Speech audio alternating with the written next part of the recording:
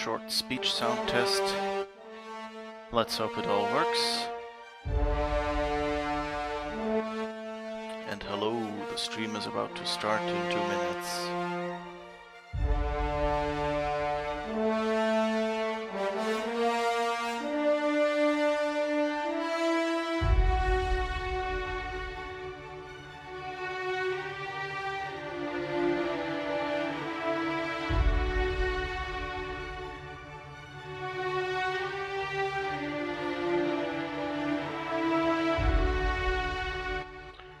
Beep boop.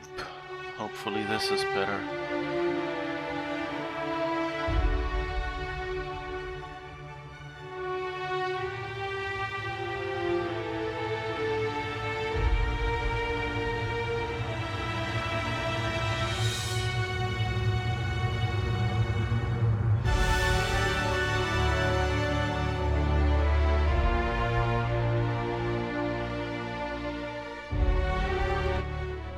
I mean, our hope is that this is the loudest the music in the game gets, so if we're lucky this will just work.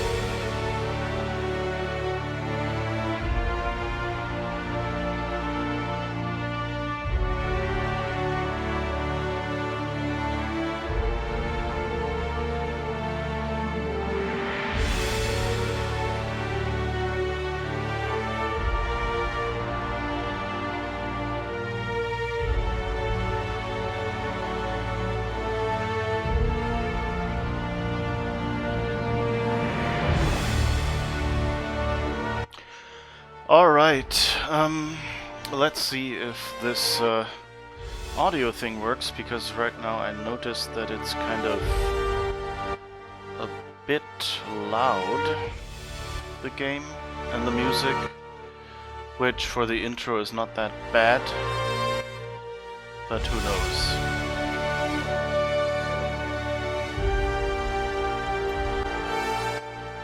So let's maybe go where it's a little quieter.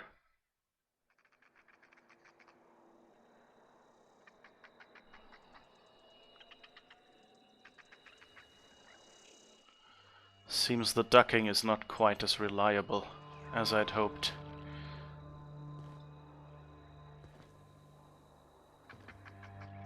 Hello? Something you need? Oh, I guess. Okay. So yeah.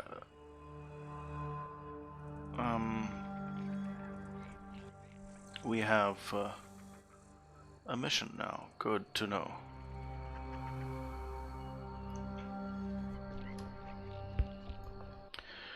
Alright, let's hello, anyone. First, I guess. The duck is not reliable. Yes, exactly. No, the audio ducking, which is a feature that is supposed to turn down the volume on the game audio while speech is coming in via the microphone.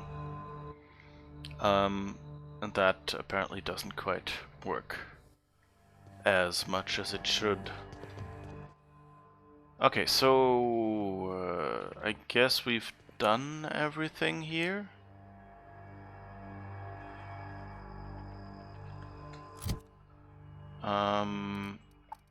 Let's see what our journal says. So we're supposed to go to Stellar Bay, or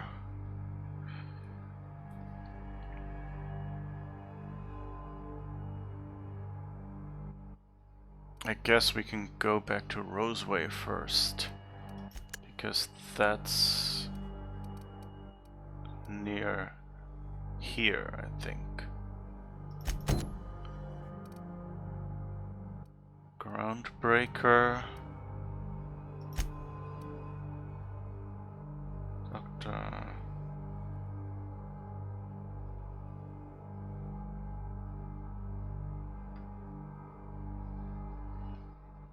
Okay, yeah, I guess we'll just Groundbreaker we won't do right now. Maybe we can accidentally do the Fistful of Digits while we're here. Or if not, then we can go hunting for them, I guess. Okay. So, let's see, that's somewhere over there. So yeah, I hope you had a good week. I've had a good week and I did my 3 first weekday streams with Assassin's Creed Odyssey, so that's the thing now. There were a few issues, like the audio and video issues I had here before, but nothing. Nothing. I think I have it fixed now, but I'm not 100% sure. So we'll see. So I hope you can't hear that in the background. But I've like this laptop that I have has a special button that says, "Hey, turn my fans on always. Don't try to only turn them on when I think they're needed." And I've turned that on and slightly moved the capture device because that was sort of lying very close to the fan opening of the desktop computer that I'm using for playing the game. And so I was kind of hoping that it's an overheating issue, because it seems kind of like a weird thing to happen, these display issues that I had. And they seem to be coming from the capture device, so either it's, you know, the capture device driver already getting confused because you know, the computer is somehow overheating, the one I use for encoding and streaming, or the other way around would be that it's the capture device overheating due to the fan from the desktop computer it's sitting on, and in that case hopefully moving it aside fixed it. We shall see. If you see any weird stripes through the picture or something, or worse, the audio, the game audio, interestingly, not the commentary, it was going choppy or something, please yell so that I don't keep streaming. And maybe I can, you know, like switch around or restart something.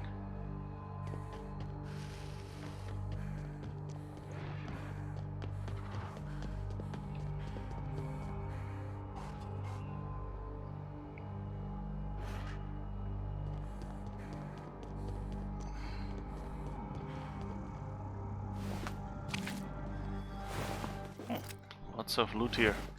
Seem to have acquired fresh corpses at the entrance.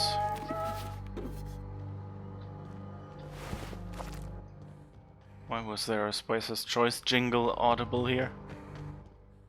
Or whatever, or Auntie Cleo, I don't know what it was. Is that their doorbell? Yeah, for weekday streams, even if they sometimes overlap with your work hours. Yeah, sorry.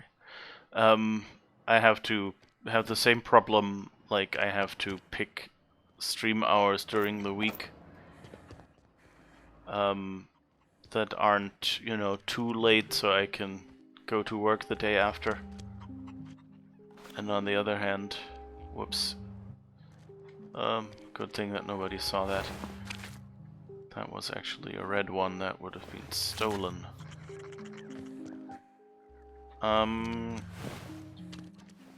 Anyway. And the streaming issues became worse after a certain time of streaming, yeah. That's a bit of a... Yeah, that it seemed like it's somehow from duration.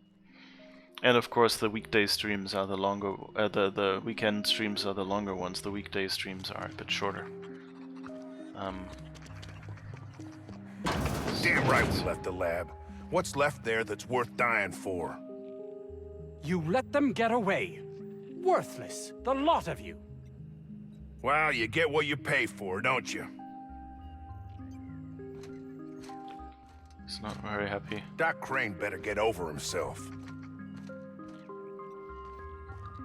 Oh, it's you.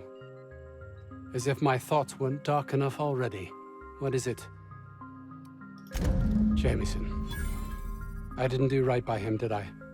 Only cared about how he helped or hurt my research. Yeah, I found him.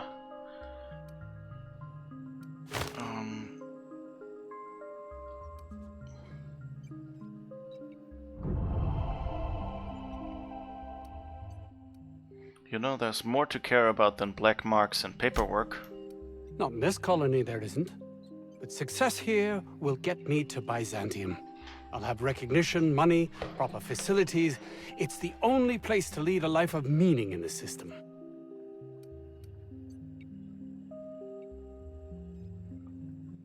Let's try, you know, we're against all this corporate stuff, so let's persuade him. Life is no more meaningful there. Less so, in fact. More empty. I can't believe you're right. If I did, I don't know what I'd do.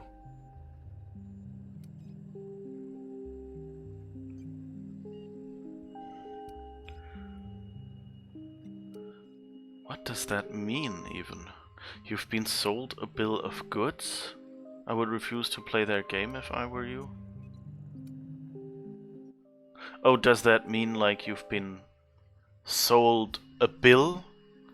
As in, you know, you paid for actually having to pay more? I guess, but let's try to persuade him.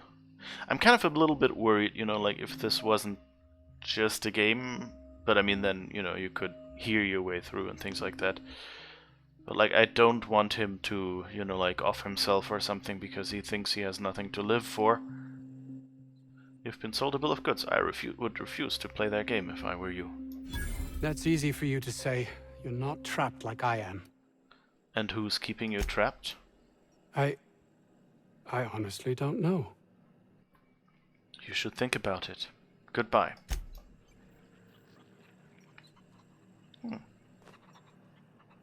Okay. Oh, it's you. As if my thoughts weren't dark enough already. What is it? Oh, we can tell on his co-workers. Will we do that? No.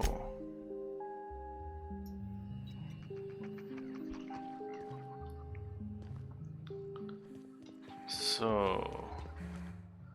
And I guess now we check for... I wish it remembered which selection here, location, region, or whatever I had. At least, you know, like until the next restore of a save game or something that, or like until a restart maybe or something, so that I can, you know, that I don't have to pick that every time and I can see what is right now. But I mean, having the option is already better, as in most games where you don't have it. So I guess let's do that then. To be sold, a bill of goods über den Tisch gezogen worden sein. Yeah, okay, so I guess it's kind of the general idea is probably, you know, sold a bill, then,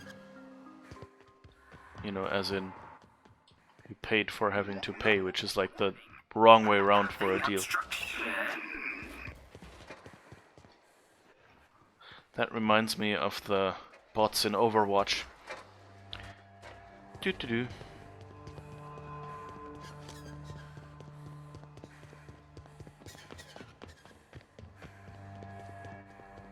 Oh, I guess we're supposed to fly elsewhere. I like that they have birds on the bodies and things, you know, how it would happen if they were just lying around. Hi Num Nums, how's it going? Yeah, I'm just having fun with these oh,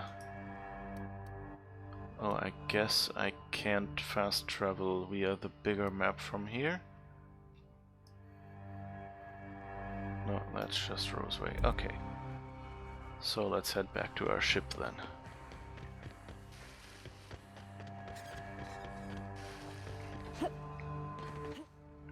Ah. I thought I could jump the railings.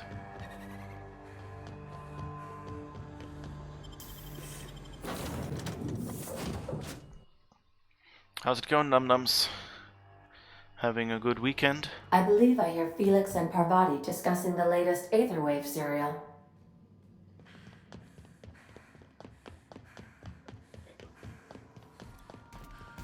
Okay. So I was watching this program. You know Princess of Hephaestus? That late show about the freedom fighter with a pure heart and a mean right hook? She finally kissed her sweetheart, Miss Yuko. This I gotta see. Thanks. Like what I did with the place? Sure. What did you do with the place? I have no idea. Was that dartboard always there? What a mess! What a mess! Well, Sam.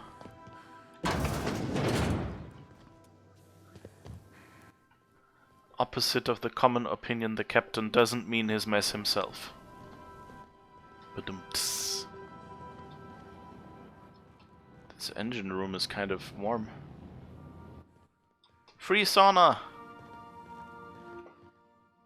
Playing around on Assassin's Creed Origins. Ooh, nice. I liked Assassin's Creed. Like, Assassin's Creed Origins was where I went like, okay, this is good. And then Odyssey came out and they said, oh yeah, it has conversation, decisions, and consequences now. And I was like, okay, this is even a little bit more. You know, Origins was still basically a classic Assassin's Creed game with, you know, like you're replaying history, so you have no choice. Although, you know, if you're being, you know, critical, then you look at it and go, well, two people play the assassination missions completely differently, you know? So, you were already given some choice and it was different, you know, or for some certain things were harder to do and things like that. So, you know, like, I don't know why people are whining that they now have choice. It's just, you know, it's far enough back that you don't remember everything exactly. You just remember, like, the general consequences.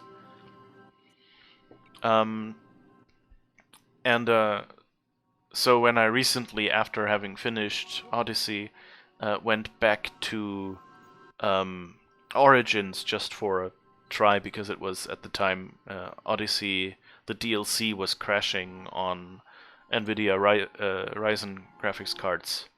So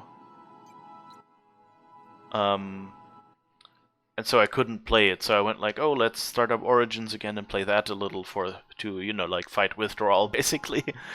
And what I did there was, so I started playing it. We are now in orbit above Edgewater, Captain.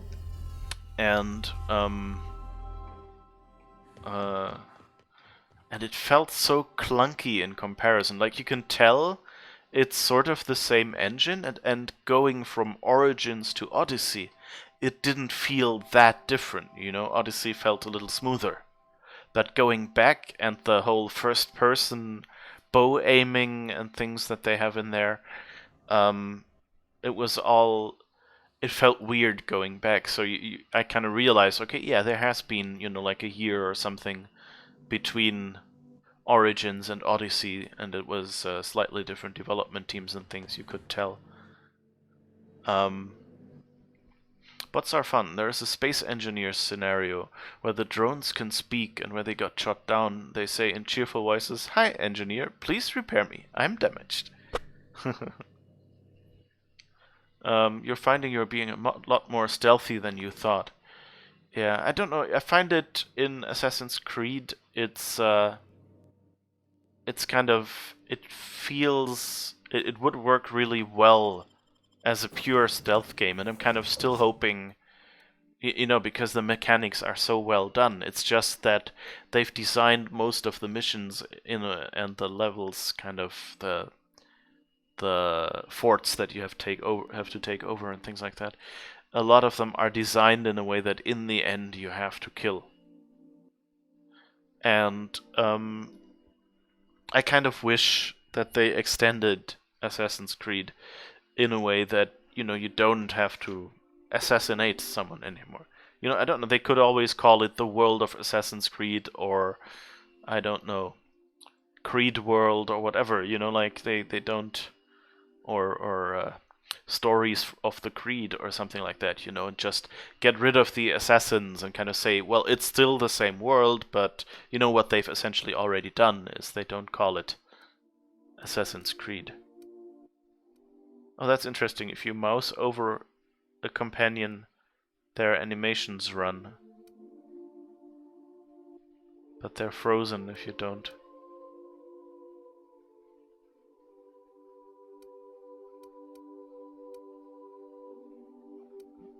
Okay.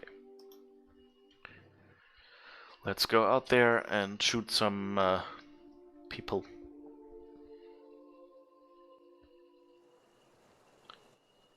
Yeah, when stealth is rewarding gameplay, I would think players would prefer it over shoot everything.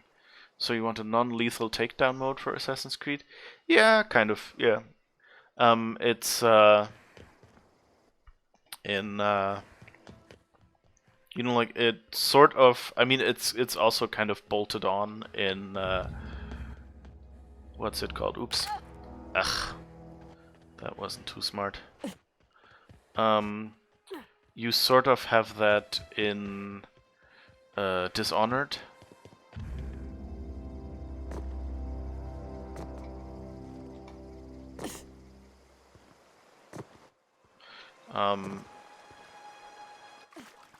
And I kind of would like having more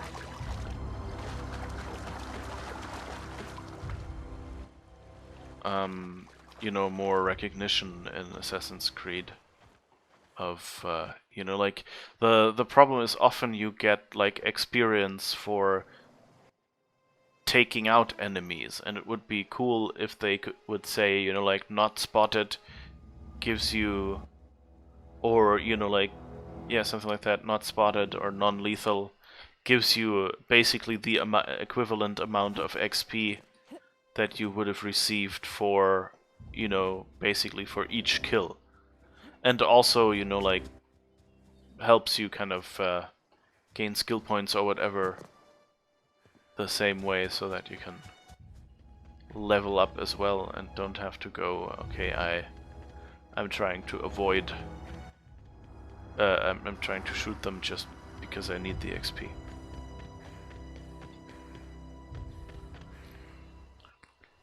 Well, you're not killing everyone. Farming meats at the moment for upgrades. It would be nice if you had more control over armor in Origins, as you would do in Odyssey.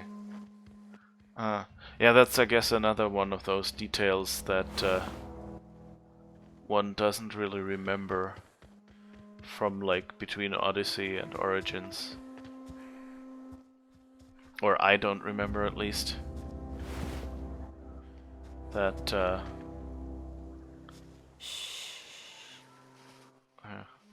this game is even less stealth. You know, you can tell that this wasn't designed to be played as a pure stealth game. Like usually, as soon as you shoot someone, like sometimes you can speak to avoid things.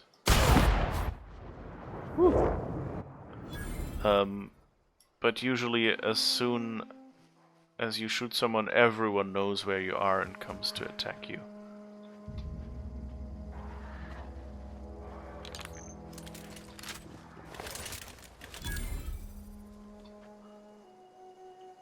Oh, there are more of you.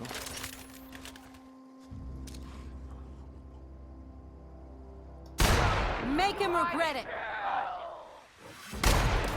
Nice one. The last of him.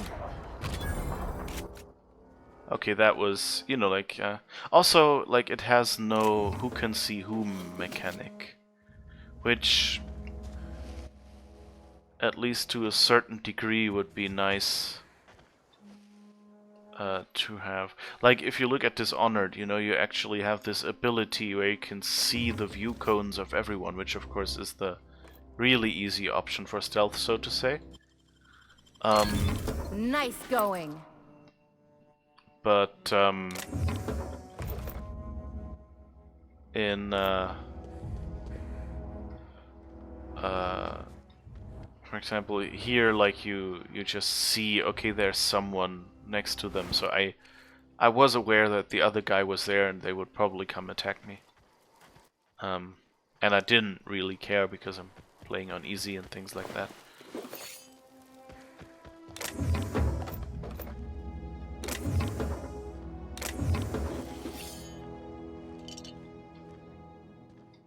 But it was kind of nice to be able to snipe here, at least. You don't need this, do you? I can just... yeah, thank you. I mean, save your mind, you know.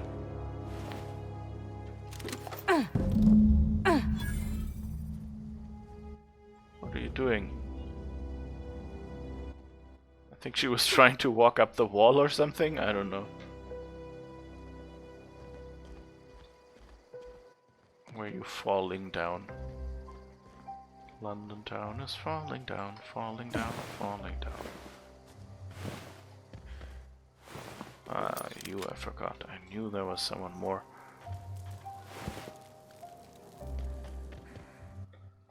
And of course here you also don't have the whole hiding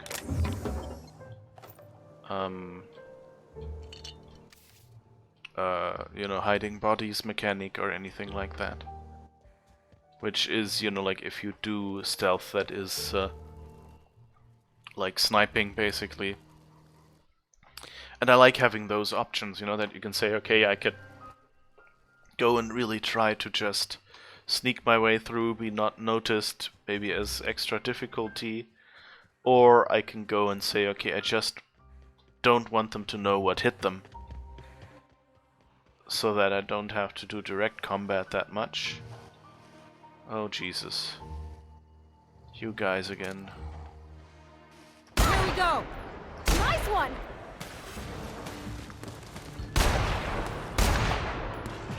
Don't mess with us. Okay, I think we got them. That's nice. Oh, and apparently someone got a bird as well. We got a primal brain. Do I have news for you about my brain? Oh, I don't even have to? No, right. I thought there was someone over there. So, I don't remember what armor, how different armor was in Origins, though. Are there some big differences there? Oh! They actually attack you.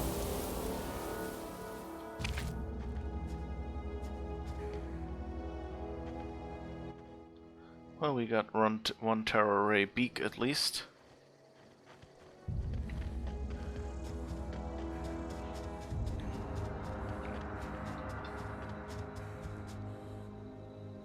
Oh, I wonder if I can go up there. Oh, there seems to be... Oh, what's this? Riot control armor. I think somebody went swimming here and forgot.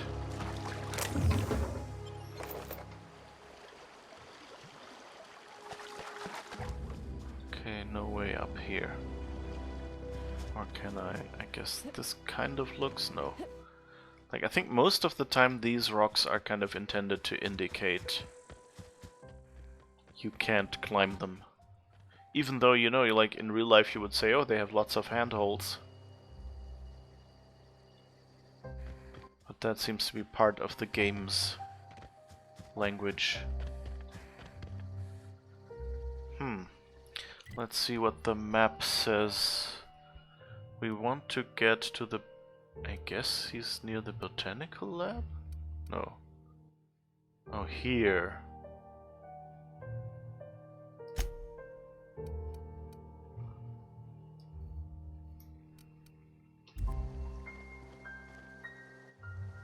Yeah, of course, but how do I get there? So that's a mountain. So yeah, I guess going around should work here.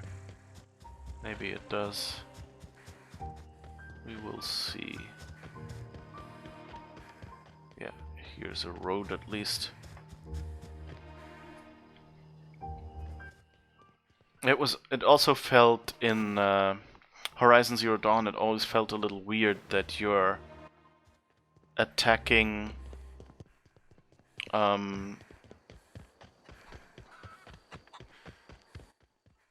that basically there are not many living beings and animals there.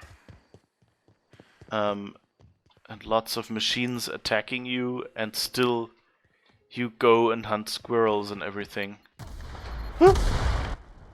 Okay, I overlooked the mines. Luckily they didn't do much damage.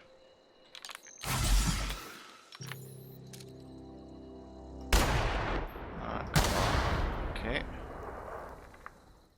So good to know when you hit them the reticle turns red.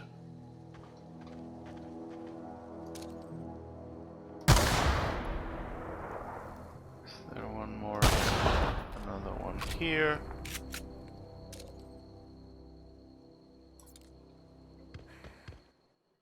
I mean, you'd think, you know, they're glowing yellow. They should be easy to spot, and it's the right compromise between, you know, it's clearly indicated if you watch for it, but on the other hand, it's also not too clear that you would just walk in there and say, who falls for these, you know? It's totally understandable that you would. Was that an animal getting ready to attack us? Or is that just the different sounds? Yeah, I think that was just me at the edge of the water. Leather boa. I like that name. It's like, oh, it's not the feather boa, it's the leather boa. Oh.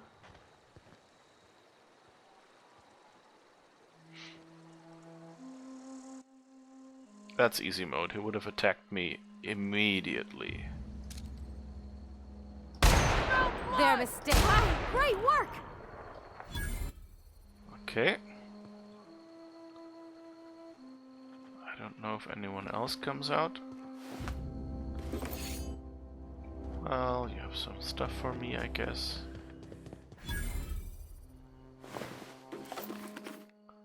This almost feels like Assassin's Creed, don't you think? Like those caves in Odyssey.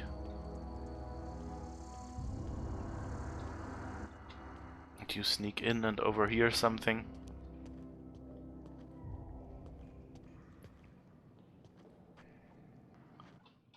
And here, that's the thing, you have lights as well, you know, that occasionally lie on the floor.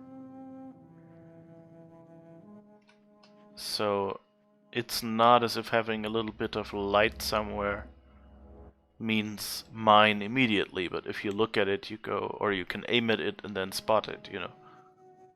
Like you would in a... Oops.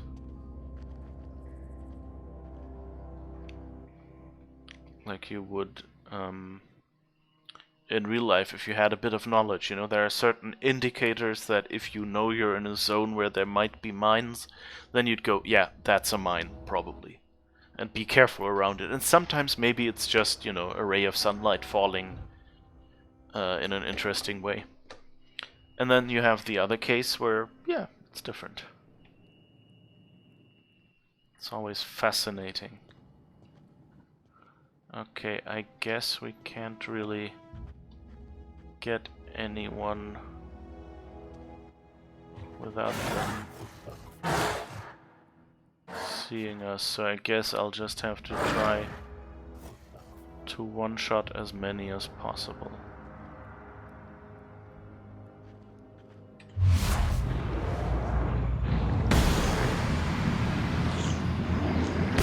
There we go.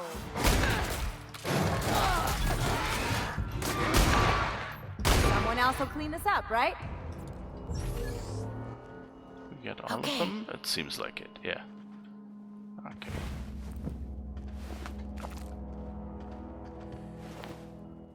That's Doc Mabel.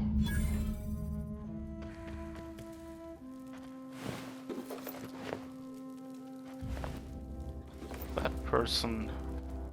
How did you get blown up like that?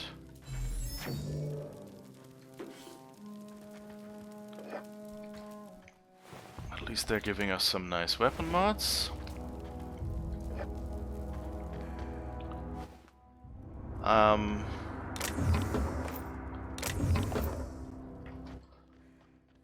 Another streamer I know, and NumNums, you know him too, is very happy about Assassin's Creed Valhalla, by the way, because it seems to support dismemberment now. Which, you know, given you have like sword combat and so, thus I understand that, you know, like it feels weird that you can't like take out someone's feet strategically to keep them from, you know, coming at you or something.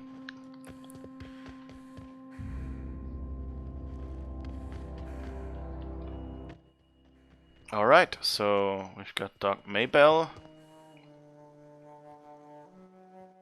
And now Guillaume and Antrim. Okay. I'm glad I didn't accidentally pick this spot when I looked what's the closest on the map, because that would have been where we have to turn them in, so we wouldn't have been complete yet. And I would have had to run out again. And this way we don't... We'll have to return to town anyway. And this is, by the way, a nice little gimmick, you know, like, or a nice little technique of level designers, is if you have dead ends in your level design somewhere, be nice, you know, and add a little, you know, like, box full of loot or something there, so that, you know, it encourages people to explore the different spots, but if there's a spot that you really didn't have the time to do much with or something, then at least, you know, they'll get something for having explored there. Otherwise it feels like, there's this bloody dead end, and this way it feels like, oh cool, I found a you know, like a little item that gives me a few coins at that dead end, so, you know, it's just more fun.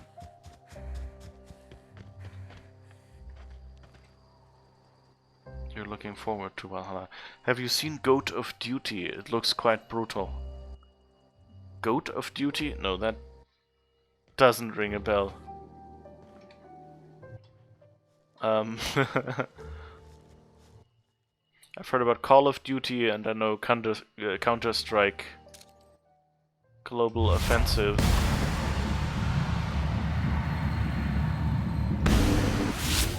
Never saw ya. Show him how it's done!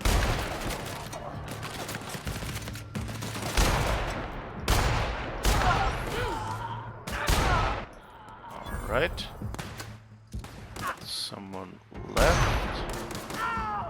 I got another fight in me. Alright. So no, Goat of Duty is not familiar to me.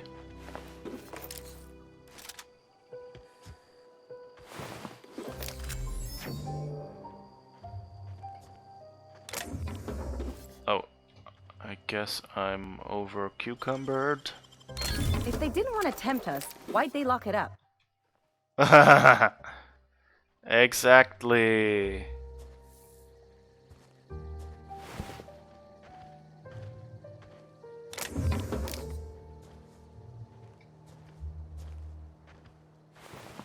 So I can't really fight this way, so is there any spot nearby? I guess we can go back to the botanical lab and empty our inventory quickly. That's probably the fastest way. Goats with guns and turning into red mist. Oh, okay. That reminds me of my favorite slash least favorite aspect in games, which is, or in movies actually, which is that in some movies, you know, because having these blood squibs, as they're called, these capsules that lie under your clothes and kind of explode outward to simulate that you've been shot while you're only getting a blank pistol shot fired at you. That, of course, you know, like causes a, you know, like causes stains and things like that. You have to keep like several versions of the same clothing ready. And so there are some movies, especially the ones with a smaller budget, that try to get around this by, instead of a liquid, putting powder in those capsules. And so if you're shot and it explodes outward, there is this kind of red mist that comes out. And of course, in most of the cheaper movies that didn't have much budget, that doesn't really look that good anymore.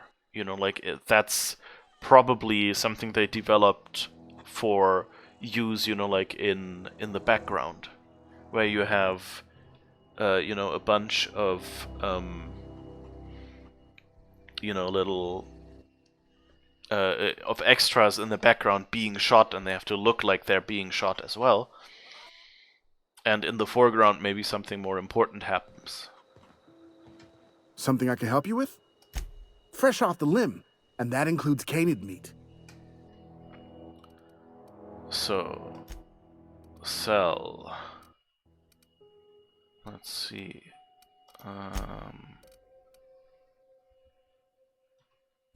Personality, caffeinated, health regeneration, we keep. Nicotine low, ranged weapon, no. Body attributes, we don't need. What's this? Base health isn't useful really here. Body attributes, again not.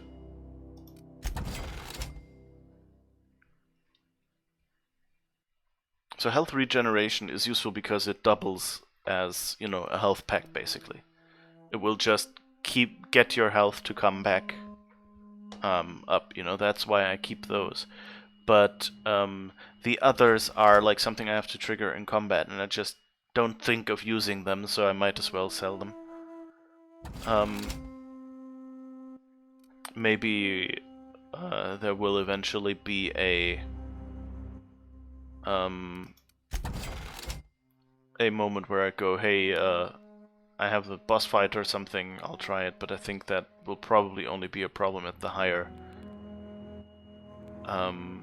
difficulties. So I think those are all sprays, so we're good.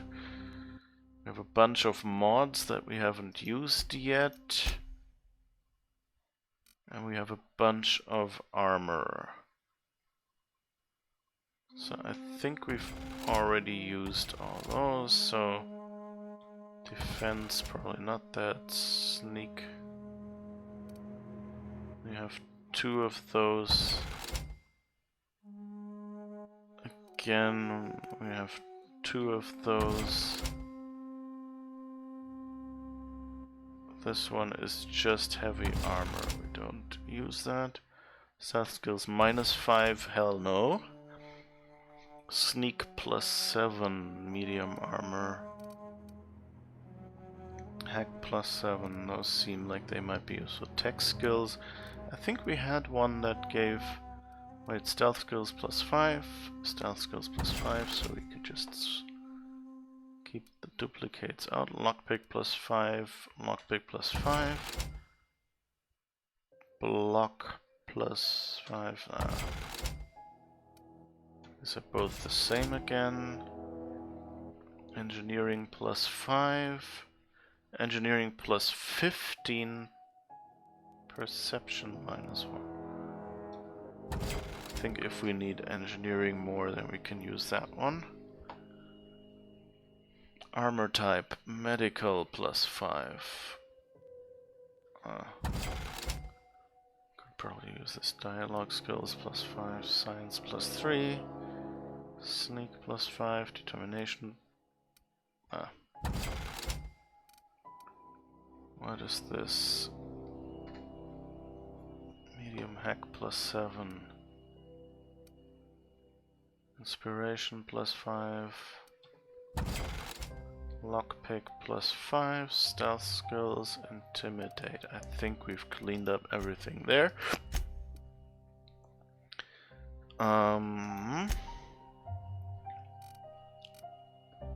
And sell junk. So that should give us back our mobility. So let's run back.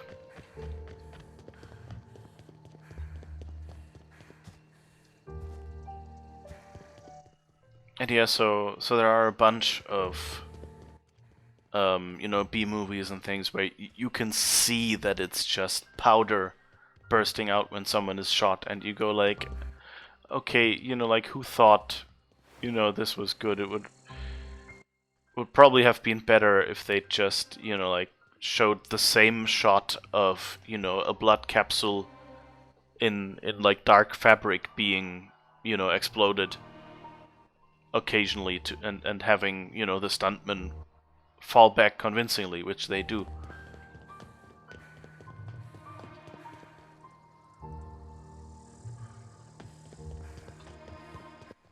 Oh. Almost ran into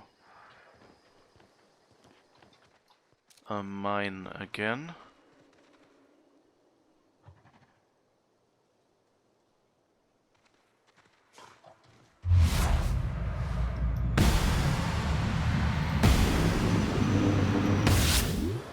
Here we go!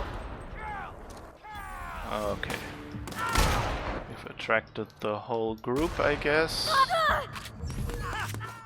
Well, I guess you're tanking for me. Down they go! How nice.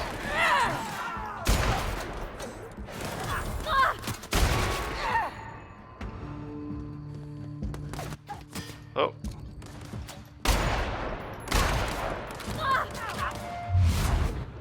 Oh, I should have waited until the reload has finished.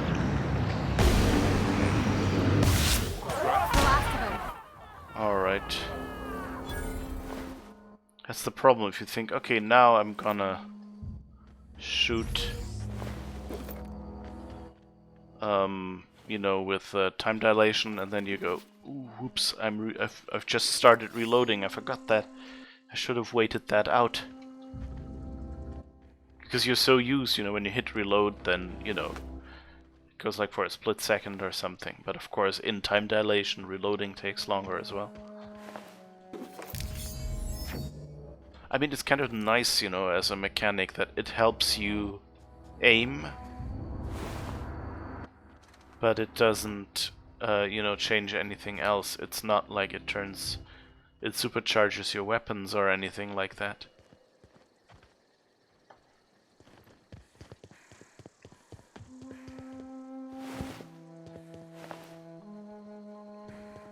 Well, you haven't been looted yet. And you as well. Thank you all for your generous donations.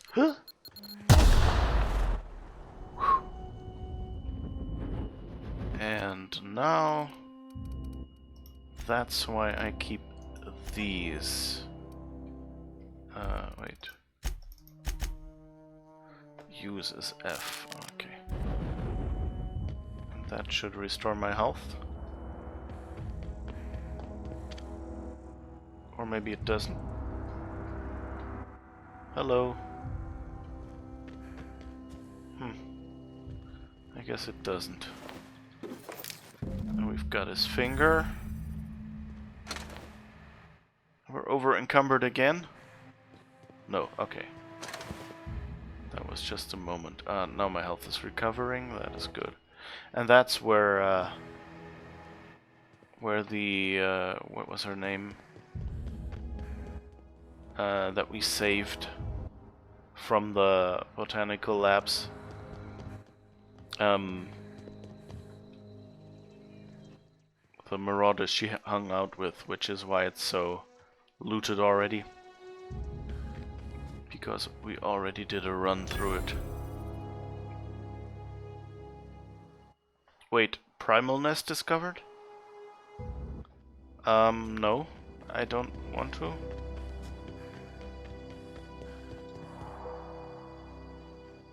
Oh, I guess that's where it is. Okay.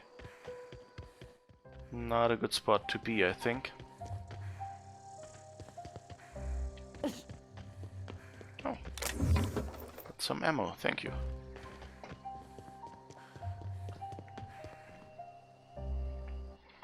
You must remember to check enemies' levels before you attack them. Yeah.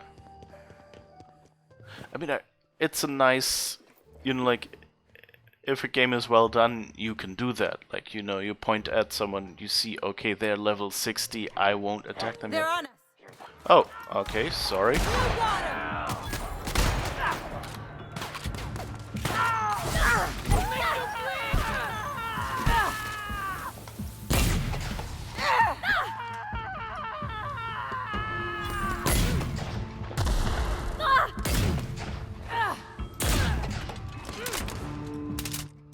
Okay, I guess you can take care of that, and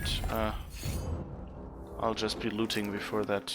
I forgot where that burnt pile of cinder ended up.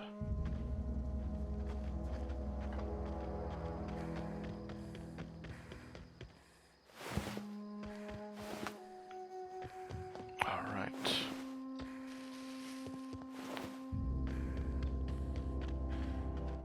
I guess we got you all. Good work.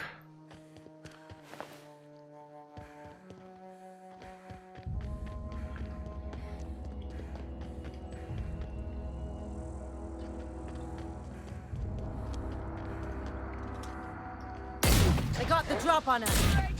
Nope. Nailed him, Captain!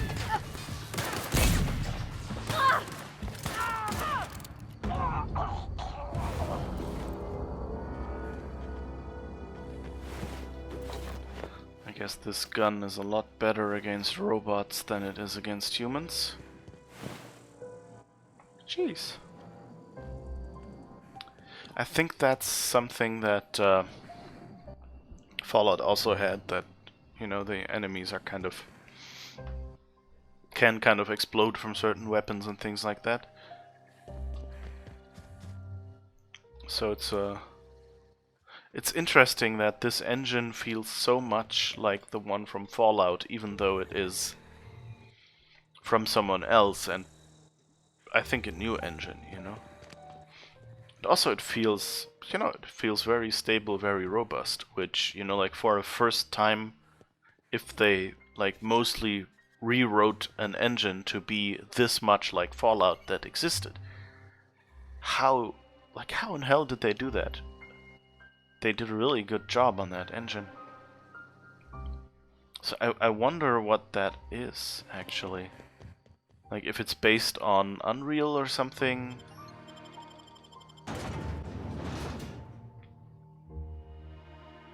With Burbage 2000, Burbage 3000. Interesting. names for robots.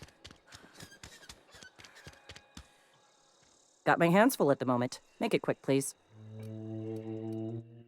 It's interesting that you can still turn in this mission at the end, you know.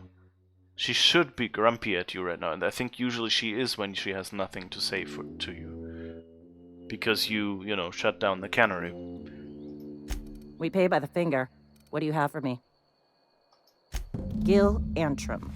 Real name, Guillaume. Duly processed by a freelancer on behalf of Spacer's Choice. I remember him. Was just a kid last I saw him. Shame. I'll just need your signature here, here, here, here, and here. Got any more fingers for me? Mabel Burgess.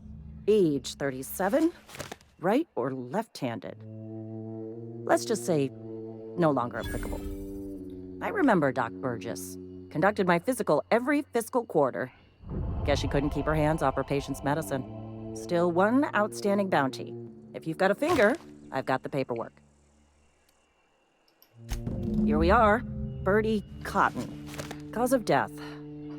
Let's just say overwhelming physical trauma. Bert was the local preacher before Max took over.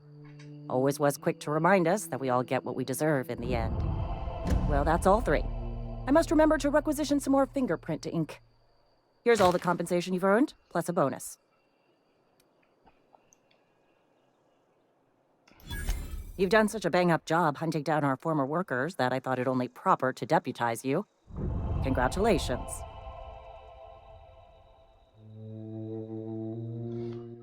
So we've been... Okay, that was... I guess that mission works better if you do it before you screw the city over. And I'm probably gonna regret having done this now.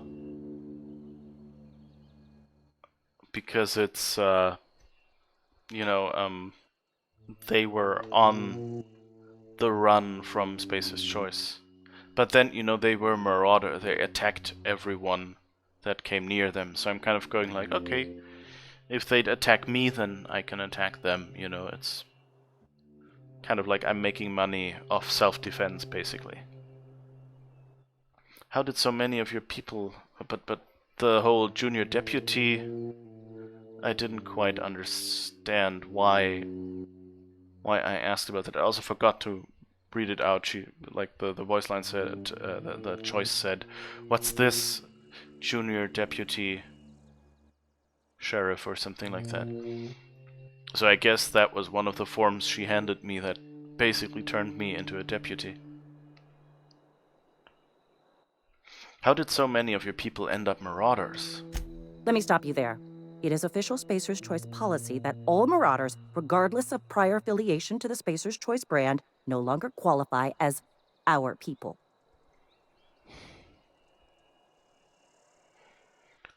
That doesn't really answer my question. Marauders are folk who lost the will to keep working, wandered out into the wilds and gave into their baser instincts. Not everyone's cut out to work in Edgewater. Some turn deserter, some turn Marauder. None of them get my sympathy.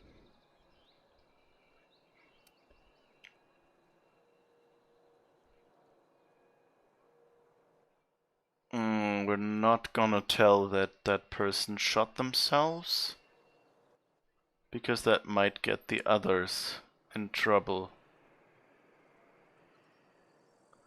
Marauders seem to like Adrena time. Let's try that and see what happens. Everybody likes Adrena time. It is the finest medical drug ever developed by Spacer's Choice. Much better than that crap anti-Cleo pedals. Sure, a little too much Adrena time can bring out the violent animal in you, but if overdosing on Adrena time turns you into a lunatic, you have only yourself to blame. Says so right on the warning label. Violent psychosis is a well-documented and legally accounted for side effect of Adrena time. And it's all so humane here as well. What's on your mind? Okay, and I guess that's all we can talk to her. Alright. And I guess now we're really going to Stellar Bay. Because I think we've done everything we can here. Yeah. Although I'm thinking It says we can talk to Wells. So I think that's something I will do first. Because you don't want... wait. This is the wrong exit. Jesus. So maybe... no, nothing to steal here either. Oh. Maybe back here.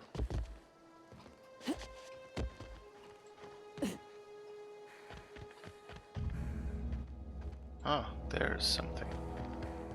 Can I get up there somehow? Yeah.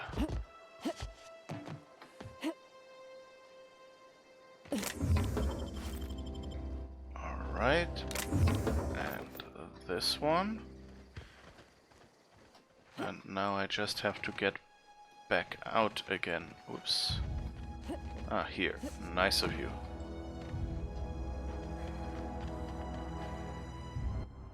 Per body. Yes, exactly. That's the way. Go. No, come on, here. Here, per body. Come, come, come.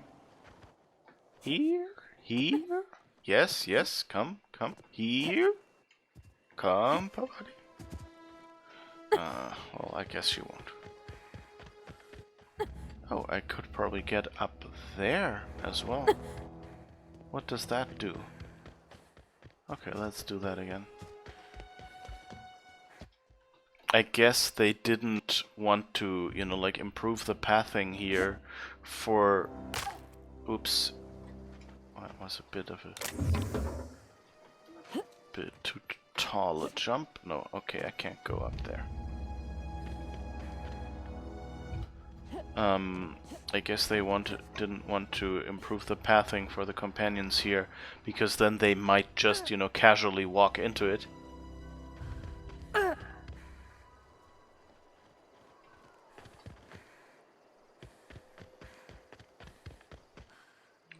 But we wanted to go...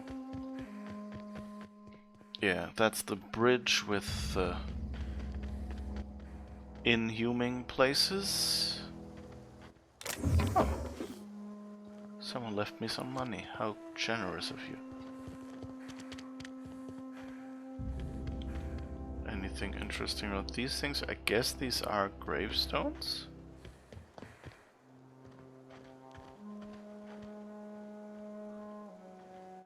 I like the kind of the art style. Oh.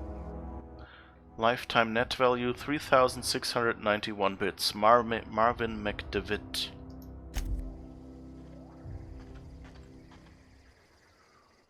That's what they write.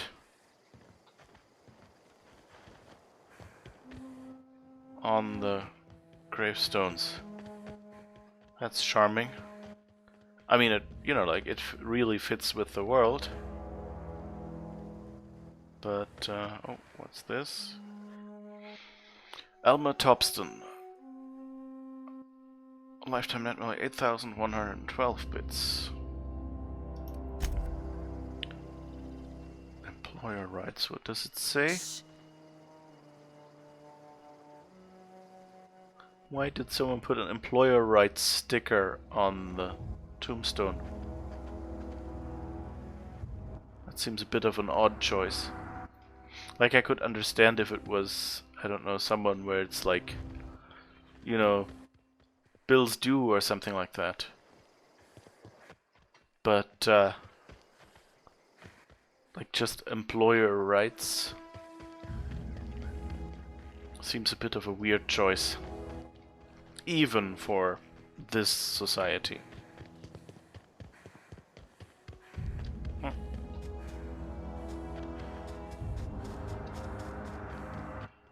Yeah, with Assassin's Creed, the biggest problem with checking enemies' levels, by the way, num-nums, is that they, you know, like, for example, if you assassinate someone, then of course how successful you are depends on their level. Like, if they're much higher level than you, then of course you only do some damage. And so that's always a little... if you go in somewhere, don't pay attention to the levels, and then assassinate someone, which would usually, you know, one-shot kill them, and suddenly it's just, oh, half their health is gone, and now I have to fight in close combat. Oops. Oh, I actually found the button for putting down your rifle, your weapon. Where are we headed today, Captain? The stars are the limit. It's holding the R key, which is reload usually.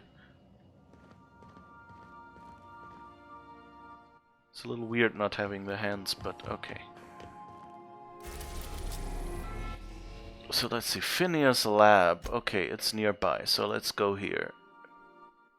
Find out what he has to say before we go to Monarch. We have successfully arrived at Phineas's orbital lab, Captain, and we are still in one piece. Shall I congratulate myself, or would you like to do the honors? Welcome back, Captain. How can I be of assistance? Goodbye. Okay. I would have congratulated you if I had that voice line choice.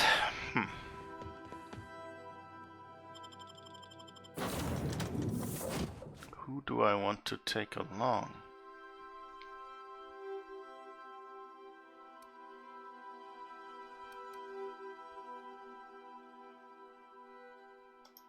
I think I'll try Max instead of Ellie.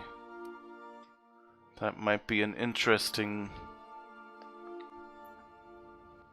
conversation. Hello? Can you hear me? Does this work? Oh, damn it, blast, that's loud. Yes? I thought you had something to say, but apparently not. It's interesting, this landing pad area almost looks like the landing pad on Groundbreaker. Which, you know, similar purpose, so makes sense to a degree. I guess I can't go over there.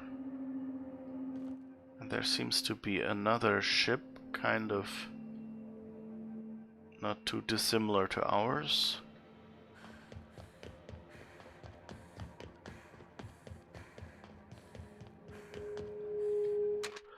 Inspect immediately before signing for merchandise. It is your responsibility to note any damage on all copies of freight bill. Contents 2 live Piiiigs. Various loose cysts, expected side effect of shipping. Finn. No idea what you need all these damn things for, but supplier is hiking up prices. Expect more increases in the future. Before you ask, there's no rebate for order in bulk. Next delivery in 4 weeks, unless I hear otherwise in 3. 3, you hear? You end up with pigs stacked to the rafters again, it's not my fucking problem. Looked into the flux thing, but no hits yet. Sent along the greeting card from our dear auntie. Don't tell me what you want it for, don't want to know. Lilia. Oh, Lilia is the mafia woman from Groundbreaker, isn't she? Like the organized crime person? My dearest pain in the ass, as requested, another load of cysty pigs. Supplier gave me a bit of hassle. I reminded him that cysties can't breed, they can only be made with that weird gas the lab coats use. He still raised the prices. Pass it along to your buyer, I guess. You ever going to come visit? Got a nice bottle of the 43 set aside for you. Your most favorite pork provisioner, Melon. Made sure your latest batch of bottled meat didn't get eaten on the way in. Killed a pack of rats to do it. Usual charges apply. Your supplier wasn't happy. Might want to have a frank discussion with him. Nyoka. C. Suspicious about all these items you claim to need for off-world buyers. You're setting up a farm of your own, aren't you? Breeding stock. The king won't have it. The king.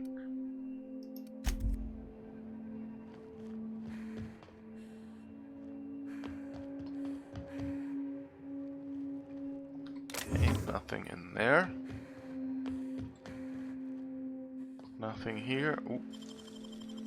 Great work. Oh, I'm over encumbered again. No.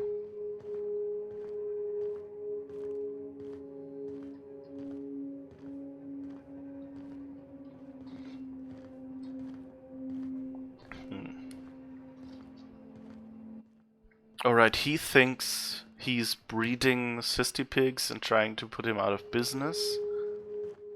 The king, whereas Phineas is probably using them as, you know, like test animals to test the unfreezing process. I'm just securing my ongoing experiments. And securing myself.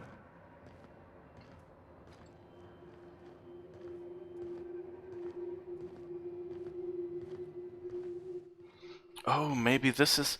You know how you get the dialogue choice to say, hey, I'll turn in Phineas? And maybe he's securing himself. Mind the mess. I haven't had a visitor since... in fact, I've never had a visitor.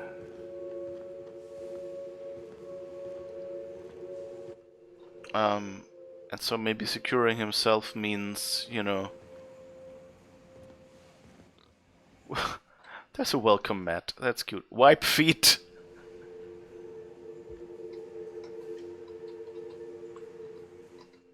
I want an achievement for that.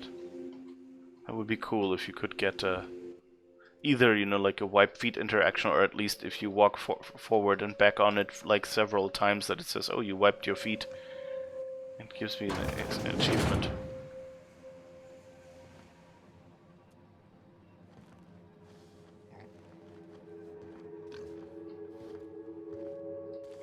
Well, I guess that's a cysty pig. Bubbles. That's a fitting name. And I guess that are Bubbles' predecessors.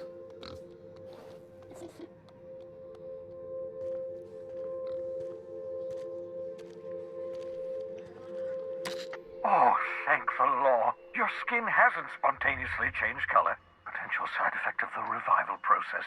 Very rare, but you never know. Right. Welcome to my little habitation, such as it is. I've got caffeinoids, cysty bits, if you're into that sort of thing. So, welcome. Make yourself at home. My secret hideout is your secret hideout. Not at all, my intrepid accomplice. I should thank you for tolerating my somewhat brusque manner.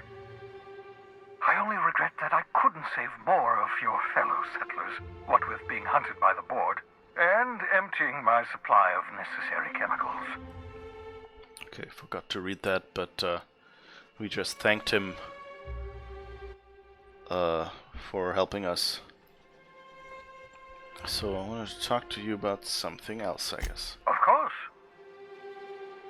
What's on your mind? Is there some reason you're hiding behind bulletproof glass? Oh, it's not you. I do experiments in that room. Some of them get quite scientific.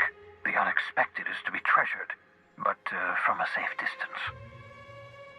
Regardless, it's quite comfortable in here, you know. I have my beans, have my caffeinoids, plenty of toilet paper. Got a moment to talk? Absolutely. Let's talk. Have you met my crew yet? No, and I've been trying very hard to avoid making eye contact. Nice to meet you, Dr. Wells. I'm Parvati Holcomb. Wait, not another word. I don't want to know your name. I don't want to know who you are. Let's just enjoy our plausible deniability while it lasts, shall we?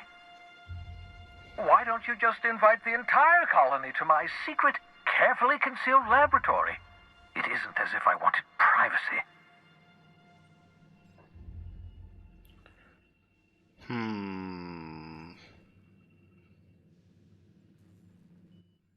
mean, it's a bit of a dick move to tell someone who says, well, you know, I didn't mean you to invite other people. I mean, you know, show a little hospitality is, you know, it's understandable. But I guess I'll go with relax, just because the other people with me need to know I trust them. Or no, let's go. I didn't mean to upset you. I think that's really the best thing to say. I didn't mean to upset you. No, I was being rude. I'm not accustomed to extending hospitality, and I've never had visitors before. For what it's worth, I am pleased that you found a crew, such as they are. You're a talented scientist, after all. Our kind has always been incredibly popular.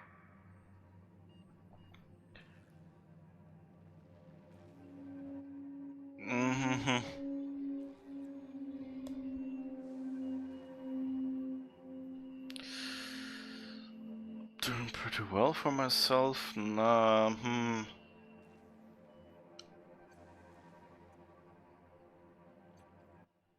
Oh, let's go for number 2. Spare me the flattery, Phineas.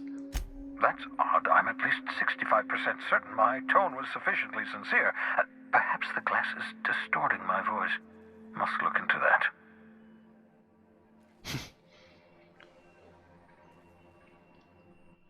There was something else. What's on your mind? Nothing, I guess. Alright. Sissy pigs make excellent test subjects. Also surprisingly nutritious. Oh. Pick up shrink ray, sure. Drug weapons, R&D department, science weapons. Science weapons are unique weapons that have strange and powerful effects. Science weapon damage and the strength of their effects both increase as your science skill is increased. Joch engineers ensure our bottom line and fire rates are sky high. Aha! I see you found my portable molecular compression device, better known as a shrink ray. Find a target, point, shoot. Your target will shrink down into a manageable size, whereupon you may commence beating them to a pulp. Feel free to try it on a marauder sometime.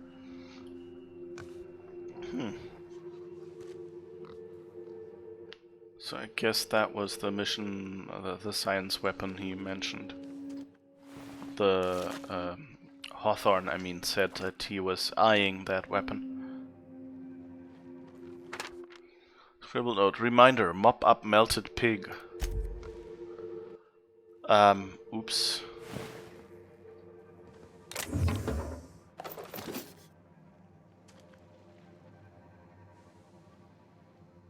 It doesn't say steal.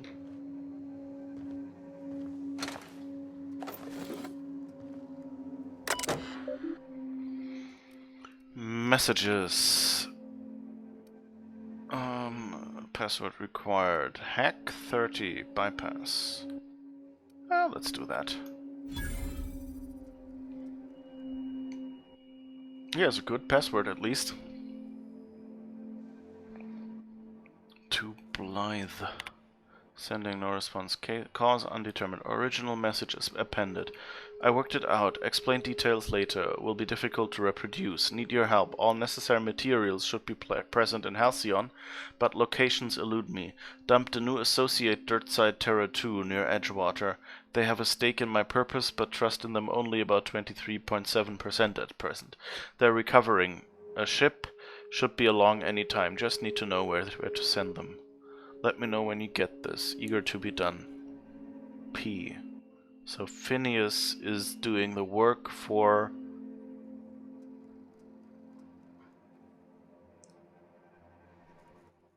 or was trying to send the message.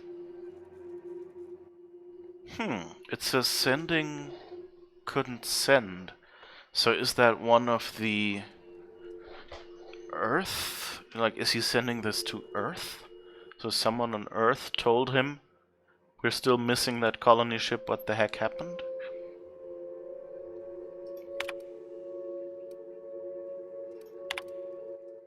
H. Blythe. Careful, that's my communications terminal. Yeah. I really need a vending machine or something. Oh. Reminder, 14. Remember it this time. Absolutely vital. 14, 14, 14.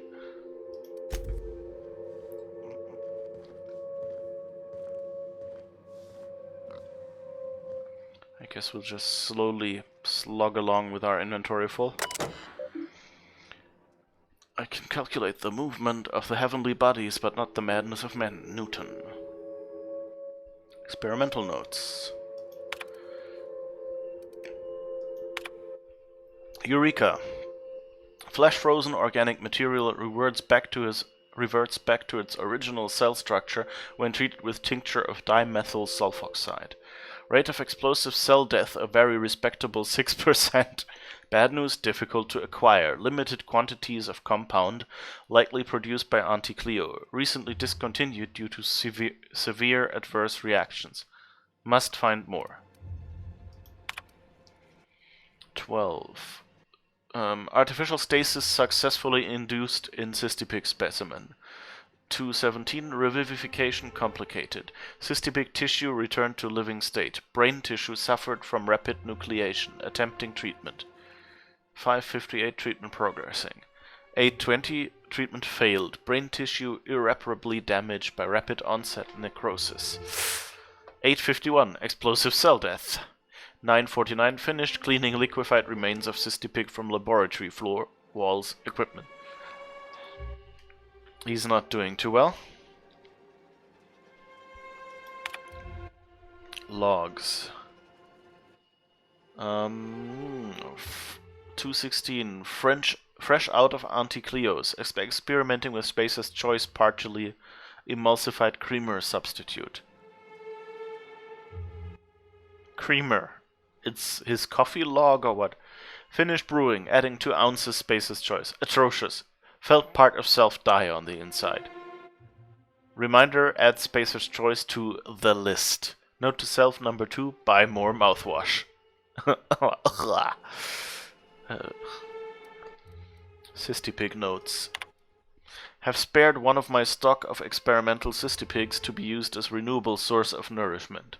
Have named this lucky pig Bubbles. Giving an animal a name establishes rapport and creates a positive emotional bond. Allegedly improves flavor of tumors? Must look into that. Excellent creatures, cystipigs. Don't know how people used to survive without these genetic wonders of porcine succulents. Slaughtering a pig for meat instead of harvesting tumors that ripen naturally, falling off the flesh like mock apples off a tree, seems the height of barbarity. Truly a miracle of modern science.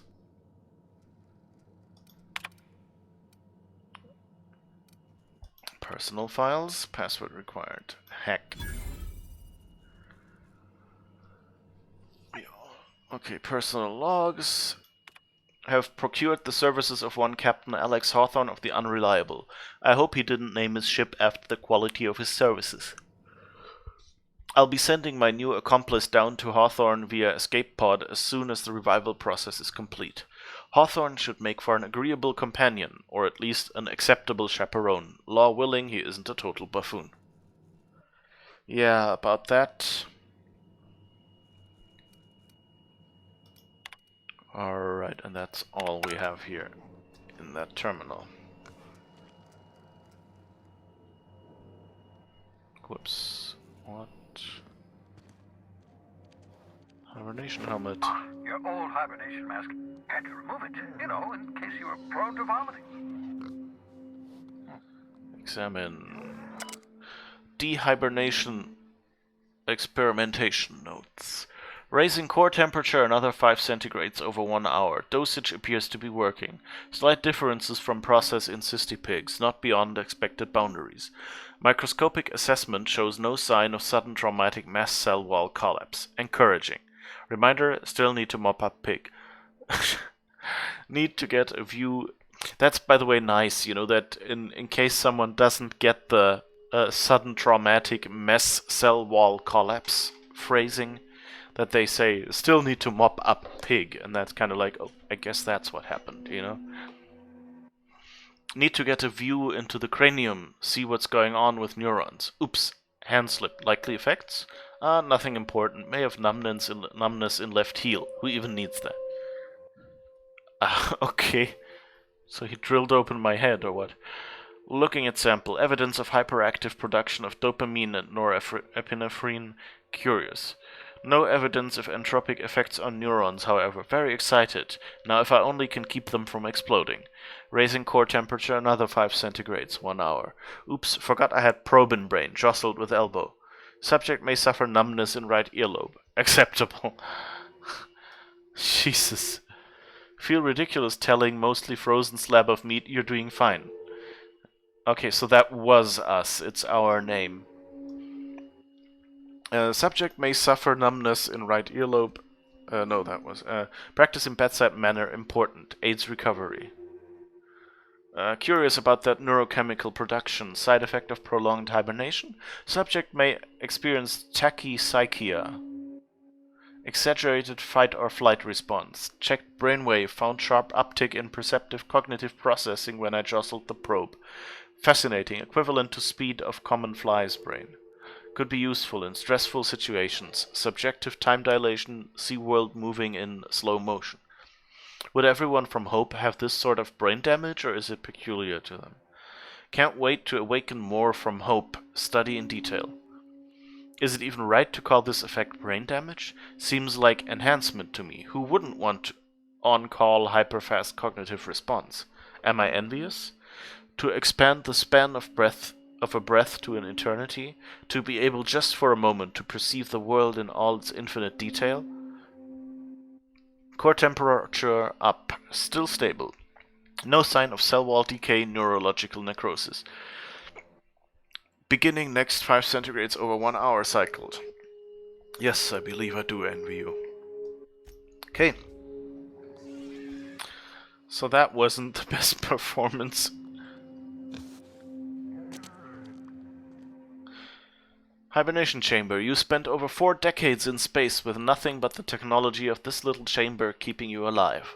The rest of your fellow colonists are still trapped in similar chambers, waiting for you to restore them. Reviving you from hibernation was my greatest accomplishment. Your odds of survival were a mere 28%. Couldn't you have at least asked me?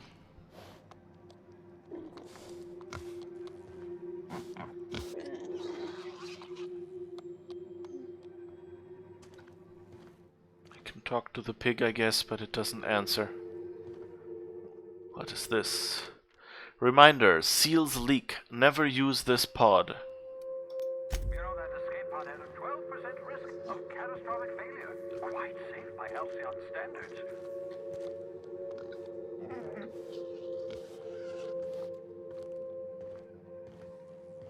Okay, so what is in there? Or out? Oh, I guess that's a missing door?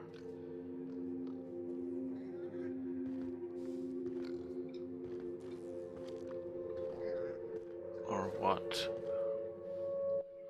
Yeah, it looks like that's a door out into space. Looks nice though.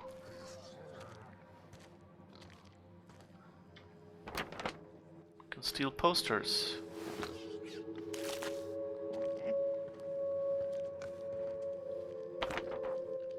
Ooh. Those are the posters from the load screens.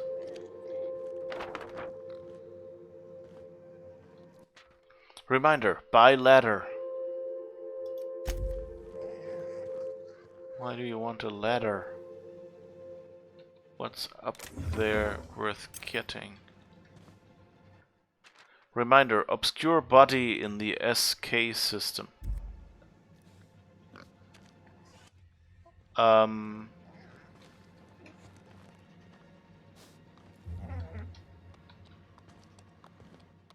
I don't know what that is.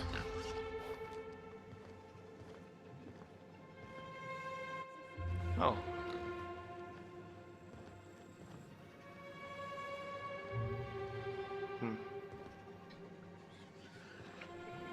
Is that a Raptidon or something? I don't know, it's some angry animal, I guess.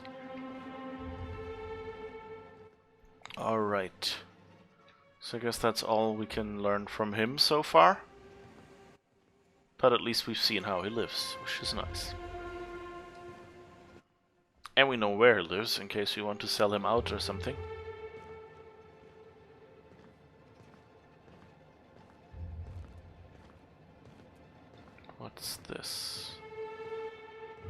the speaker he used to talk to us, or what? There's no switch for this thing.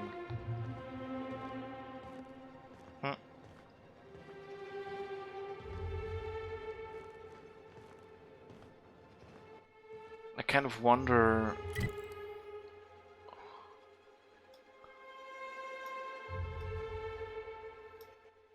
I mean, it kind of looks like we're not going to go over there. And that's why they shortened that bridge, so it looks like it goes on, but we can't get close enough to find out that the level designer, you know, only designed it that far.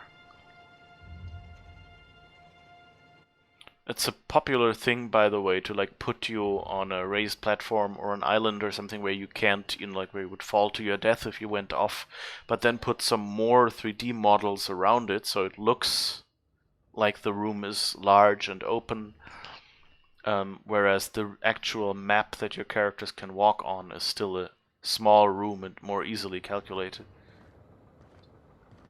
Because, you know, like they don't have to, you know, like perform hit testing on everything or so. Don't think there's anything behind our ship, is there? Wait, I should probably at least relieve my inventory a little so I can run again. This is a bit slow here.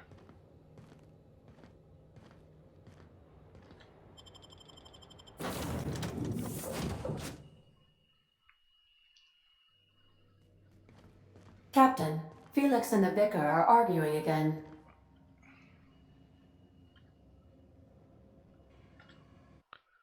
Okay, let's see.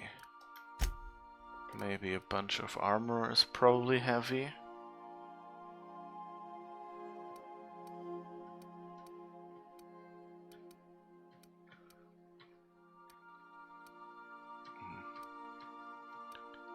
Let's just put that all in there. Okay. Felix and the Vicar are arguing again. Taking it that's here again. Young Millstone, you look pensive. I don't know what that means, but I've been thinking. It ain't easy carrying a torch for the Rangers. I understand. The Rangers' victories are your victories. Their defeats are likewise crushing. You serious? Wow, Max. Never expected you to understand. This may come as a surprise to you, Felix, but I understand what it is to be a fan. That's so. You know something? Maybe I was wrong about you. To be a fan is to cultivate a mental disorder. You're living vicariously through a tossball team. Nah, I was right the first time. You're a git, Max. Sanitizing within established radius. Okay, that was good. Now you're a kid, Max.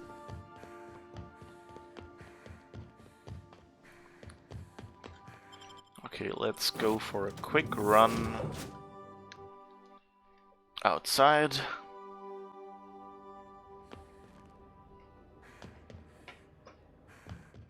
Just to see if there's anything around the ship. Sometimes they're nice and they hide loot. But I guess here they aren't.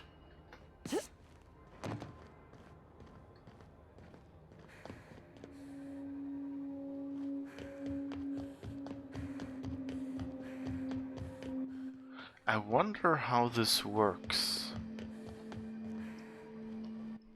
Like, okay, there's a window up, but that's too small for our ship. Oh, but this seems like a moving platform, so I guess the platform gets moved over into that room, and that's probably an airlock. And then it closes and the other side opens and we can fly out. I guess so, because otherwise they would have to depressurize this entire compartment. Which, you know, with all the junk lying around here, doesn't quite seem like a good idea. I also like that you see here that it's inside a meteoroid, that there's a lot of rock here. And also that a secret meteorite has windows in the ceiling. I would have thought it would be like totally camouflaged, you know? But maybe, you know, that's digitally done or something. You know, or like, you know, an optical camouflage or something visible from the outside. Back for a rest? Space adventuring is tiring work. Okay, and now we want to get to Monarch. Oh wait, there was a nice description here. I don't know if we ever read this one. AG-332 Terra 2, an idyllic terrestrial planet. Halcyon's wealthiest elite live in its capital city, Byzantium, while the colony's laborers live in corporate-owned townships along the frontier.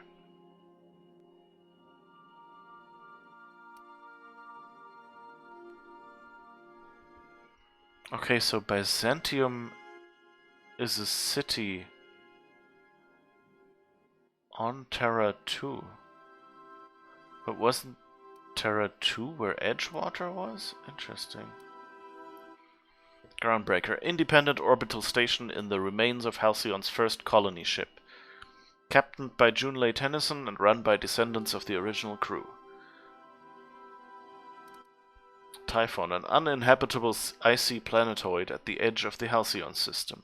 Typhon has nothing to offer the Halcyon colony.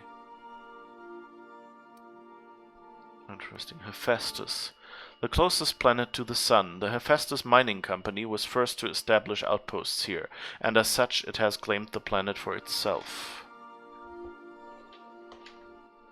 Alright, oh, and here's the relay station on the way. Relay GB-23, one of several orbital relay stations used by Groundbreaker's communications to maintain line of sight with ships traveling the Halcyon system. I guess we should make a stop over there. What's this? Scylla. Scylla is one of the largest asteroids orbiting Halcyon, the largest in a grouping of rocks known as the Charybdis Cluster. Hephaestus Mining once claimed the asteroid, but its prospecting site was abandoned decades ago. Then there's Monarch, one of Olympus's many satellites.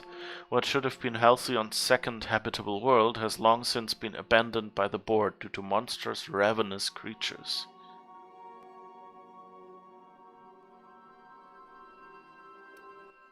Olympus, the largest of Halcyon's two Jovian gas giants. Perpetual storms rack the planet's atmosphere, rendering it uninhabitable.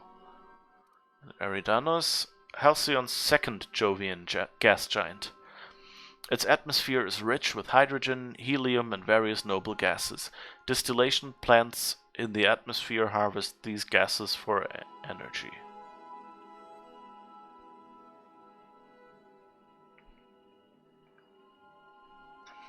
Interesting.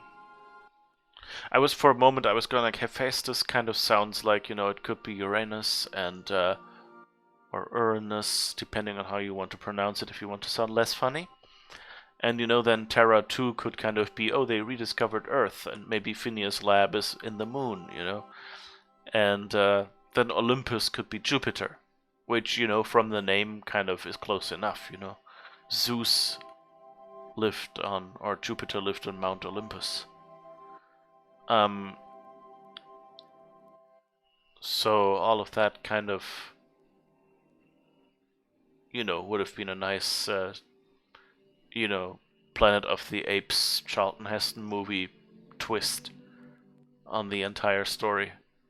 That, oh, this is Earth, this is the solar system we know.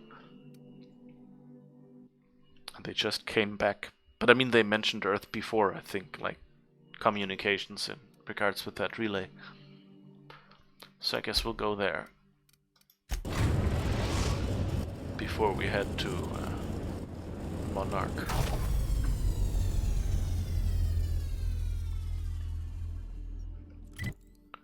Okay, let's see. Location. The silent voices. That's the one we're doing right now. Oh, and I guess we have some skill points, so we can do that. Skills. Let's see, what do we want to do? We want to do... let's see, those are all individual. In tech, we can level up a little bit more and get 2 points for every one. So let's do those 2 points. And then could probably keep ourselves from taking more damage by investing more in dodge and block. Or we could invest more in... I think let's go with ranged for now, because we need to shoot anyway. That should make us better at that.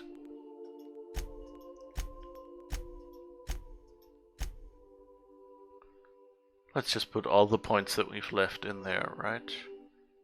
Oh wait, let's... no, let's put the last 3 in sneak, so they're all up on 50 at least. Okay. That looks good.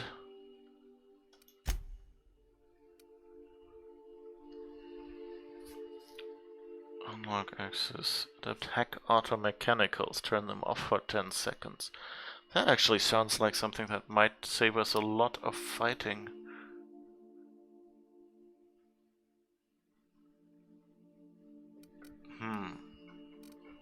But okay, so we've got everything at 50 respectively with our bonus points and what companions give us, I guess.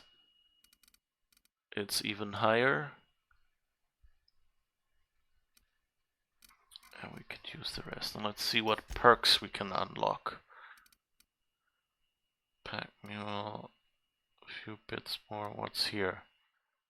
Pack of pack mules. Increase the carrying capacity bonus from your companions. That actually sounds like we don't really use consumables that much, so I'm not sure we want to increase the weight or decrease the weight that much. Or we could do the... Okay, that's tactical time dilation. Action and movement speed increased. That might also be nice.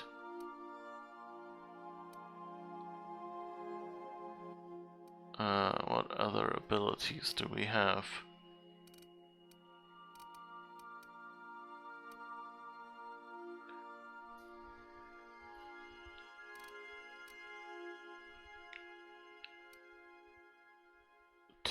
Dialogue skills when you have no companions in your party. Okay, no, that's a situation we don't want. Vendor buying price.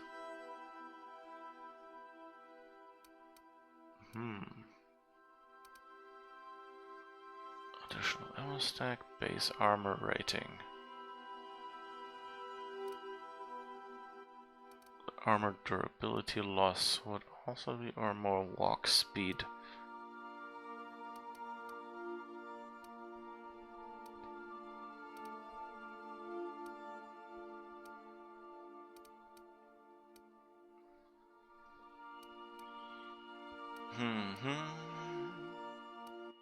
I think I'll go with the carrying capacity in the hopes that we won't be doing as much running back and forth. And let's see, we can give Felix...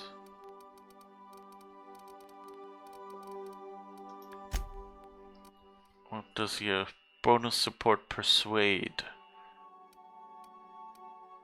Assure us that more threat or less threat. Requirements, so you can either make any companion. I like that kind of that these skills are kind of the same, and there's a few special traits that only these characters offer.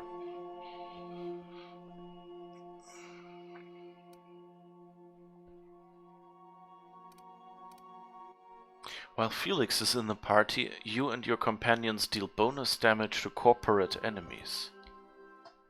That's interesting. Okay, let's just get this one because, you know, first go for the unique skills and then we can always invest in something else. Oh, we have one more.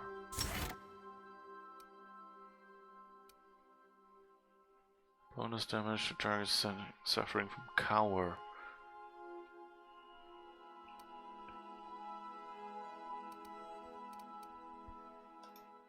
Well, let's just go with this one because it's an ability nobody else has. Is anyone else? Oh yeah, Max has perks as well to spend. Perk points. While Max increase the duration of your dialogue combat effects while Max is in the party.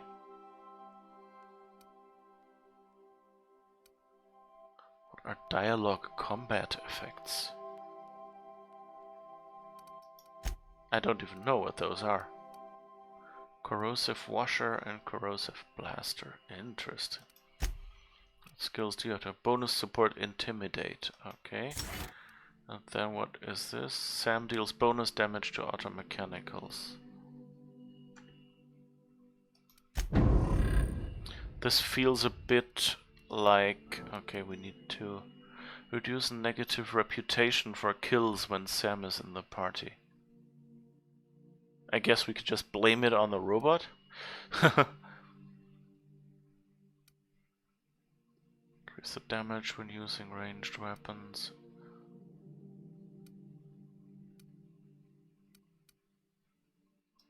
Yeah, let's do that. That sounds good.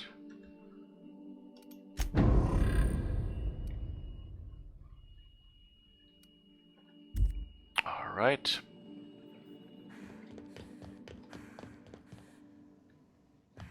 I wonder if I can now take all of this or if I get over encumbered again. No, it works. Okay. Do return in one piece, Captain. Okay, maybe let's go back to Ellie.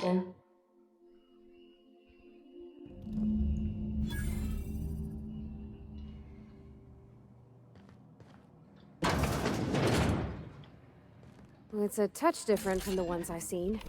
Shouldn't be so hard to get it patched up, though. Perfect spot for some peace and quiet. Is there... Oh, I don't see any... Okay, let's go back and empty our inventory first. And then we can recycle.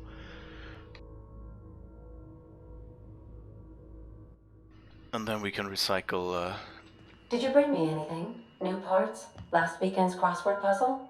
Preferably not already filled out. This time. Okay, so let's see. We don't really need mods right now. We have to equip them at the workbench.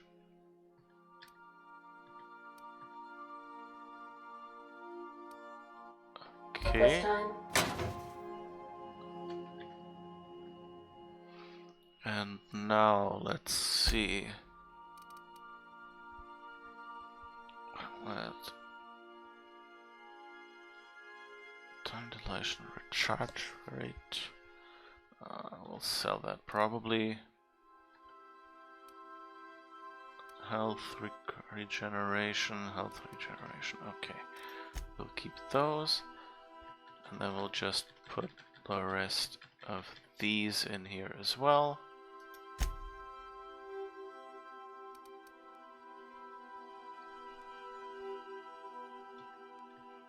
And really, let's do the same with the weapons, I guess.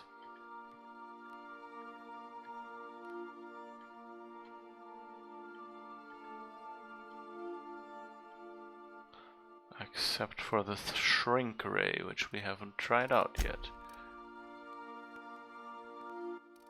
Now we have a nice empty inventory and I can sell that sometime later.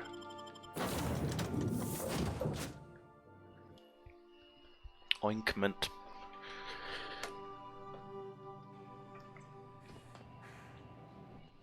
Alright. Let's go then.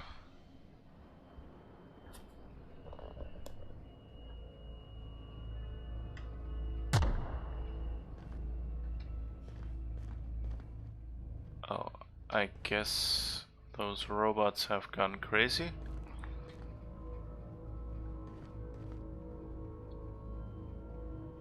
And I guess that's where we're supposed to go, isn't it? Okay, but this is locked. Okay. Oh. New loot to fill up our inventory. Oh. Can we get you to somehow run into these bombs?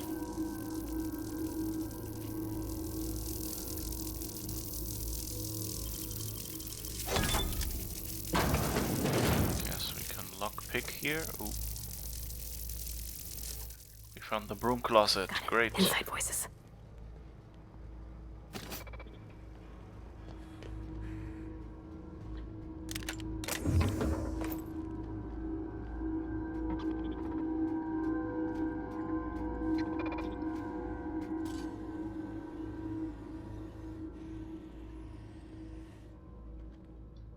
Oh. That's where the robot would see us.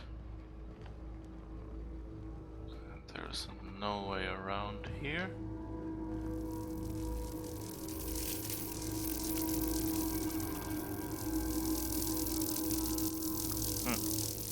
Okay, we can't attract the robot into this trap, it seems. But there was no switchy thingy for this trap either. So let's see what's here. That seems to be some sort of... Oh, there's a locked room. Real slick.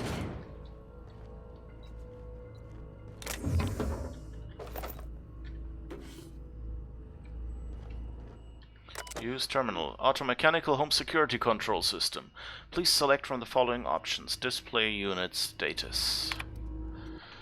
0 mechanical set to charging routine. 6 mechanical set to patrol designated areas.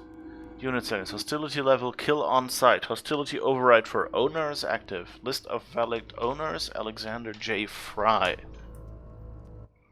Update security routines. Please select from the following options. Begin charging cycle. Yes, I think we can do that.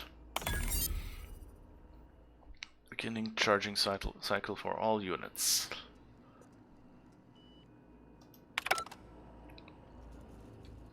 Okay. I guess that's it. Okay. That should mean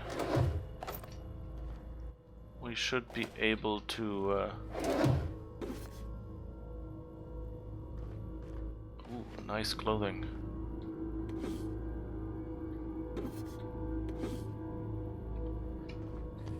What's this? Phrase journal, a beautiful dream. Last night I dreamed and it was beautiful. The streets of Byzantium were decorated with crimson streamers that laughed in the breeze. They asked me to take them, to give them to my special ones. I gathered the crimson in my arms and felt so alive, so happy. I turned and Delilah was beside me. I did not question why my supervisor was there, her eyes so full of the emotions I know she feels but dares not show at work. I wrapped her neck in crimson, tying it tight as a scarf on a cold day. So beautiful. Then the crimson on her neck opened as a second mouth and began screaming, screaming. When I awoke, I was scared. The dreams are so real now. And this time I recognized a face. I had to leave work early today. Every time I looked at Delilah, I heard a whisper in my mind about how beautiful she would look, with a touch of crimson on her neck. Her neck. This must stop. This is not who I am. This is not who I will become. I must find help. Oh, this seems to be a bit of a serial killer in the making. That's barred. Okay.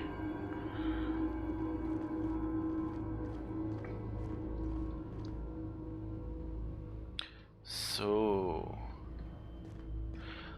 I think this is a good point at which we can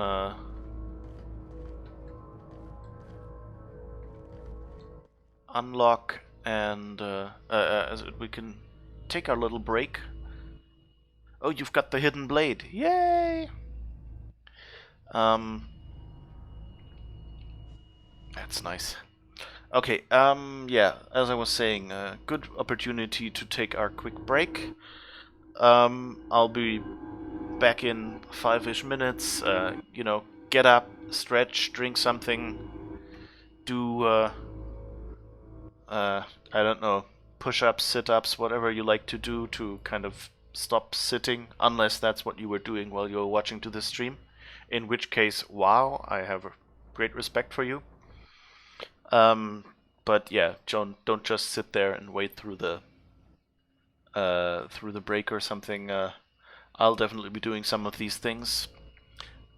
See you in a moment to continue and find out how we can get in there. Whatever happened to this person who seems to want to strangle people, their supervisor, and seems to have an inappropriate crush on their supervisor as well. So, see you in a bit.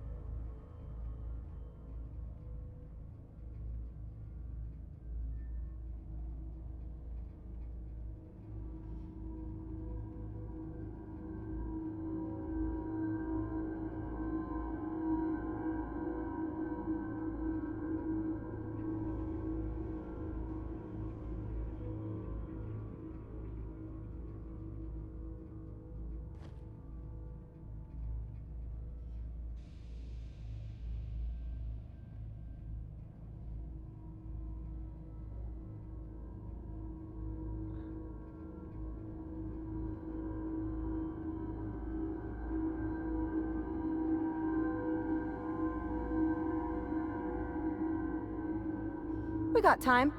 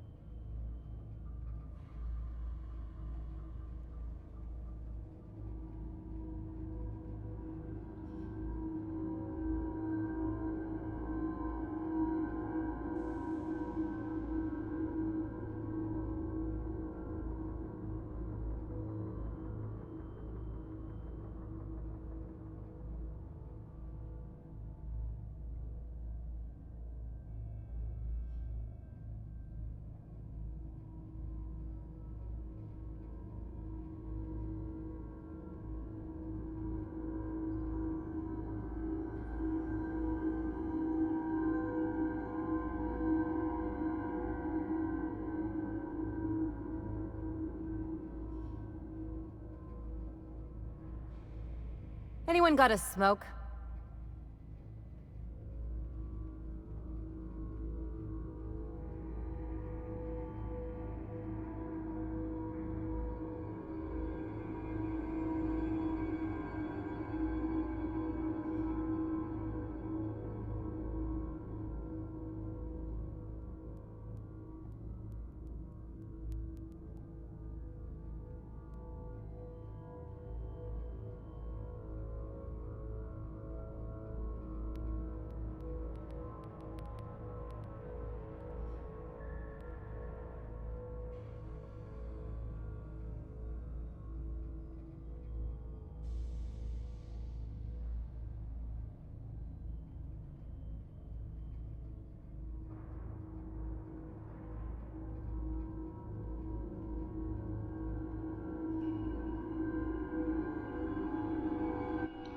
Alright, we're back, and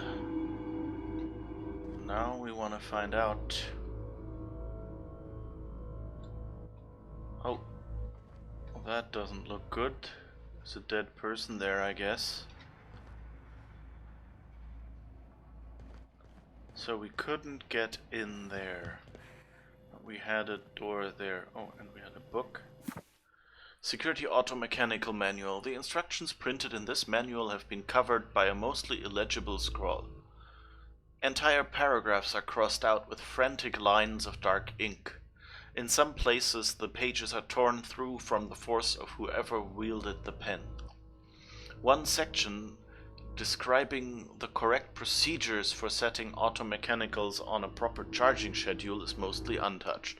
Random letters with the text are circled. Within the text are circled as though the owner were trying to discover some message hidden within.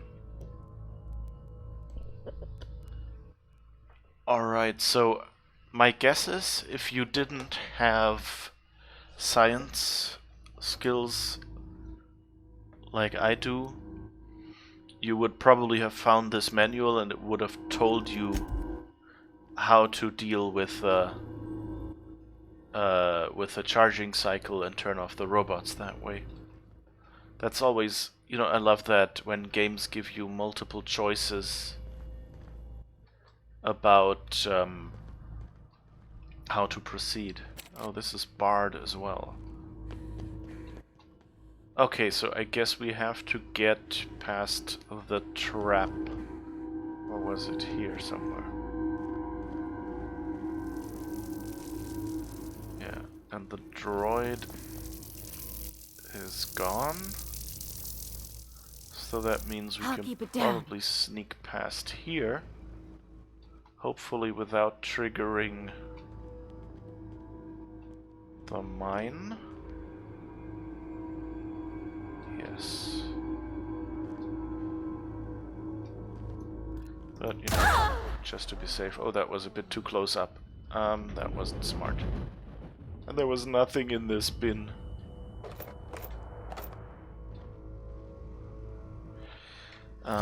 But that reminds me, we have a bunch of things.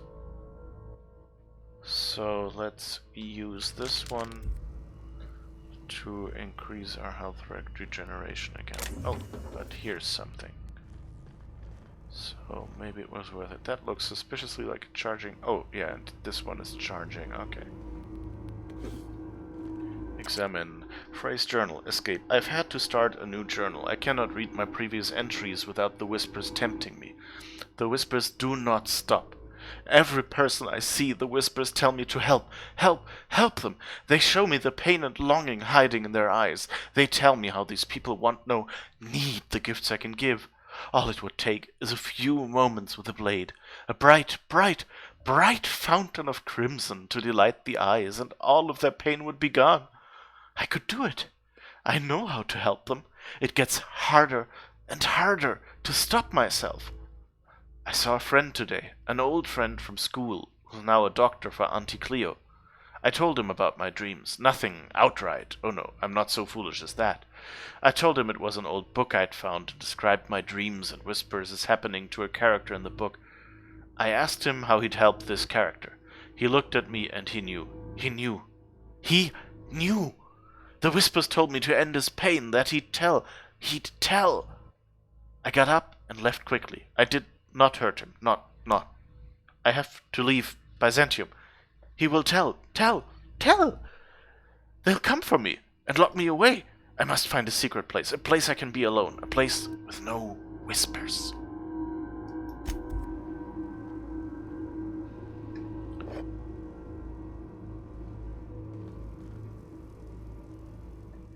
Alright.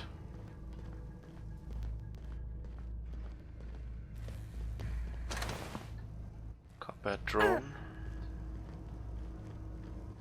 What are you doing?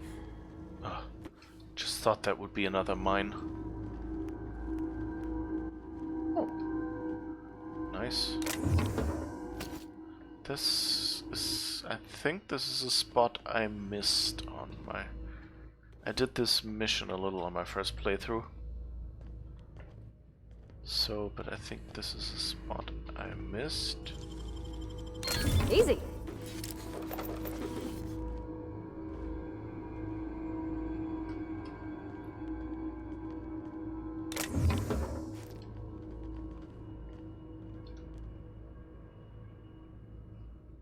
They're charging as well. Good.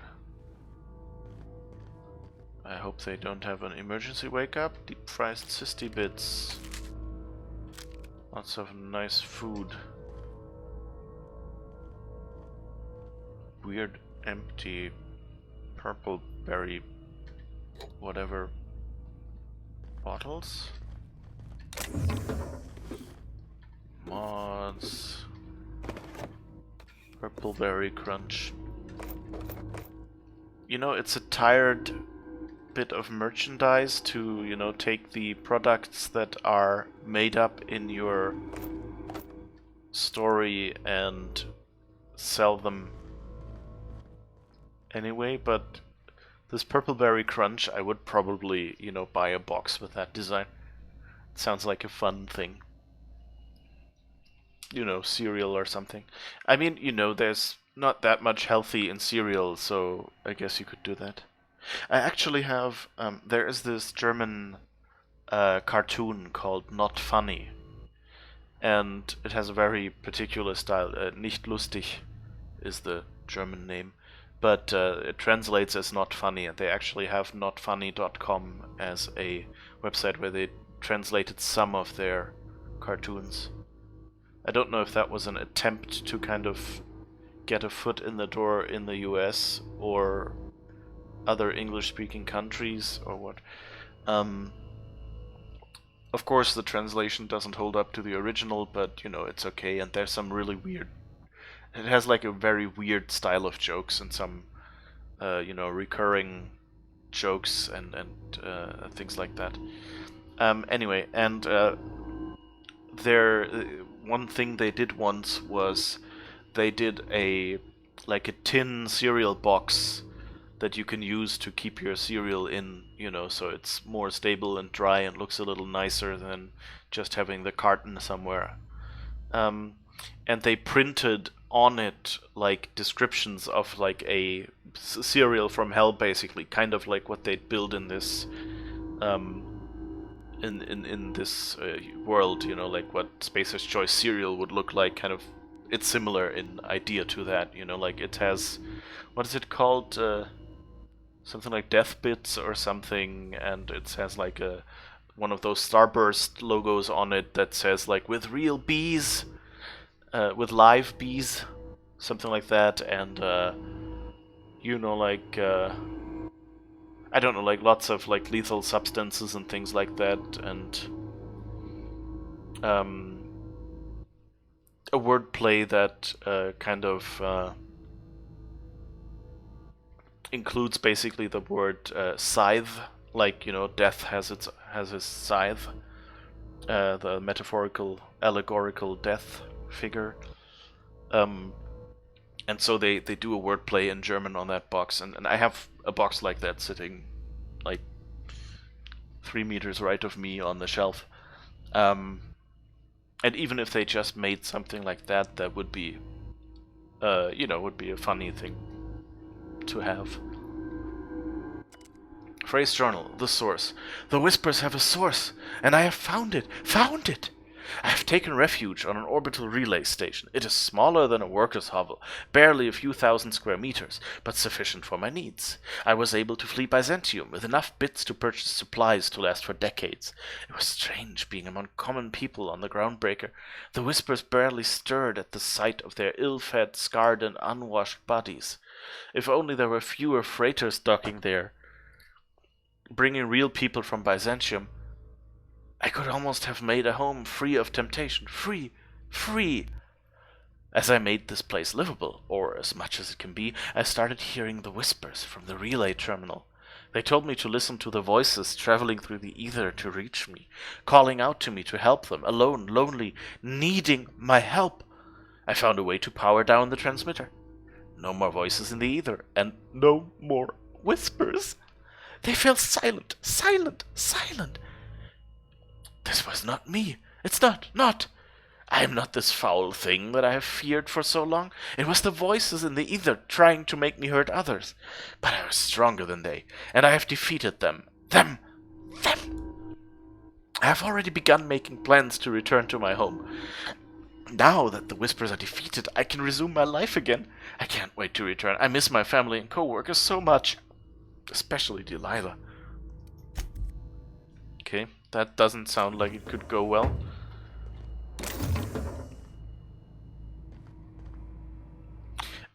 And by the way, here I wonder, like, one cool thing that you can do in a game that you can't do elsewhere is if you have like five story bits like that, you could actually build it so that whichever of these you find first gives you the first page of the story.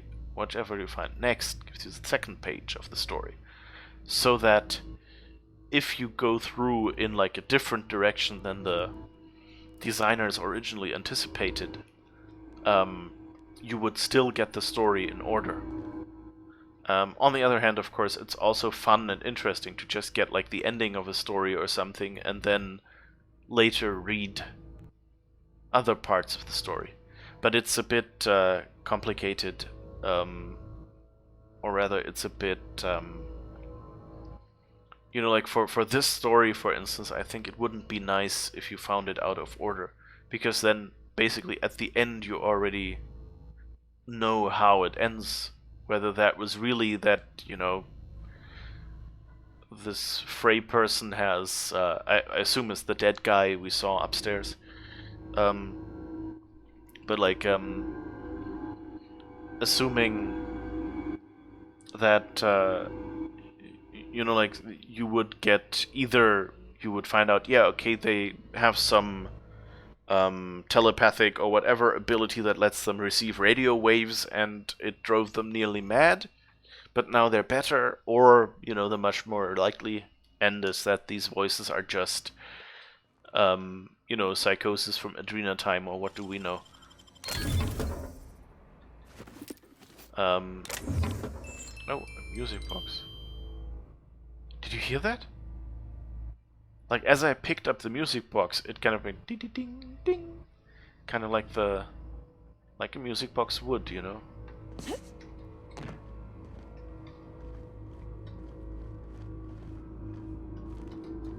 Can I get up there? They put a red box up there. No, I can't.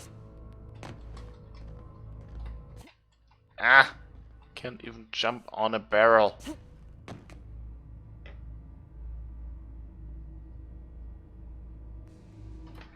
Nah, I pushed jump too late. I want this red box. How do I get up there?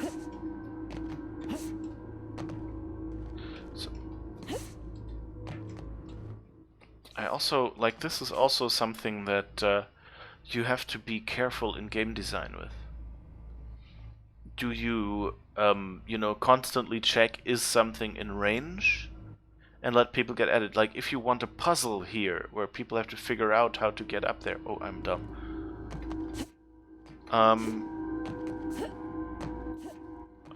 Then, see, it was really easy if you just think about it for a second. But if you want it to be a puzzle, you know, and you don't want people to be able to just jump from anywhere, then you'd have to do something like, okay, ideally, you know, you would just build everything so it's obvious that you can't reach it.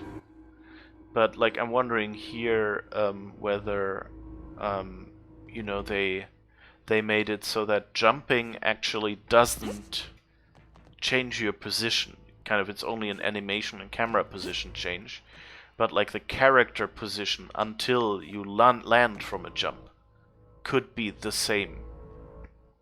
And that in turn would mean that you can't jump and interact with this, even, you know, if you're... I mean, this would be close enough, but I don't get an interaction prompt. So, you know, that could be something that you could do explicitly to kind of say, yeah, I don't want this to happen when someone jumps. Also because, you know, like, when a character jumps or something like that,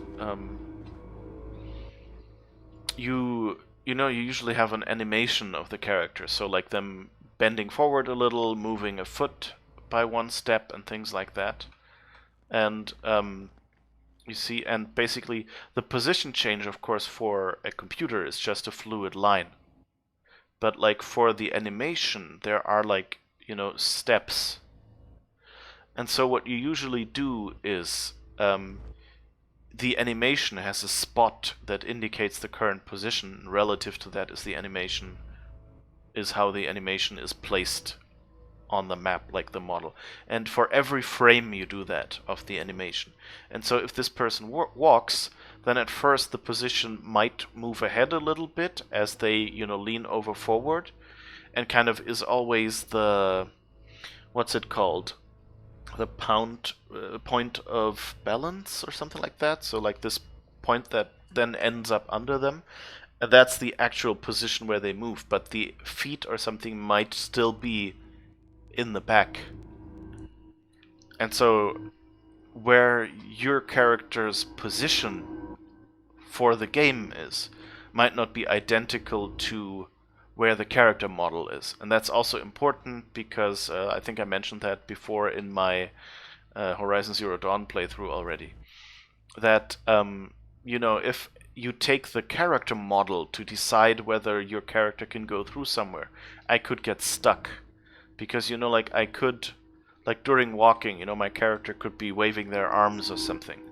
Or, you know, like the gun could be shaking. And so as I walk in, the gun shakes down and then comes up again. And suddenly I'm stuck and can't move anymore.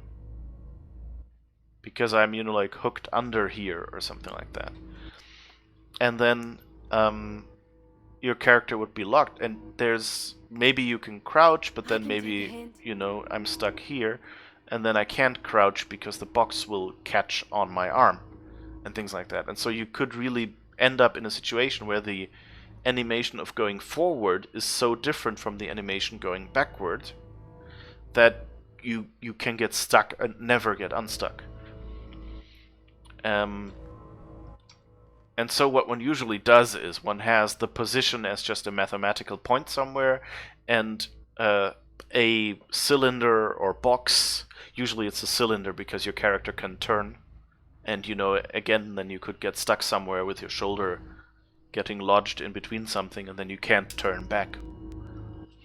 And so you just have a cylinder with, like, in the rough position where your character would be, and that is used for collision.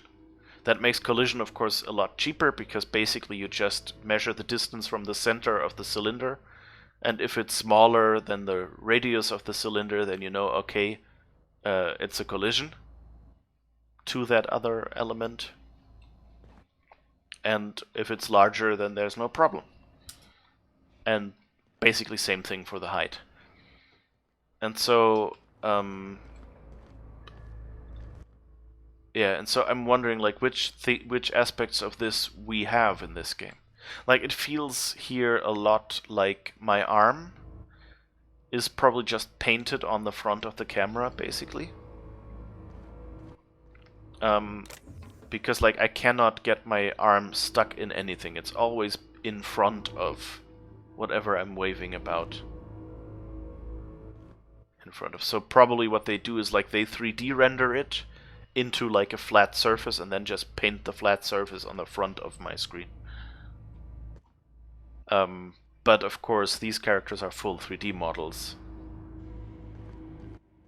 But that's a common thing. Like if you look at the first person shooters like Doom, that's what they did, you know. They even had they had just pre-drawn 2D graphics for your hand with the gun at the front of the screen. And every character was actually just a pre-drawn 2D graphic that you had like 6 angles or something, you know. Like front, slightly from the left, from the side, slightly from behind the left, from the back, and you know, so you get a vague idea. And since they were usually moving and attacking you, you didn't notice that the turns they could do, you know, were always at, you know, like a few degrees only. Were fairly rough, because you would just go, okay, they probably were turning towards me as I turned, and that's why I'm not quite seeing like that millimeter more than I should. And you know, that looks comparatively real. There's a janitor robot. Interesting. I wonder if we can... I wish we could take something out of him and put it into Sam.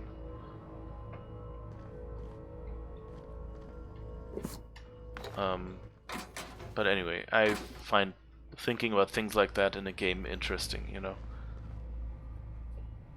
Like, and that's, by the way, a popular trick as well, is like rendering something that is in 3D first, like onto a separate piece of paper, let's call it that, and then tape that in front of the camera, or put it, like, tape it behind a window or something, like, you know, that it's like the sky in games usually is just a big sphere with a picture of the sky on it that is like around where your character is.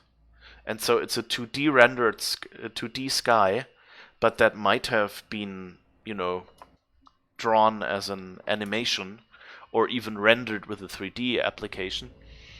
But it's pre-rendered, so they just have to, you know, like play a little bit of a 2D thing, like you know, like if there's 500 clouds, that would take a lot to calculate with transparency and things like that. They can pre-render that once at a perfect resolution, and it can take, you know, a day or something to render the entire skybox for 5 minutes. That's fine. And then they just put that pre-rendered movie into the game, and you get a really nice skybox. So like what you see in the sky, it's not always a sphere. It used to be just a box, you know. That's why they call it a skybox. It was basically a room around you with the sky painted on the walls. That's why it's called skybox. And yeah, so that's what you would be doing in a game, and then you can show them a really nice sky with like clouds overlapping each other. But since nobody, you know, interacts with these clouds, you can predefine which cloud will pass by which one, and as long as the movie is long enough, it will look real, you know. You won't see where the movie repeats, loops. And yeah, so that's a popular thing to do. Great work! In games. And so it's a common technique. And you can save a lot of CPU time that way and make a game look better. Ah, okay, so here we have a view over where the dead guy is and where all the locked doors were. That's, by the way, also a nice detail, that they actually climb up the ladders. You know, you could just have them, you know, materialize behind me or something.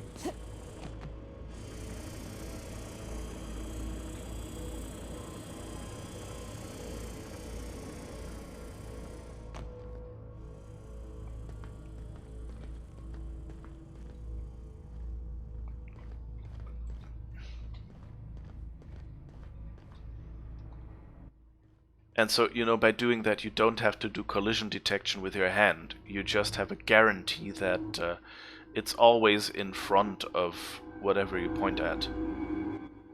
Although, I mean, in this case, you already see, you know, it has a reflection. Like, do you see that on the side of the, like under the red light on the gun, you see a little yellow reflection. So they actually do re-render this in 3D. Of course, it's not pre-rendered, the gun. So that you can see like where the light comes from and things. So of course, yeah, since the light has to be there, this is not pre-rendered, but it still might be, you know, 2D rendered in front of everything else, or even 3D rendered in first, you know, and then, or in last, you know, so that, because you have to do active work in a game to have objects overlap or, you know, go through each other. You have to decide, okay, which pixel is the object in front and which is the object in the back. And that's a common optimization, you know. That's what called. You've probably heard about new graphics cards that do ray tracing, and basically what ray tracing is you have every object, and they look at every pixel on the screen, and go, okay, which is the first object this will hit? Shoot a ray of light out in that direction, and find out which object is the first it hits and which color is that pixel, and then paint that pixel. And if it's transparent, then maybe they go and paint whatever is behind it as well, you know, and mix the pixels if it's like you know, like tinted glass or something like that. On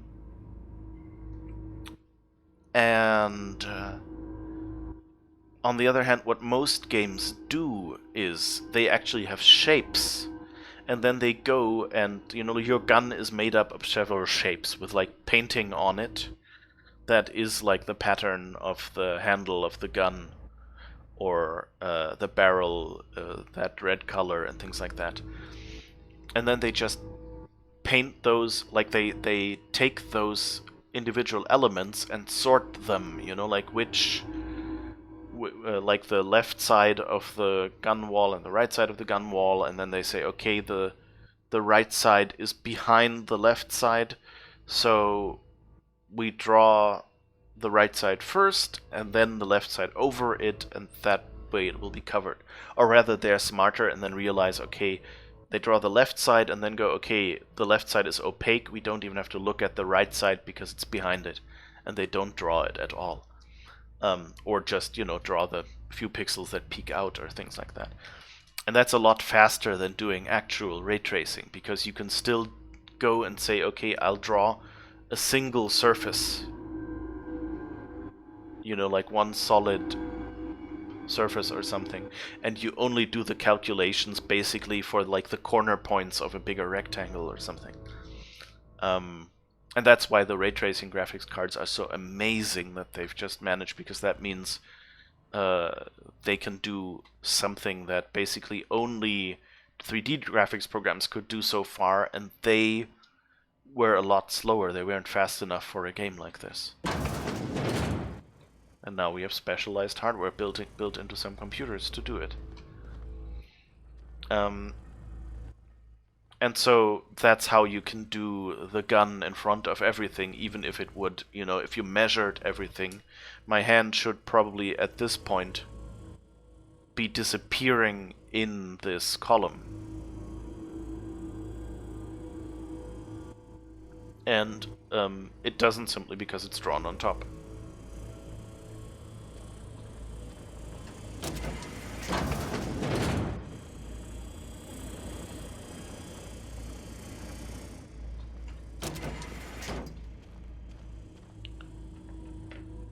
Hacking skill too low. Oh, gosh. He's dead, ain't he? Yup, he's dead. Relay control terminal passcode. Oh. Pit cartridge, thanks. Oh, and he...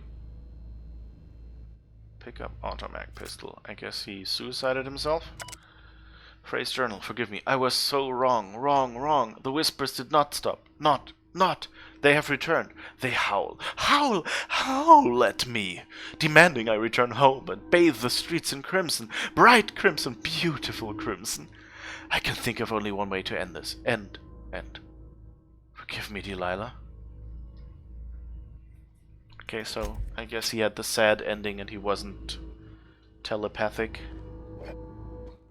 Or, you know, like radio sensitive or whatever, which, you know, with tactical time dilation and weird things like that, wouldn't have been totally impossible that you have people like that. But, hey. At least he, didn't hurt anyone.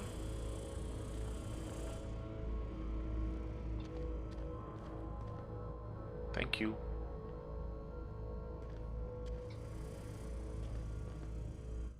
Interesting, is that like a... It's almost like a Hannibal Lecter reference, you know, having this box that you can hand stuff through. I guess I wonder, like, if the idea is, you know, that deliveries can be done without spacesuits. Maxinate, is this Control? How far in are you? Yeah, this is Control in space. This is the Outer Worlds. I'm still a lot at the beginning. I just left the first planet, basically, and on the way did a stop at a satellite that was broken. And now we're gonna fix it.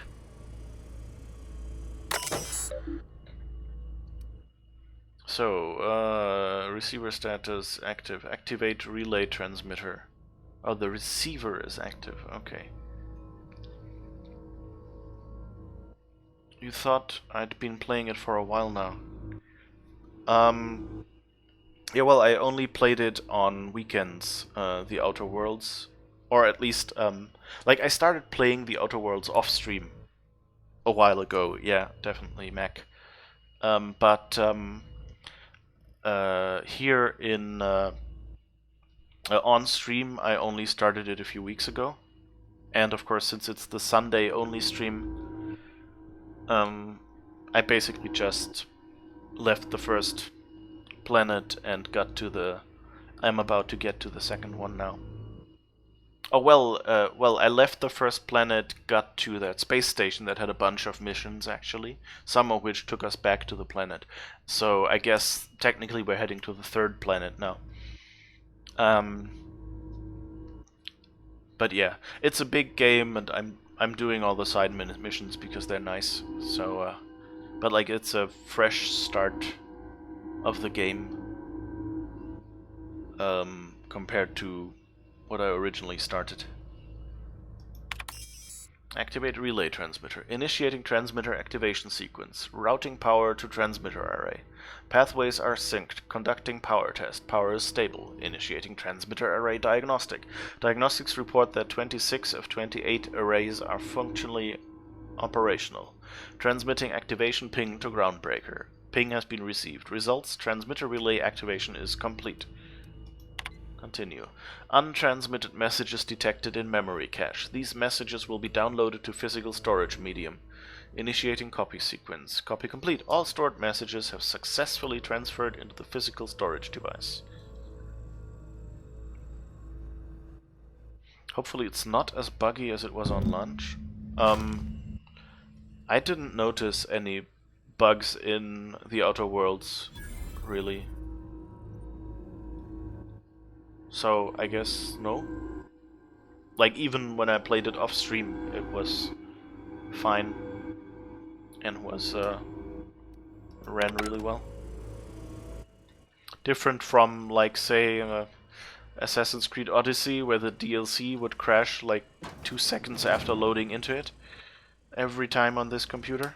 With the graphics card that you saw when you advertised when you started it up. They fixed that a few weeks ago, but like it took them about half a year since going by forum posts complaining about that issue. And I've had it like 3 or 4 months, I think. Okay, so I guess we've looted everything and we reactivated this relay. So I guess we're good. So I hope the bugs were not just later in the game and I hadn't gotten to them yet. Oh, right, there was one bug I heard about that can't couldn't have hit me here because I'm playing on easy, where your companions cannot die. So, but there was this one very famous bug where basically during a conversation, if your companions were climbing a ladder on the spaceship here, they would... Welcome back. Do wipe the blood and space dust from your feet in the entry bay. Thank you. So your companions, you know, when you climb a ladder, you kind of go in this special mode and then you climb up. And at the end of the ladder, it notices it and puts you out again into like normal walk mode. And that's the companions do that as well. And they had a famous bug in the game that they even posted like a post-mortem about when they found out what it was, that in conversations they forbid all state changes, you know, that no companion would suddenly, you know, start walking past you, or, you know, while your companion is talking to you, they would suddenly play an idle animation or something like that, so it just turned all of them off. But that meant that if a companion was climbing at the time, they would just keep climbing up and up because they couldn't get out of this state and go forward. And then they would go through the ceiling, end up out in space, and somehow the game was clever enough that if you're out in space, your companion would die. Like, I don't know if that was just like out of the map or something, that they assumed they fell somewhere or whatever. How exactly the companion knew that they were out in space and dying. But that meant that during a conversation, your companion could fly through the ceiling and be considered dead, and then you of course failed missions that required you to have that companion with you. Although I think like there was like they respawned the companions after that, but for the missions it looked like your companion had died, and so you failed certain missions randomly, and it took them ages to find out what caused this, until they realized, okay, it's only if your companion is walking up a ladder during a conversation. On standby for command. Hi, Sam. Lack of air. Yeah, maybe it's that, yeah. I wasn't aware that computer game characters actually breathed, but then, you know, maybe... Please keep arms and legs away from the turbine. But maybe, you know, maybe the building of things... what was I about to say? Let's travel, and then I can think while we're traveling.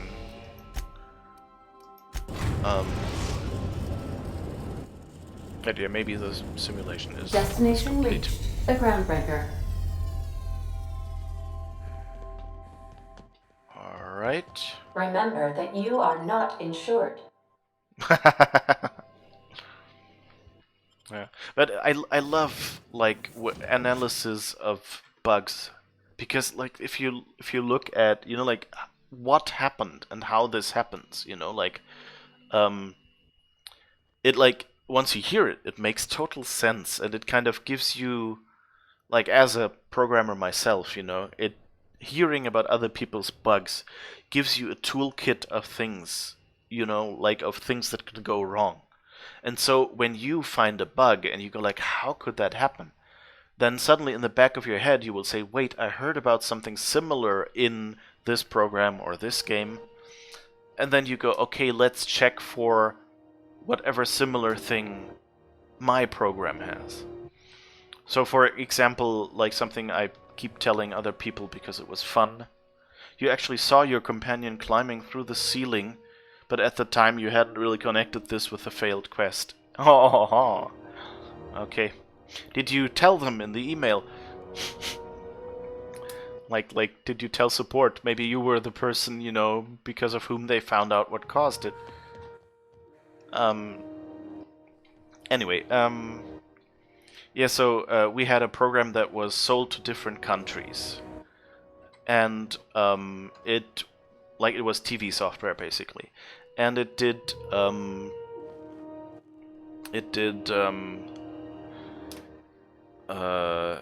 and you know, like in different countries you have different TV standards, and different TV stations broadcast TV signals, especially digital TV signals, slightly differently. And so that means if you have a you know, and some broadcasts are like wrong, not quite according to specifications. But if it's like the biggest TV station in that country, you can't just go to them, to people and say, well, they're broadcasting a buggy Do signal. you know what's happening on Terra 1? Last I heard, the board was in dispute with the Renegade Company. Sounded dire. They call it Monarch now. It's supposed to be a real hellhole. Warlords drumming up marauder squads, blood running in the streets, all kinds of shit. So it went about as well as everybody expected. Yep, complete fucking fiasco. So yeah, and so you can't tell people, well, you know, like the main biggest TV station in your country cannot be watched with our software because their stream that they're broadcasting is buggy, because like every other TV, you know, probably, you know, it's probably a subtle enough bug that many other TVs have no problem with it. And your TV software that does some smart things with all the information in the stream actually also needs to look at the broken bit of information to do it. And so what you do, of course, is you have country-specific workarounds. Have you seen this man? Reward offered for information leading to the capture of noted terrorist Phineas Wells. Report any sightings to your local board embassy. And so we had one of those workarounds for Great Britain. And so what we found out is the workaround didn't work. We had added it, we had written the code, we had checked, like, is it the country and things like that. And then at some point, after a while of debugging, we realized that someone had written UK, like United Kingdom, as the country code. So it was checking, like, if country equals UK. But the short code for Great Britain is GB, not UK. So it's Great Britain, not United Kingdom. And that, of course, meant that this fix was never run in the UK.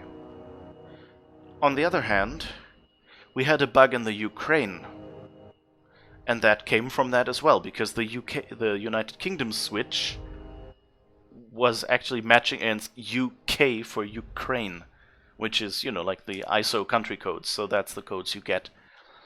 And so it's a subtle thing, you know, and you would think like, oh, you look it up, but you go like, yeah, I know what these 2-character shortcodes for the countries are. You know, and you don't think that this one country is actually different. And so it took us a while to figure it out. And so it's like just hearing about those bugs, and then you look at code and go like, it's comparing, you know, to actually trigger this fix, it's comparing against these 2 characters. Are these the right characters? And you go check and you realize, no, they aren't. Or you realize, well, yeah, they are.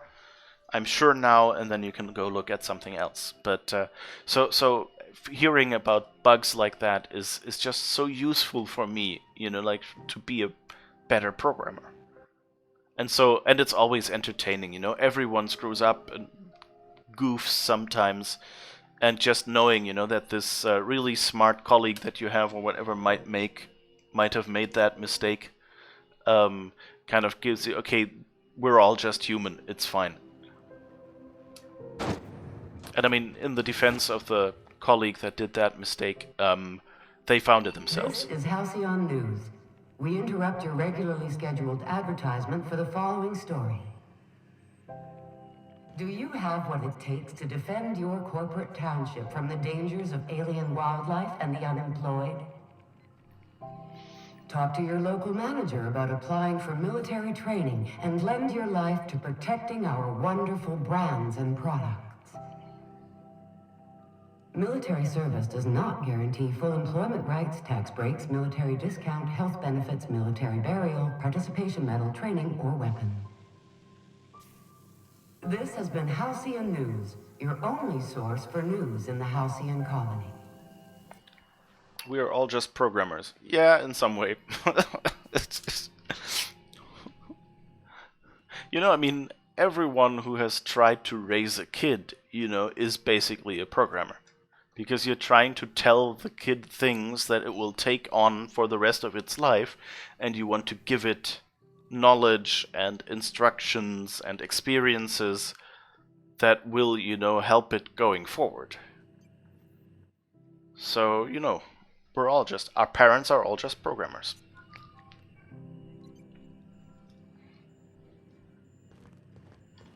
My comm center already got an update ping from the backup relay. I trust everything went smoothly. Here's your data backup. Thanks. That's odd.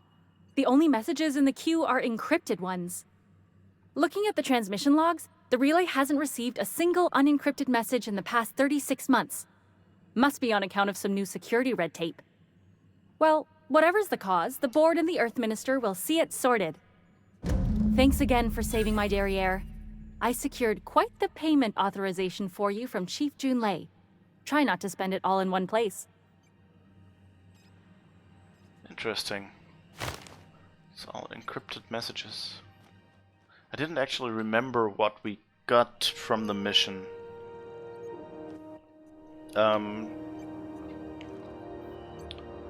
Routing through the backup relay has saved us a mess of trouble. Thanks to you, the auxiliary will handle the signal load when the primary's caught in the occlusion. Okay. I guess that's all.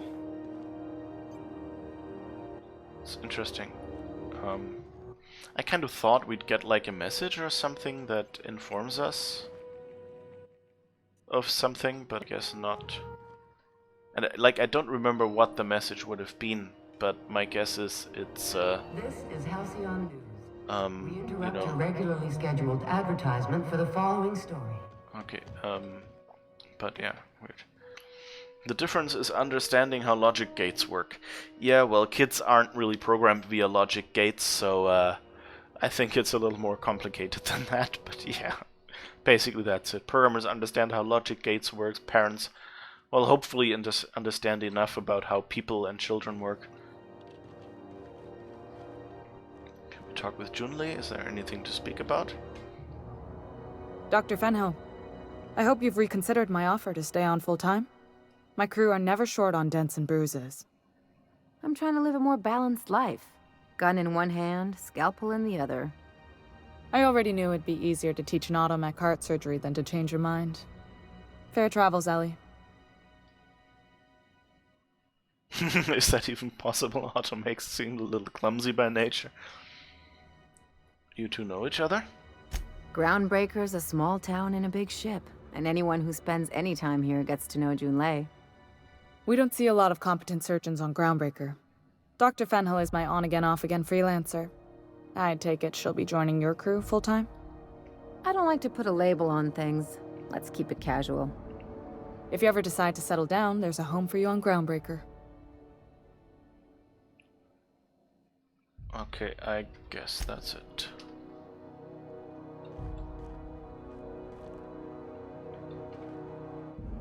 Groundbreaker's safe from melting to bits now. Lots of good people can rest easy because of you.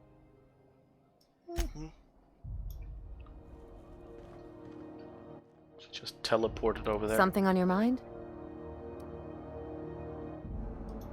Okay, nope.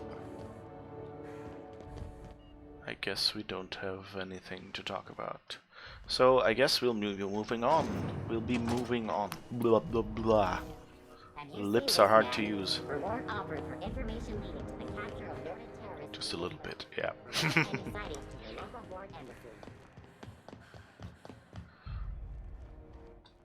Alright, we haven't really talked to Sublight Salvage. Should we do that while we're here? I'm a bit torn. On one hand, you know, I want to find out more about the pirate ship? I don't go in for docu-serials. The bounty hunter who's been after them, Fuller?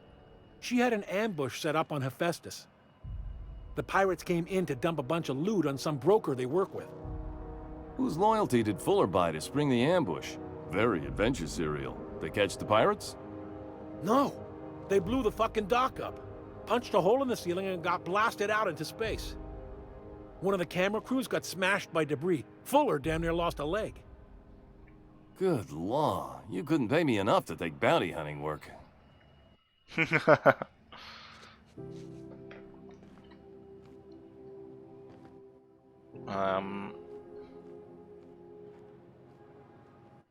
Yeah, so I'm kind of wondering, you know, like roleplay wise, I would really like to stay away from like this illegal stuff. On the other hand, you know, I want to get as much story as I can. Oh, neat! They got stuff in here I ain't seen in ages. Some freelancers sneer at Sublight for setting up a storefront, but they rake in the bits. Salvage is a family business. We've got each other's backs. Miss Lilia takes good care of us, see? The authorities stay off our trails.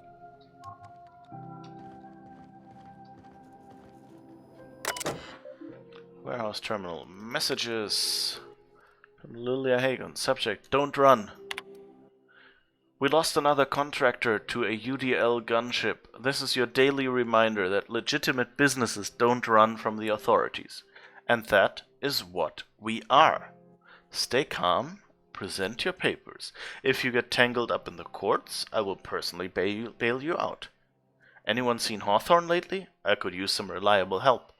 Oh, so Hawthorne was working for Sublight Salvage as well, not just for Wells. That's interesting to know. Fallbrook shipments.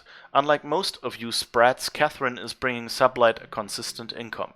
From today until I say so, you're to treat her as an extension of my desk. Speaking of which, Tobias, order an extension for my desk. Fallbrook shipment.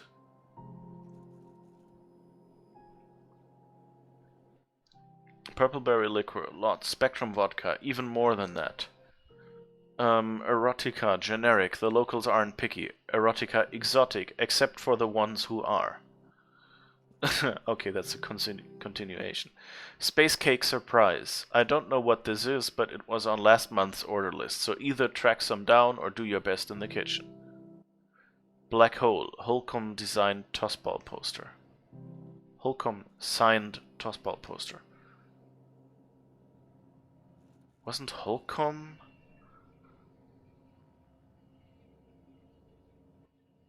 Isn't that, is that Junlei, or is that someone we know? Parvati? One of them has the name Holcomb, don't they? P.S. Tobias, where are we with that desk extension? This week in salvage. My scanner says Mardet's impounded a freelancer ship after the captain misbehaved. The crew dropped so many bits at Vera's place that they can't afford to lift the impound. Whoever gets me salvage rights and gets to sit quietly in my office and watch a professional work. One of ours had an altercation with one of theirs. Lost another contractor. Scrapped the ship, dedicated a 10th of the salvage to funeral expenses. I take care of my people. A little sprat told me that a crate of spoiled cysty pork ended up at the bottom of a monarch canyon. Let's see how much we can sell. Spoiled cysty pork, and they still want to sell it.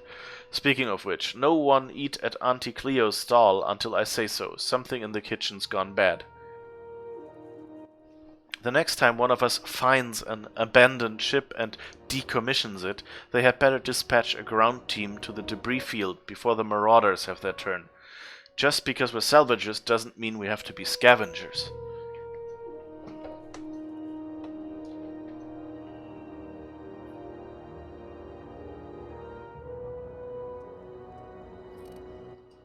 Alright, I guess that's it.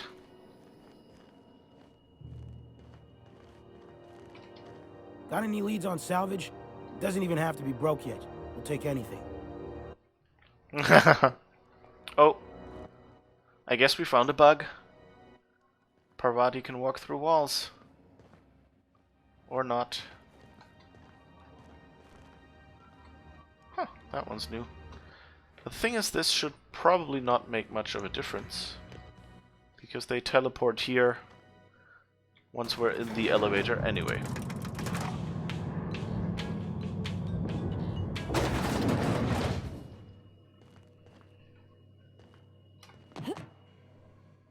Whoops, what just happened?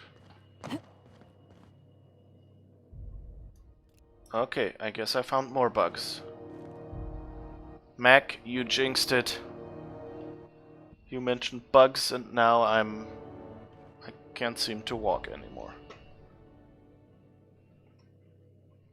Let's see, can we maybe... No.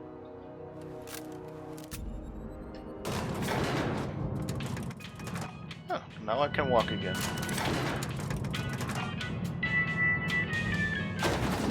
Let's see. Ah, now it works. That was weird. That reminds me, just to be paranoid, let's save the game. I mean, now after the bug,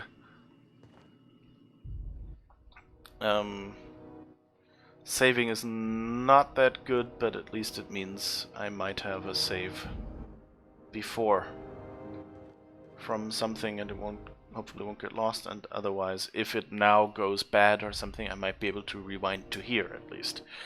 We shall see. In general, I should probably just save whenever I take my break. Alright, let's talk to this person. Welcome to Sublight Salvage and Shipping, a legitimate business for legitimate consumers. You the one flying the Unreliable? Yeah, we already know now that Lilia Hagen knows Hawthorne. So we can't say that. So we'll go with the real name, I guess. The name's Captain Jeanette Peck. Miss Lily has been expecting you. I'll unlock the door. Hey, Doc Fenhill. Glad to see you ain't moved on from Groundbreaker yet. Hey, Tobias. How's the leg? Good as you left it, ma'am. Still bends and everything.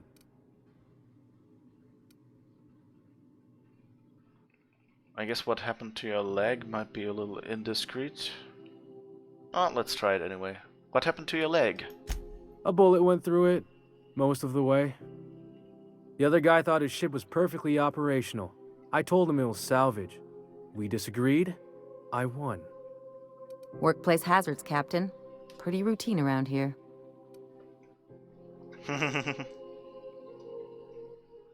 So you're a Sublight employee? Sure am. A few years back, they got me started on simple acquisitions. You know those latches they put on cargo bays ain't worth a damn? These days, I stick to HQ and look after Miss Lilia. Thanks. Something on your mind? Okay, I guess. I mean, it makes sense that she would, you know, do like off-the-books medical work or whatever. Hello? So you're the new captain in town. I was hoping you'd make your way to my office. Saves me the work of hunting you down. Lilia Hagen, CEO and Executive Director of Aggressive Operations. I'm guessing you already know about Sublight, otherwise you wouldn't have come. So, let's be polite. This seems like a place where polite is important. Otherwise you might get shot. Okay, I'm the captain of the Unreliable. Charmed. It's nice to see the Unreliable again. Useful ship. Hawthorne was my contractor. I'd recognize that leaky boat of his anywhere.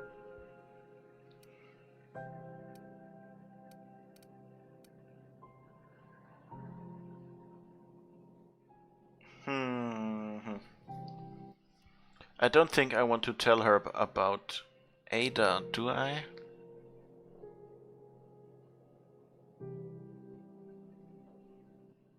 Oh, let's see. Maybe she knows something about Ada. Don't let Ada hear you calling her ship names. Is Ada still at the helm?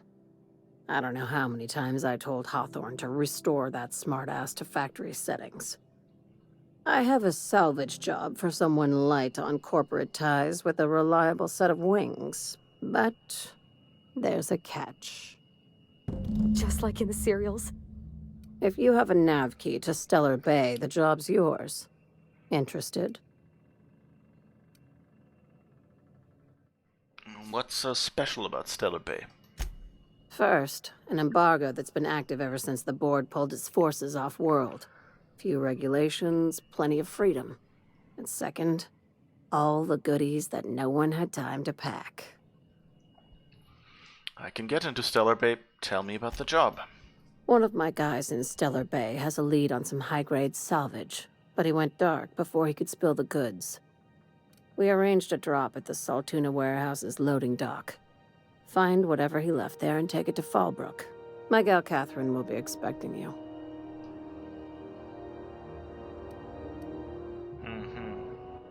Okay, so Catherine, who was mentioned earlier, is actually... is on Monarch or in Fallbrook or something like that. It's good to know. So Stellar Bay. What's Sublight doing in Fallbrook? A few of my contractors run flights in there and out again, working around the board embargo. We keep the community lubricated with a steady supply of booze and unconventional erotica. Byzantium kids with more money than sense can thank Sublight for their good time.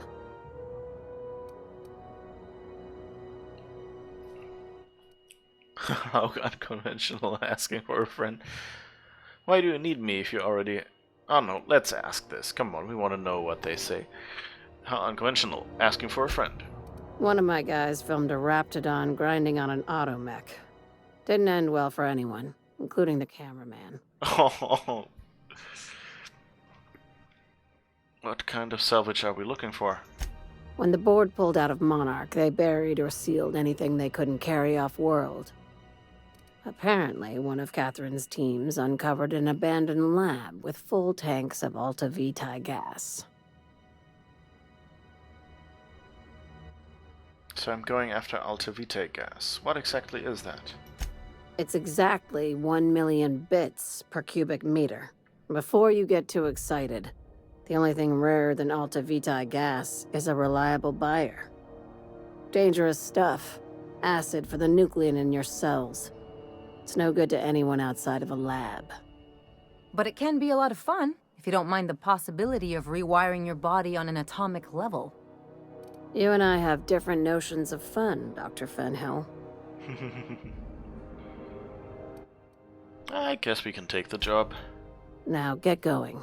Catherine will brief you on the details when you check in with her at Fallbrook. One last thing. When you're on the job, keep a pair of eyes in the back of your head. Understood? What am I looking for?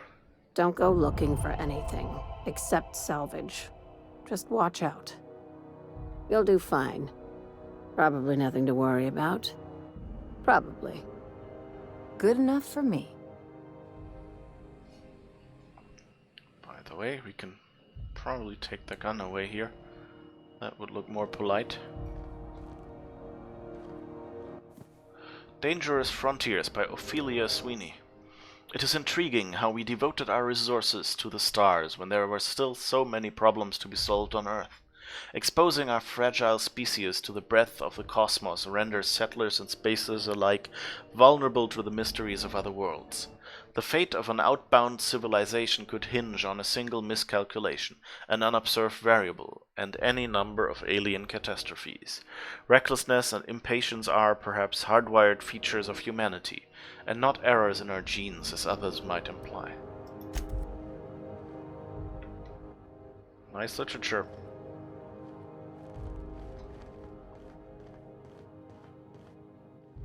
Okay. I guess... Is there anything Out there? Nope. Just fresh air. Or whatever goes forward on the spaceship, I guess. Is there anything we can read here? Excuse me. Sublight, a legitimate business. Contractors, if the authorities are on your heels, our legal team has pre-approved you to recite this passage from our colonial trading rights. Pursuant to regulations following internally preserved Borst, such a business entity would therefore be entitled to gather, maintain, and ultimately dispose of decommissioned agricultural hardware and accessories for profit or convenience. The short version. If we handle potted meat, we can legally salvage tractors and tractor parts. That's why I keep a can of Borst in a Sublight-owned safe deposit box of World, and why the goods you bring in are catalogued as farm equipment. Everything we do is perfectly legal. Now go bring home some bacon.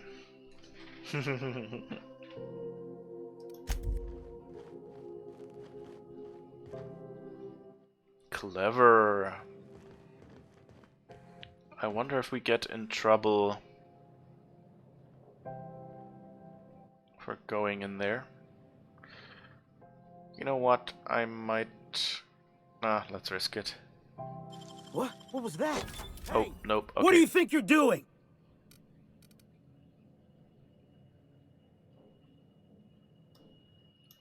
Nothing at all. I got my eye on you. Okay. Interesting. We're not gonna have to hurt nobody, are we? Not the plan, no. Ooh, I can still move. That's good. It was a bit of a scary moment when somehow I couldn't move anymore in the elevator when we went up. Alright. C&P chicken and potatoes. At C&P, we know our C&P. At C&P, we know our C&Ps.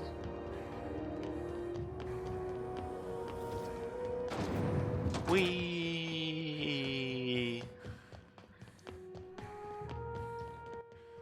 I wish you had a hand or something, you know, that showed like that you're running. It always feels, you know, floaty. Like, it's the same thing. By the way, this is a cool thing. You can also see that in Overwatch. Like, as you see the camera, like if you look, for example, at the bottom edge of the camera is floating, you know, there are no steps. The camera is not bouncing with the steps. But, if I take out my gun and walk, you see the gun is bouncing, but still the floor, like you're walking straight, you know, it's not bouncing. And that's like the best way these days that most games who do 3D well work this way. That only you only see your hands shaking because that's how it feels for you, because your brain corrects for the bouncing when you walk. So it feels for you as if it's standing still. And so if you have a game where the camera actually bounces, then many people get, you know, nausea from that. But if it's, but of course, if you have no indication that the step is actually shaking. Although, actually, like, do you see that? Like, if you look at the left railing when I'm running, you actually see it's bouncing up and down a bit. So what they're apparently doing is just slightly shaking, like changing the camera angle or something to make it feel like steps. And of course you have the step sounds in the background if you can hear those.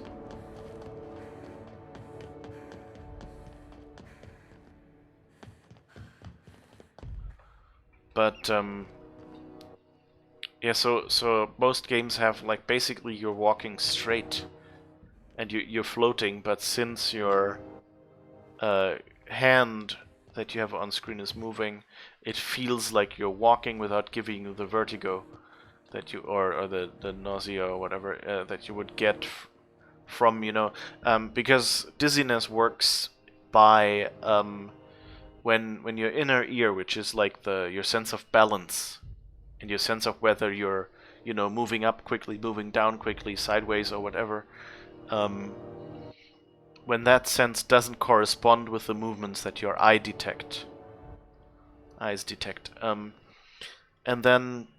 and that's why in games, and especially in VR games, of course, where it's even worse, people get vertigo from playing games. And yeah, this is a cool workaround to kind of give you both, to give you the shake to make it feel like you're really walking and doing steps without having the entire world around you shake while you are sitting comfortably in a chair and your brain goes, no, I'm not actually shaking.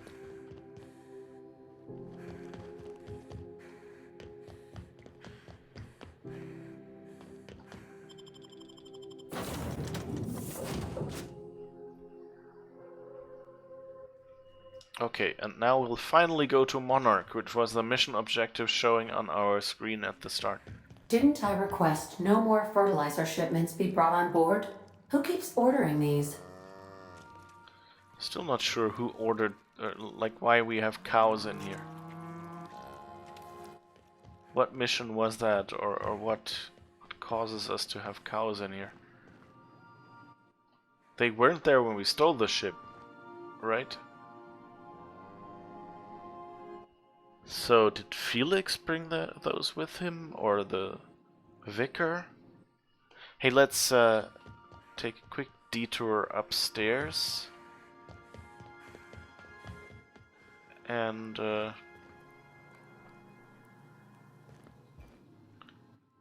let's see if anything we picked up on the way has showed up here. Doesn't look like it.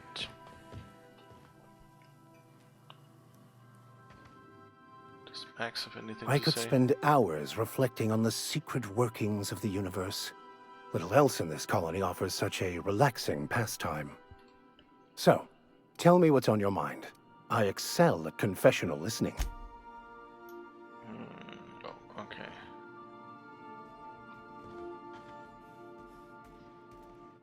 Nothing new, it seems. I remember we picked up that danger sign last time. Fraser Bros.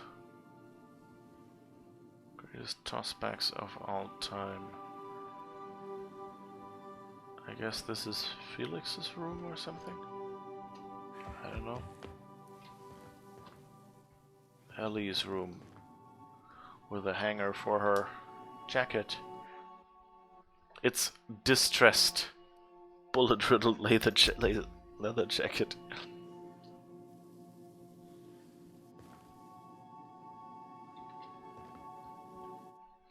Scissors for gauze, scalpels for wounds, and handheld laser wands for a flawless complexion.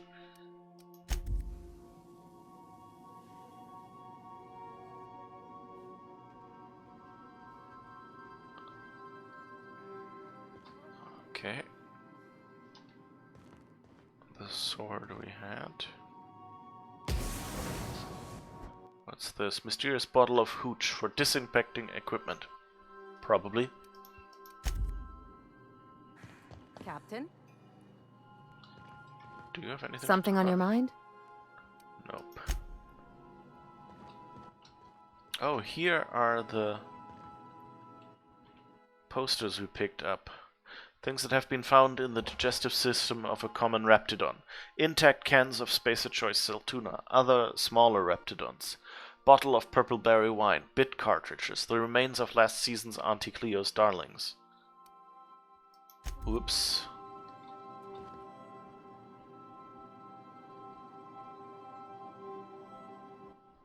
Terra Ray biological overview, raptidon head, anatomy. There's a piece of skin.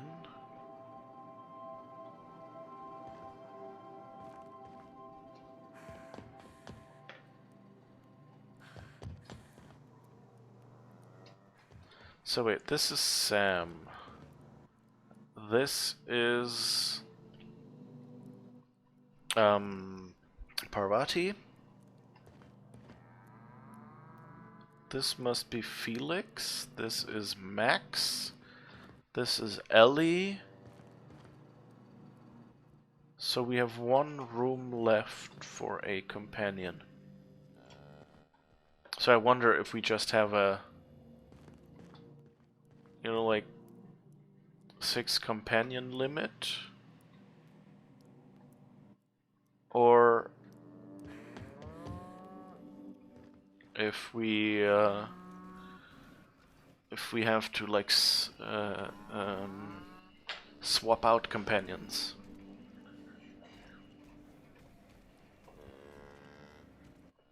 It kind of feels weird that this early on we would already, you know, like have our complete crew.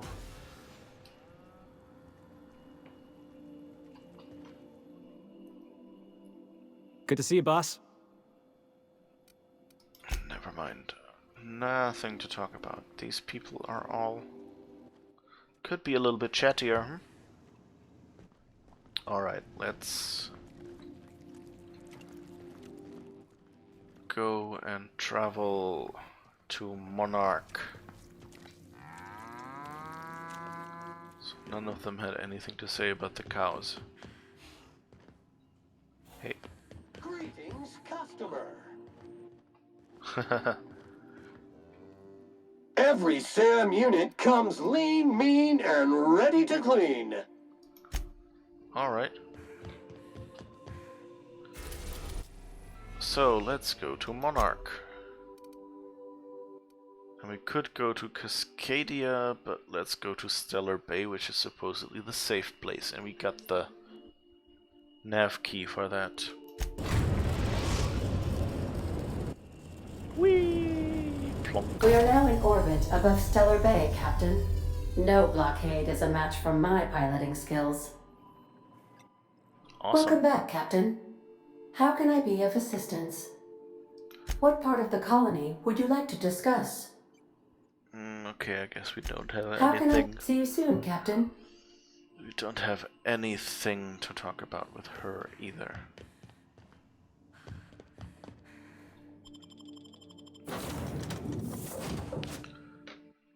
Okay, yeah, there's one slot left for a companion, so that makes sense, I guess. I should have looked at that.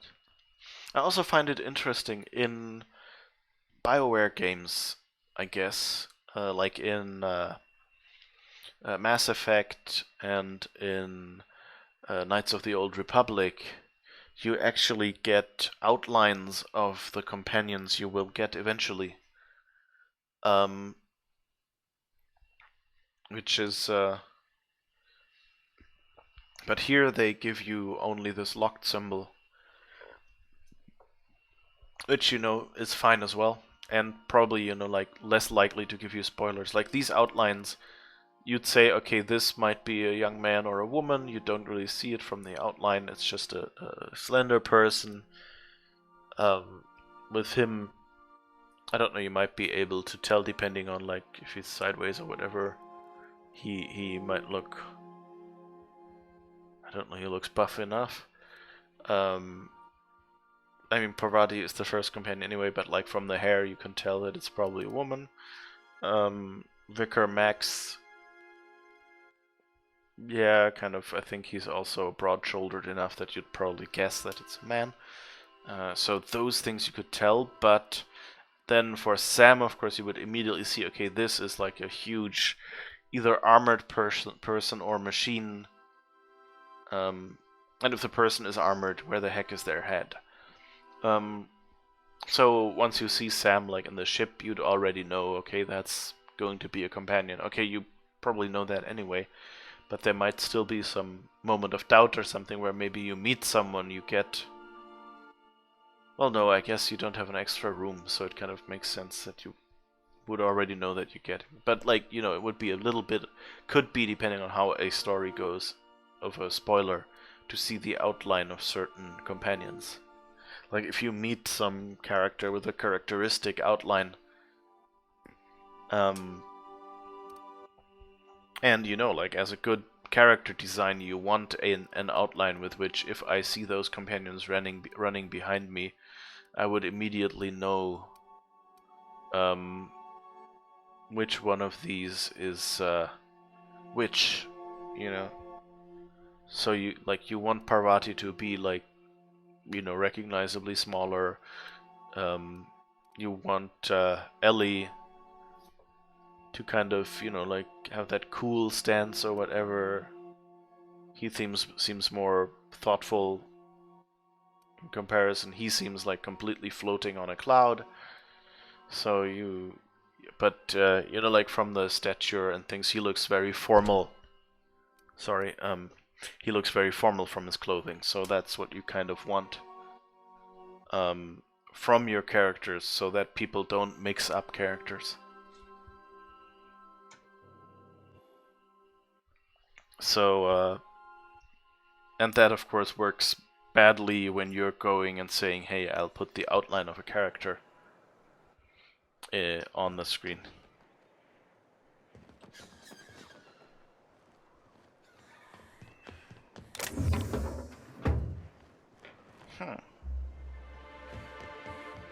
Interesting, this is stealing here.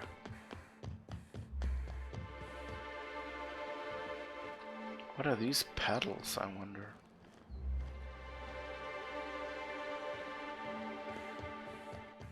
I mean, they're on our ship, you know, so... are those supposed to be like wings for re-entry, or what? It's also interesting that, you know, spaceship designs, it's always a bit of a...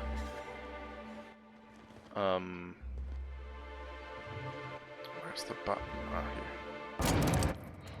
Here. You know, on one hand, if it's a spaceship, there's no reason for it to be aerodynamic, because it's supposed to be,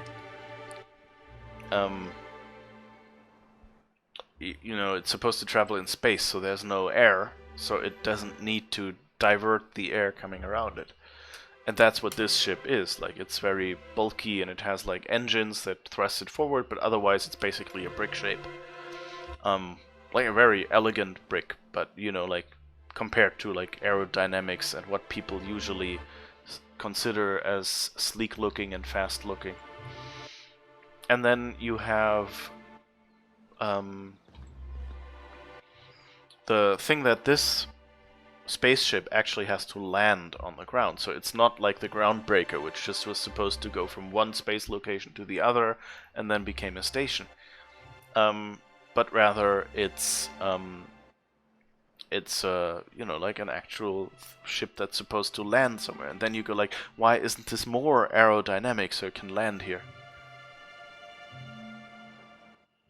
Of course, the question with aerodynamicness is always also, like, what planet are you on? What does aerodynamic on that planet mean? You know, what atmosphere does it have? Maybe the atmosphere is somehow thicker or thinner, and then do you need it to be as aerodynamic? Hey, hold on there. I gotta sign you in. Don't think I've seen you around. That means you must be new to Stellar Bay. You are new here, right? Well, let's you know, be a show off. Let's say, well, that is my ship on the landing pad right next to you. I knew it. See, I made what you'd call a logical deduction. You must have seen those UDL gunships on your way in. There's only 3 of them these days. Still, they tend to scare folk off. He's very smart. I made a logical deduction. A plane landed, someone walked in. Must be a new arrival, because I haven't ever seen them. Very proud about your deduction skills there. What are they doing out there? You may not have heard, you being new, but Stellar Bay hardly ever gets off-road traffic. Us being cut off by the board and all. Which means I never get to do this part, but I've been practicing, so here goes. On behalf of Monarch Stellar Industries, welcome to Stellar Bay, home of the freshest sal tuna and halcyon. Please state your name for the records. We want to say Alex Hawthorne. Well, we have an ID card that says Alex Hawthorne. But maybe Hawthorne got in trouble here.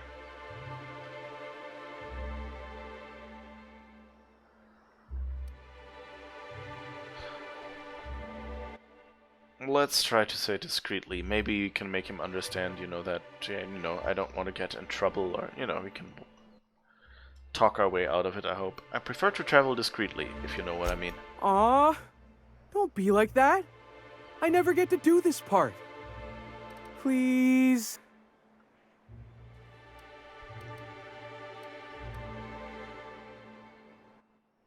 Okay, let's do this because he knows that we belong to the ship and our ID card says Alex Hawthorne, Captain of the Unreliable. I go by Alex Hawthorne. Swell. There's one for the logs. I'm even gonna give you your own entry code. I'm not supposed to do that. It's against procedure, but Mr. Sanjar isn't so strict about the rules here. Besides, I got a lot of empty entries to fill. Entry code? What does that mean? Like, I know what an entry code is, but I wonder what the significance in this context is. Like, what does it give us entry to? Does it just mean we can from now on always go in or something, and usually strangers shouldn't, or what? Is Stellar Bay really that? No, you're not what I expected to find on Monarch. We expected monsters, right? Oh, that'll just make Mr. Sanjar's day if you tell him. The board makes up lots of nasty stories about raptidons and cannibals and whatnot. But that's all outside our walls. Mostly. Are you saying the board's been lying about this place? Oh, sure. They make Stellar Bay sound like a rotten place, but it's not so bad. Get a good breeze going, and the sulfur smell mostly covers up the fishy smell. Anyway, Mr. Sanjar's got lots to say on that subject. Kinda goes over my head, though. Is Stellar Bay really that isolated? We don't get ship traffic in town. Only off-worlders who do make it out here are Sublight. They got a base in Fallbrook. And thank the stars for them, or we would have run out of Rizzo's Purple Berry Crunch years ago. Well, he got his priorities right, I guess. I'm gonna have a look around town. Mr. Sandra will be mighty pleased to meet you. If you see him over at headquarters, maybe you could tell him I did a bang-up job of welcoming you? Oh, and if you're headed that way, maybe you could do me a favor?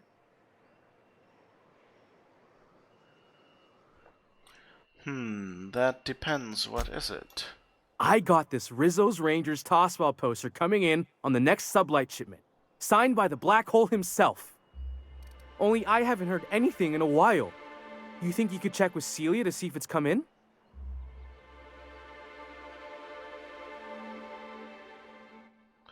Do I want to learn about the... I guess I have to. Who's the Black Hole? That's Bertie Holcomb. Only one of the greatest tossball hackers ever. I wonder if he's kin. Dad had family that worked for Rizzo's. I never got to meet them. Everyone's heard of him, even on Monarch. We still get some of the games. You been living in a sulfur pit or something? Okay. Ha! So I was right there. Yeah, it was her name, and maybe there's a relation if she points it out. Interesting.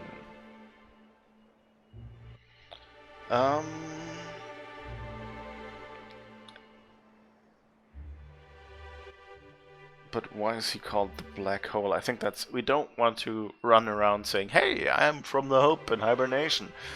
And we don't really want to be uninterested, especially when Parvati seems to be interested. Because it might get her some information. And, we want to help our friends, so... But why is he called the Black Hole?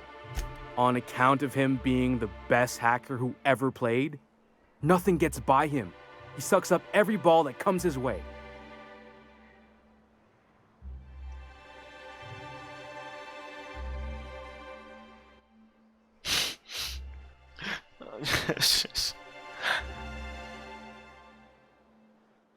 Maybe word that differently. Well, Holcomb's had a lot of nicknames over his career. Used to be the Tallywhacker on account of what he'd do to the score. Before that, he was the slick stick, because his shots were always so smooth. You're making this up. I swear I'm not. At the start of his career, people called him the hack boss, but no one thought that was very catchy. This poster sounds pretty valuable. I couldn't really say, I'm just a fan of the game. But the fancy collector types say the more people see these things, the less valuable they are. And I figure my poster's been passed around by more than a few people by now.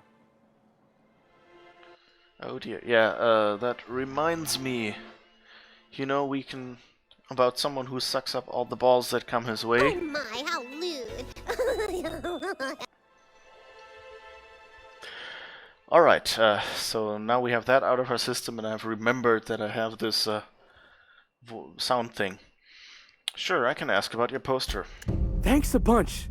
Celia works for Mr. Sanjar in the MSI building next to the bar. She's always there, so you can't miss her.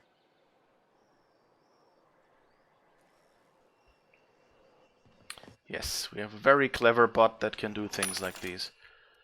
Let's see, is there anything we want to sell right now?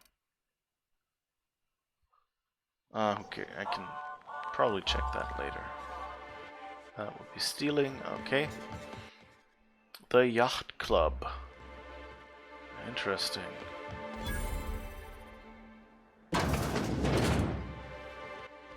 Ah, okay, that's Nyoka according to her nameplate.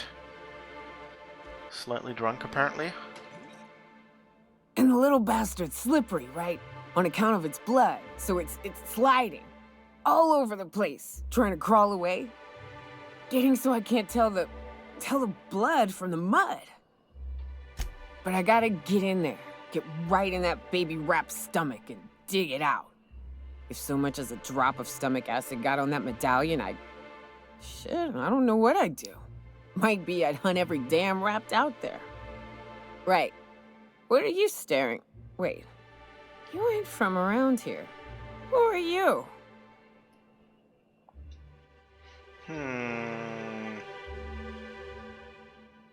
Are we polite? Are you always this drunk? No, don't piss off the locals, I guess. I'm Jeanette Peck. Charmer. Don't get a lot of that around here.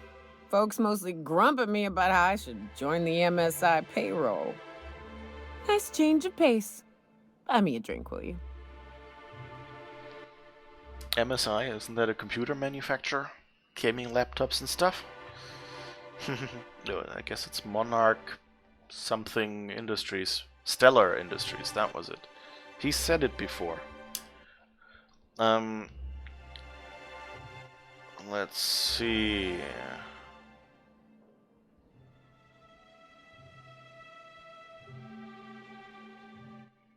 Yeah, maybe let's not get her more drunk. I'll stay and chat, but you look like you've had enough. Another in a long line of damn fools trying to cut me off. I'll buy my own poison then. Told you. What are you doing in Stellar Bay, stranger? I want to say vacation, but I guess we want to get this mission going. Oh, let's try what happens. Vacation. Oof. Some hell you've chosen. You must really love fish. Allergic, actually. That is a fucking shame. Listen, I'm told you can help me find an information broker. Ah, damn it. Wrong button. The Charmer. Welcome back. Drink, chat, or business? All of the above? I've been told that you know where to find the information broker. Well. Let's get down to brass nuts then, shall we? Wait, that ain't it. Brass rats? Let's talk business. I'm headed back out there after I sober up. You want a guide sooner than that? You have to get me something to clear my head.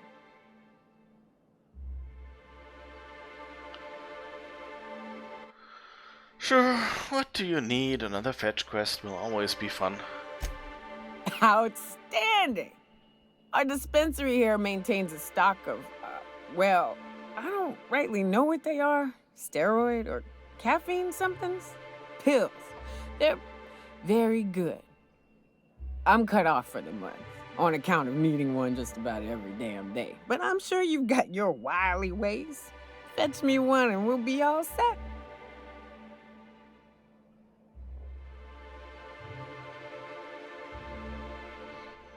I guess we're smart. You mean caffeinoid? That stuff's just a stimulant. Well, they work.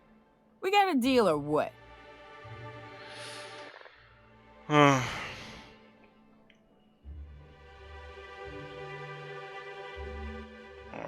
I'll be back.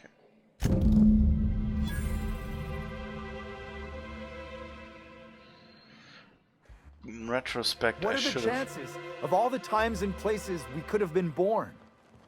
Yeah. We're here, light years from Earth, going about our lives. Every time the punch clock peals, a worker earns his meals. What are you talking about? Sorry, I thought you were quoting It's a Wonderful Directorate. That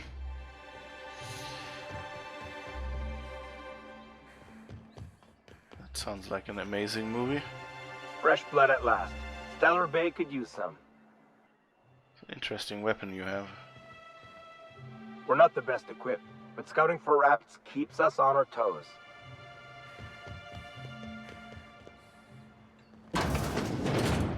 What's this? If you want to talk to the boss, she's in the back of the warehouse. Is that here or here?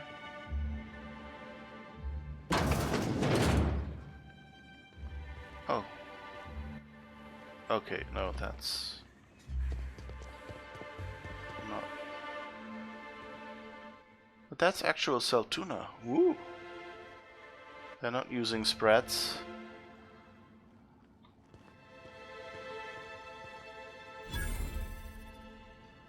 Are you the boss? Look, you can tell Catherine the new shipment will be ready when it's ready, all right? She's welcome to come up here and pack boxes herself if she's in such a hurry.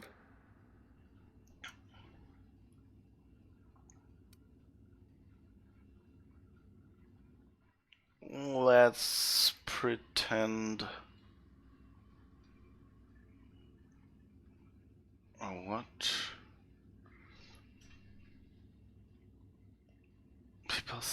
What did Lilia say? She said something. Are these bucketheads people with helmets or androids? Or cyborgs? No, I think they're just armored guards. Like, I can get armor like that. Like, it's probably in a box in that cupboard that I put all the stuff in the spaceship.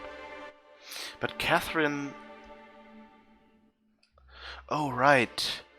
So Catherine is probably the boss that he mentioned that would be the back. Some sort of leader of Monarch or whatever. Because doing deals with Lilia and Sublight. That's why they're on good terms, because Lilia mentioned something about a Catherine, I think. But let's just pretend we don't know anything. What are you talking about, Catherine? Sorry. Seems I got my cables crossed. Thought you were another shakedown tough from Fallbrook. Hope you can forgive my temper. This job has been running me ragged lately. First, my autoloader foreman stages a walkout, and now my chief pescatological health manager is missing. Your chief what? Braxton. He's in charge of getting the fish fat, but also making sure they don't get too many tumors. He's a real wizard with pharmaceuticals, but he has creative notions of working hours. Comes with living in a free colony, I guess. Pescatorial health manager. Yeah, pescatorial is fishy.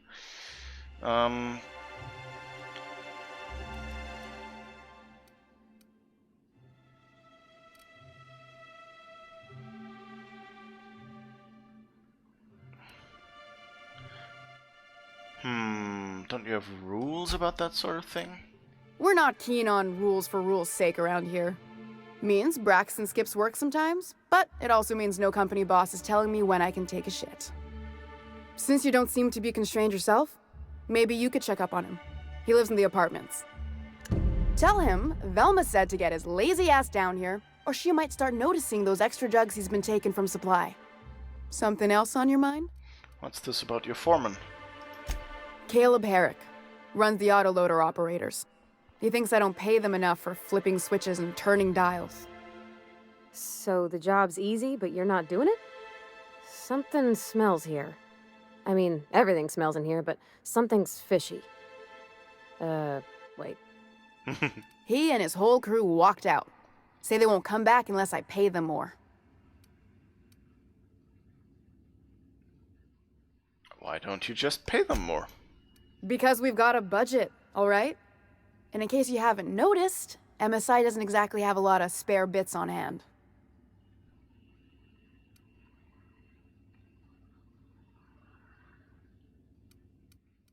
Surely you can make them come back? Not on Monarch.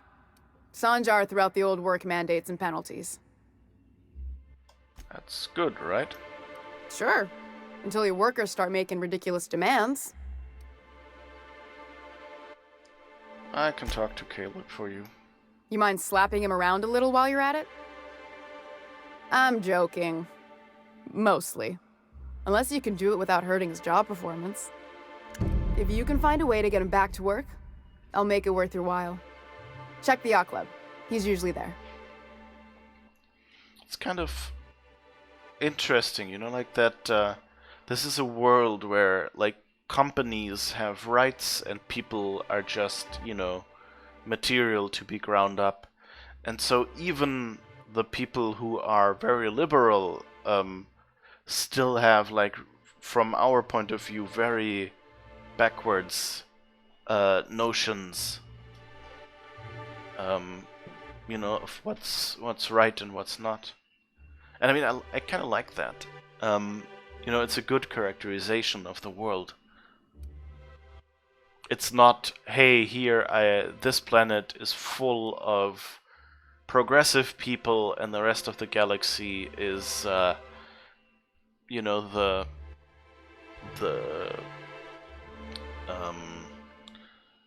you know, the corporate pigs. But rather it's just like they're clawing their way back slowly, and it's even the good guys, or at least the guys that seem to be more according to our view, are kind of use the same metaphors and the same kind of outlook on life even. It's just that, hey, yeah, we're a bit more liberal about our work hours. And I guess in some way, you know, like usually here, if you don't do your work or something, you get fired. And then they hire somebody else who can do the work, I guess. I guess, you know, they probably don't have many people here, so can't hire someone else, I don't know. You said Braxton had been stealing drugs? Stealing's such a nasty word. Let's call it skimming. And yeah, let's just say I've noticed the stereobiotics we use for the fish would get used a little faster on Braxton's shifts. Awfully nice of you not to say anything. We're not like those corporate towns where you get fined for sleeping on the wrong side of the bed. Besides, the Spacer's Choice stuff we use is cheap enough. And Braxton knows how to get the Saltuna, fat and mostly tumor-free.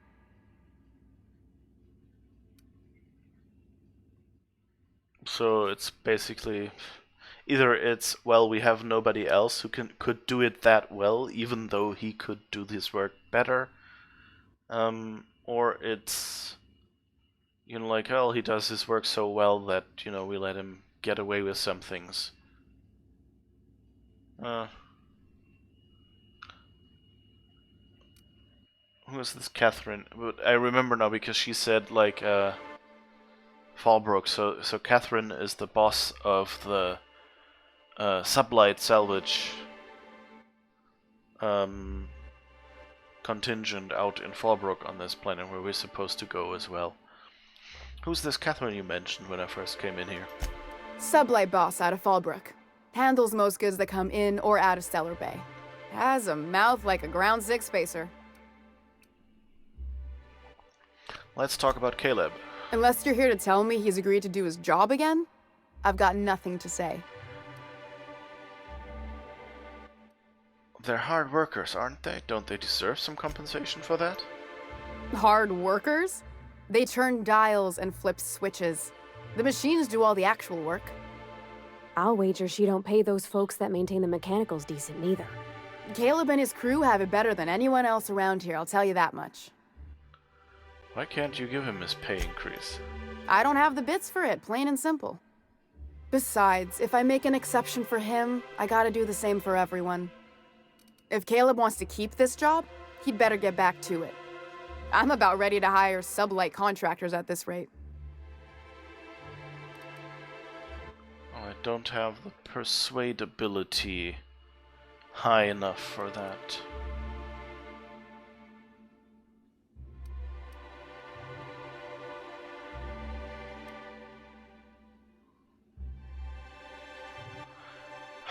Someone's going to notice your shortfalls before long. You're going to be held responsible.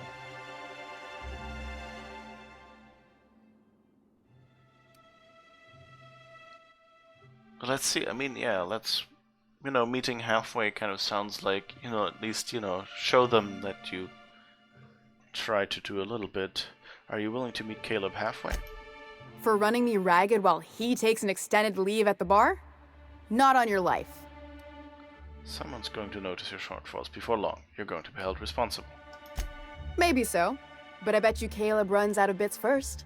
Then he'll have to come back. He says he's got a stash to tide his crew over. Could be he's all talk, but if the money's real, I bet you he keeps it at home. Near the diner. You'd steal from your own people? That's low, ma'am. That's business. Someone's got to keep the lights on. Let's talk about something else. Fine by me. I'll talk to you later. Not sure I want to do that.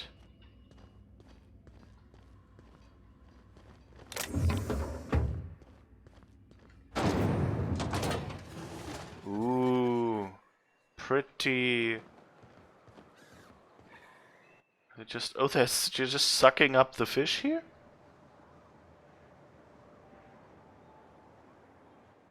What kind of weird machine is that?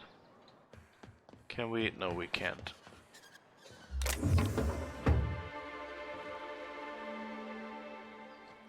I wish we could. What does the map say? Can we go there? Nope. Okay, this is the end of the map. So this is one of those spots. You see, like, the playable level is this area. But they built, like, this whole bigger thing. And, like, the buildings back there don't even necessarily have to be 3D models. They could just be painted on the skybox. Oh, I think even...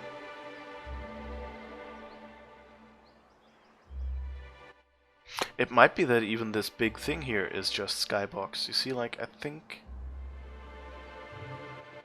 I don't know, it could be that the skybox starts about there, Seems a little fuzzier back there. So, I guess that's it. Oh. Ooh. There's a secret passage. Bloody note. Space Crime Continuum. Retrieve the missing passcode. Oh, I guess we did something we were supposed to do later. Transition to Stellar Bay Ruins.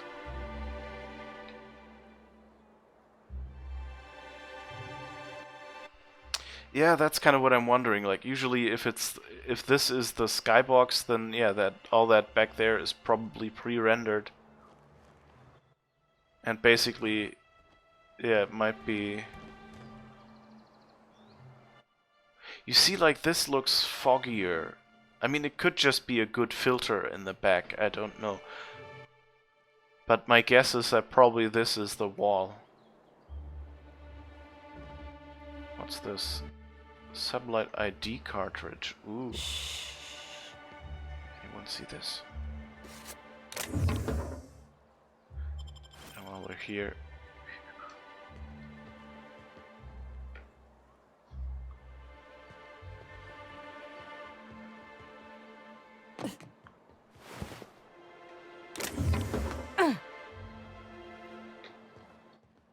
Okay, so we might be able to sneak into some sublight area. I don't think we have to steal everything.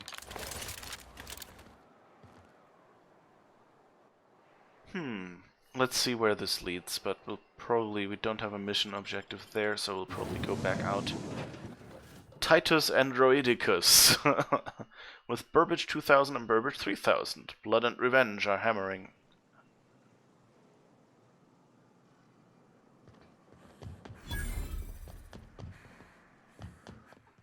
Okay. That just leads outside. Basically. And there's a bridge here, so where are we? Here. Stanler Bay, unreliable. Okay, so we landed here, and that just took us out of the town here. There's another exit over there. But I think there's something else we're supposed to... Oh yeah, we were supposed to get Neota's pills, so let's go back in. It gives you a Truman Show vibe to think about it. Yeah, yeah. That's basically what all games do. Please, I need your help. I can pay. The magic words.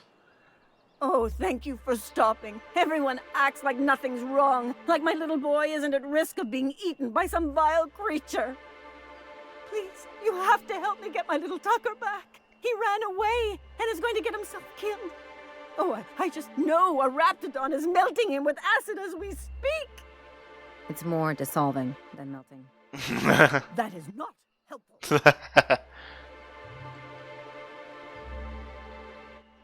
Your child is missing? Where did you last see him? Oh, I just knew you were a good person. Agnes, I said, this is the woman to save your little Tucky. And I was right. He ran out into the wilderness a few days ago. I warned him about the raptidons, mantisaurs, and marauders, the toxic sulfur pools, and poisonous plants, but he didn't listen. Oh, law, Captain. A youngster won't last long in a place like this. Please, can't we help? Please, won't you go and find my boy? Why would Tucker run away? He's been pining for an adventure. Says he's tired of living cooped up behind the walls. But he doesn't understand how dangerous it is out there. I warned him. A raptidon would snap him up first chance it got. I just know one's ripped his arm off and is gnawing on his sweet little fingers. He should have listened to his mama. I promised I'd keep him safe here with me. Where would he have gone? He's been listening to those awful broadcasts that the iconoclasts put out. I begged Sanjar to put a stop to them, but did he? No! And now I just know my boy's run off to Amber Heights. That is, if a mantiqueen hasn't spooled out and eaten his entrails for breakfast already. Where is Amber Heights? That old settlement, southwest of Stellar Bay. I don't know which is worse, the thought of my son shacking up with the nutty iconoclasts, or that he never made it. Sprats could be nesting in his rotting body alongside the road as we speak. She really... Or maybe marauders got him, pulled all his teeth out, crushed him into their drugs and made him snort them. Oh, the things that could happen to my sweet baby. She has a very vivid imagination. Did you say there was a reward involved with this request? Well, I guess I can't ask you to leave the town walls for free. It is deathly dangerous out there. Yes, it is. I've got some bits saved up for a rainy day. I'll give you every last one if you just bring my Tucker back to me. I won't even be mad at him running off. You tell him I won't be mad. I'll help you. Thank you. Oh, I know he'll be safe now that someone's able to fetch him home. You look for him in Amber Heights, you hear? It's down the road southwest of town. I'm sure he made it that far. I just know it. And if you find any of them iconoclasts indoctrinating my boy, you punch them in the mouths. Tell them what I think of them luring little boys away from their mamas. It's immoral. All right. I guess you're happy. Rap Musk and Canadize, right here.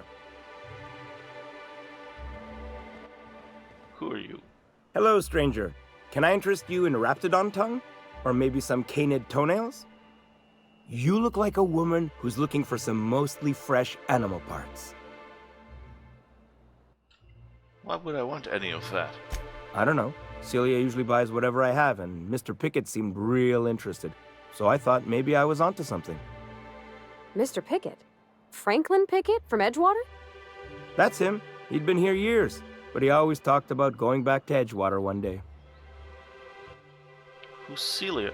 Oh, wait. Parvati, you know who he's talking about? Sure. Mr. Pickett used to run the community center outside Edgewater. He had this grand idea to make it a museum for halcyon life. As my dad told it, Mr. Pickett was always going on about getting a mantiqueen for the last display. He left the Vale, gosh, years ago. He came to Stellar Bay years ago, just before the board cut us off. Ended up stuck here. He was always real interested in our monsters. Mantiqueens, especially. Okay, that's the community center. We've been in there, like, tried to, like we saw the display that it was supposed to be in and things like that. It's been overrun and, like, dilapidated by now. They were all, like we found notes saying, that fascination with the Mantiqueen and things like that. It's not good, things like that. Have you seen a Mantiqueen? Sure, they're real big. Hard to miss them. Where have you seen a Mantiqueen? Well, I could send you to the same place I sent Mr. Pickett, but I haven't seen him in a few weeks. To tell true, I'm starting to get a bit worried about him. Captain, can we look for him? I'd feel awful if somebody from home was in trouble and we didn't do nothing. Tell you what, I'll tell you where I sent Mr. Pickett if you promise to look for him. Help him out if he's got himself in trouble. Fair deal? If he's a friend of Parvati's, I suppose I ought to. Thanks, Captain. All right then. Leave town through the southern gate, the one right here, and head past the abandoned ruins. Last Mantiqueen I saw was in the wilds out that-a-ways. Could be Mr. Pickett still out there, too. Okay.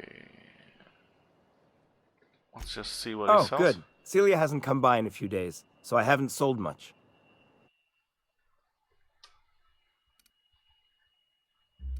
Cystipig, Manti Carapace. Carapace. We could sell stuff to you, I guess. Well, we could sell our junk at least.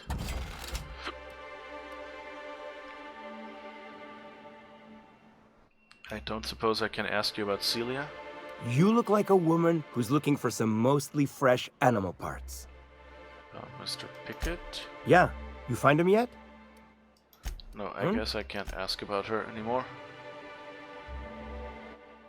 I hope we'll find out who Celia was. Why is it always one or the other?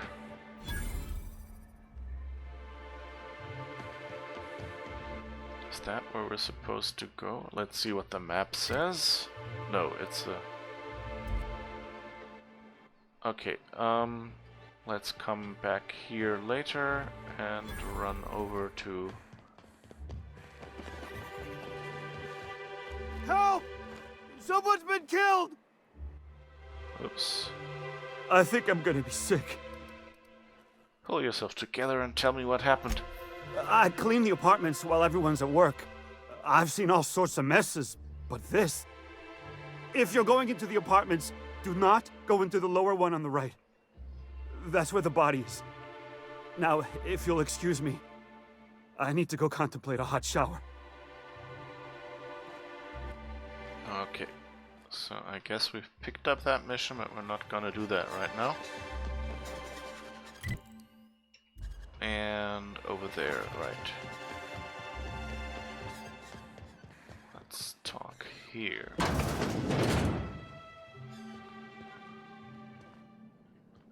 Hello, dearie. Why, I don't believe I've seen you before. And with sweet cheeks like those, I'd remember. Quite the bedside manner, lady. Well, it's so rare I get the pleasure of new company. What can Auntie Abigail do for you?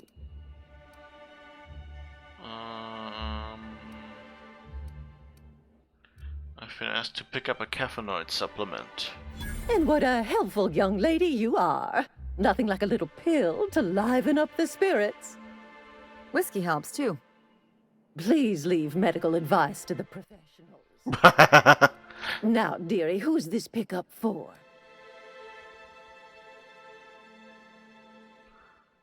Actually, the pills are for me. I'm so sorry, but with the iconoclasts and the marauder filth chasing away what little trade we get, I'm afraid I have to reserve my supply for Stellar Bay residents. Our reserves have gotten so low, I've even had to start locking the supply room upstairs. Isn't it a shame what some people will do to get a little extra? You don't give 5-finger discounts? Oh, that's just awful. Isn't it just? I'd make an exception for you if I could, my little cherub. Is there anyone else needing a special pickup from Auntie Abigail?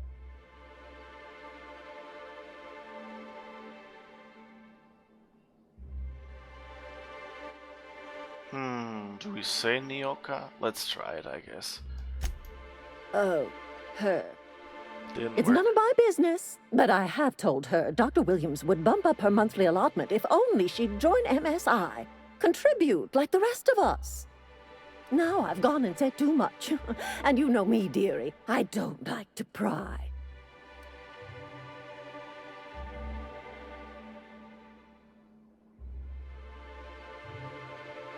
There must be some way I can increase... No, I don't really want to increase her allotment.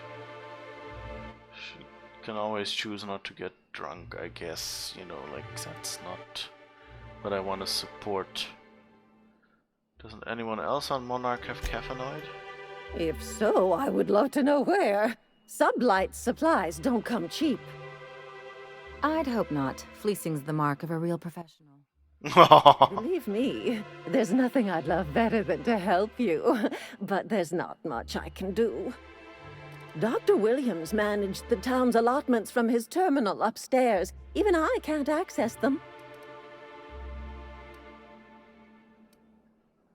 I thought you were in charge around her, Auntie. You sure ought to be. Oh, you flatter an old woman.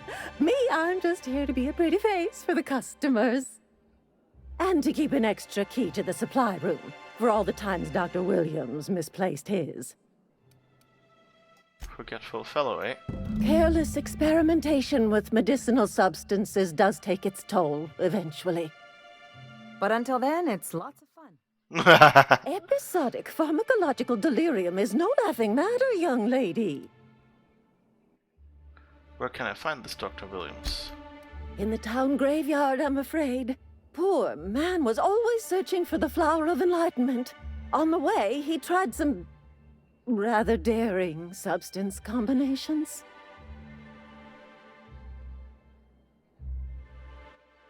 Wait. So she tells me Williams is the only guy who can prescribe stuff like that? And then she tells me, well, he's dead. And she has the extra key.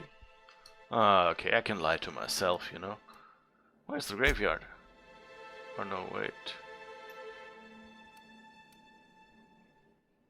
Now let's ask, where's the graveyard? The graveyard's near the southern ruins. You're certainly welcome to pay our respects, but the bodies tend to attract beasties. Do be careful. I'd hate for anything to happen to you, dearie. I guess I'll have to figure this out on my own. Chin up, dearie.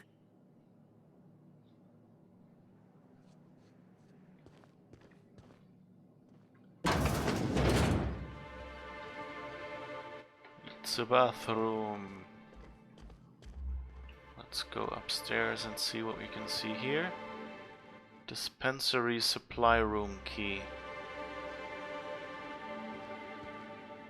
Open. Some stuff I want to investigate. Oh, what's this? Use terminal. Restricted to authorized medical engineers. Will warrant action from your site safety engineer. Employee login. Please enter your assigned login credentials. If you've forgotten your assigned login credentials, please report to your supervisor for reassignment. I hope they assign the login credentials and not you. Hack 50. Login Williams. Yeah. Patient records. Please enter the name of the patient whose records you want to view. Nyoka. Caffeinoid allotment standard. Medical engineer notes. Liver damage likely the result of prolonged alcoholism. Attitude problems likely the result of prolonged alcoholism. Frequent social withdrawal likely the result of prolonged alcoholism. Okay, so we could increase her allotment here.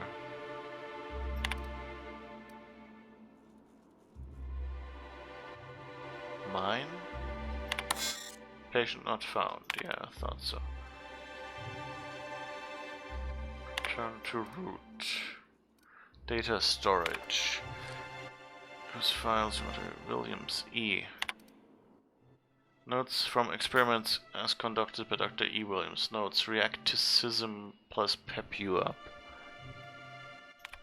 I had hypothesized that this combination might awaken my mind and senses to greater realities about us. If that is true, then it seems my faculties were quite overwhelmed in this instance. Shortly after the dosage, I experienced cold sweats, tremors, and mild paranoia. It is perhaps due to these latter effects that most of my notes from the episode are of little use. Nevertheless, the effects were most invigorating. I will have to attempt a milder dosage once heart palpitations subside. Bushberry extract and debilirol. After my previous experiments, I theorized that deadening the external senses might allow the mind's eye to glimpse the eternal. Alas, I was only partially successful. The combination of substances quickly rendered me both blind and feeble, so much that I soon fell into a stupor. I awoke some hours later in a pile of my own sick and a most curious craving for tilleritos. Costolorine triple dosage. File empty. Return to root. Edwards A.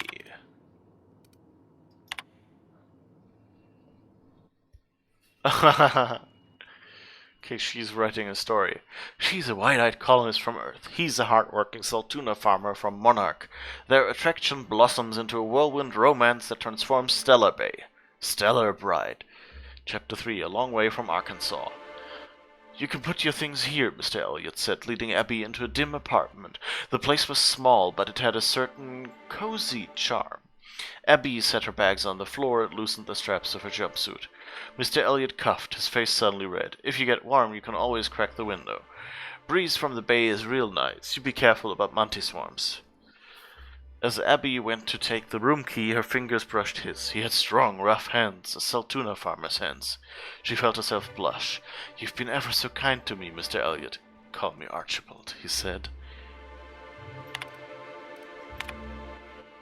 The Passion Broker. A renegade iconoclast driven by his ideals finds love in the arms of a mysterious man with a tortuous past. Will he follow his head or his heart? Chapter 2. Tall, dark, and handsome. Come on up, said the voice on the comm. It was dangerous and smooth in a way that reminded Broderick of iceberg-aged whiskey. The door slid open with a whisper of perfumed air. The hair rose along the nape of his neck, and he proceeded up the stairs. The broker sat with his back to a top-of-the-line, mostly charcoal personal heater, slender fingers tented.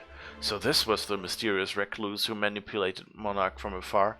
Broderick could feel the warmth of the heater from across the room, but it was the look in the broker's eyes that had him feeling feverish. The broker produced a pair of glasses and a bottle of something that looked expensive. He poured it off and held one of the glasses out to Broderick. Oops. Williams. Data storage. Edwards A. I think we didn't read the third one yet, did we?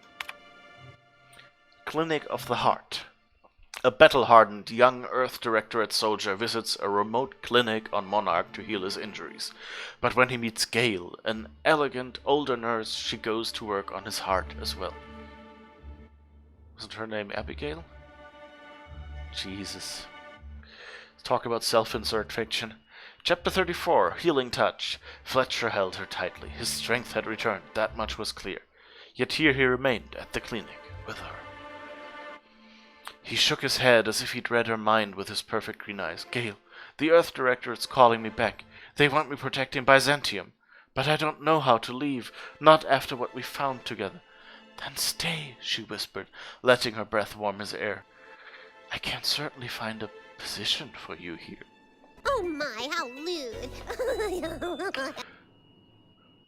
Oh, laws, he moaned, pulling her closer. She pressed a finger to his lips. Shh, the only law here is love.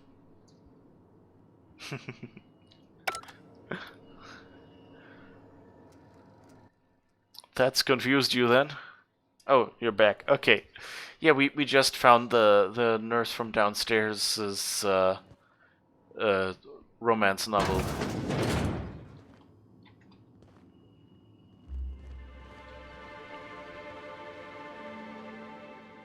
Keep him quiet, Cap.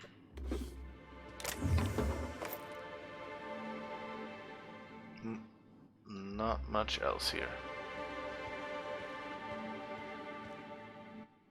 So we could just hack it, I guess. Then we don't need the dispensary supply room key, and we don't need to search Dr. Williams' body. On the other hand, I would like to know what happened to him. So let's see.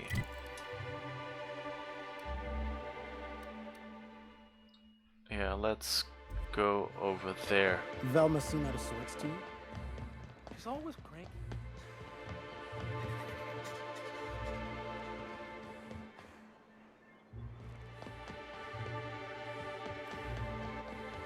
Okay, that was all I guess that they had a conversation. They just said that the lady we talked to was a bit wound up right now. You take real good care of your pistol, Dr. Fenhill. I oughta. It's kept me alive this long. I mean, you treat it nice. Makes me happy to see, because I feel the same way about my wrench. Look, it's a tool that does a job. Feelings got nothing to do with it. Aww. And here they say love is like a loaded gun. Oh, what was it? That's hearing oh my how lewd. Forgot we had the same sound clip. Yeah. It's a good one. I totally understand that you picked it as well.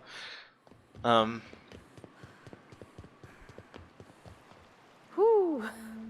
Smells like those old Sundays when we'd unload sell tuna shipments at the cannery. Am I the only one getting hungry? Okay, so I guess oh yeah. There's some angry beasties, as she called them. Let's see if we can circumvent them and get to the graveyard.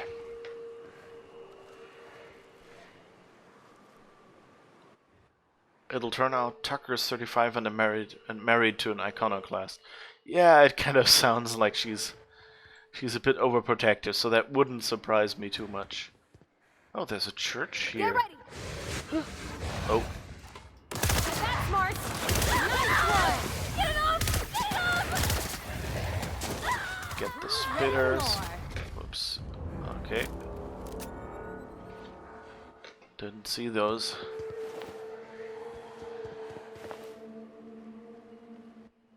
Thought we'd gotten around with the ones in the back and then it's fine. But it's nice because this game is so colorful, you know, the animals can be colorful as well. Getting late and not had dinner, be right back. Okay. Yeah, ooh, you're right, it's getting late.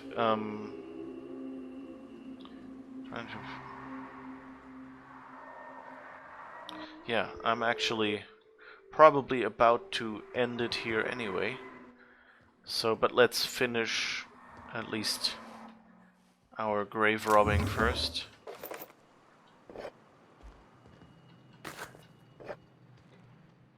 Grab whatever we can get here while we're at it, because hey.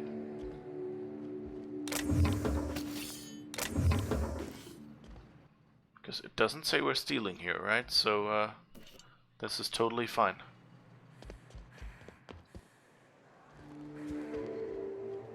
That's the church, and behind there, oh, the Raptidon. On the road. On the road again. Do, do, do, do, do.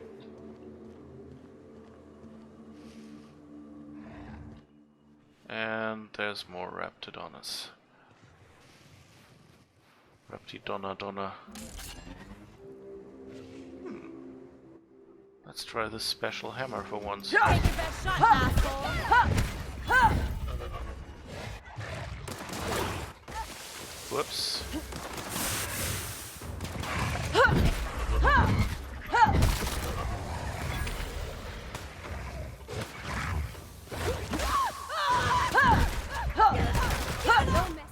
Alright. I thought you could take care of that one while I take the other one, but no. Oh, there's Dr. Williams. Dispensary supply room key. Bit cartridge, light ammo.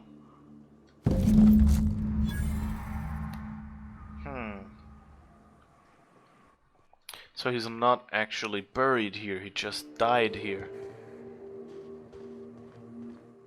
Interesting. That's a nice mausoleum though. Seems kind of uncharacteristic.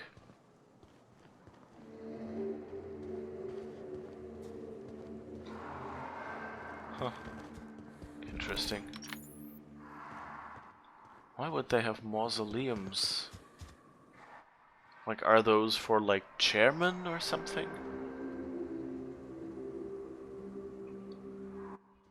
Although I guess, you know, Monarch is less corporate, so maybe they, you know, it's just for the richer people here. Seems kind of a weird choice. Also that they're kind of gothic stylistically. More Raptidons over there. Olympus Lover's Point. What the heck? Only gets fuzzier the closer you get. MSR presents.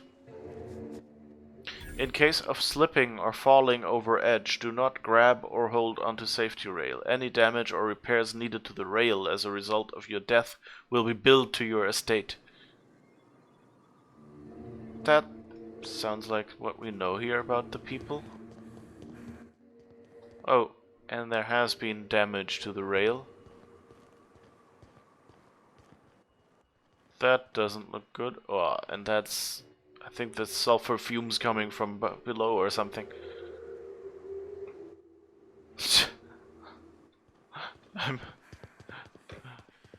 It's interesting.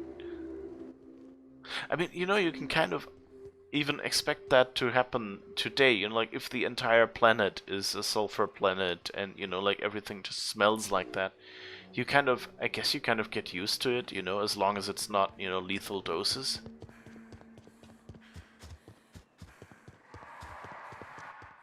And so, I'm not too surprised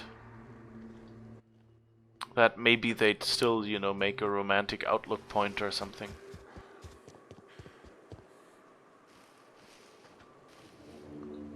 Okay, that's where we Feels came like from. the old bits outside of Edgewater. Used up, unneeded, left to settle into ruin. Think they left anything good behind?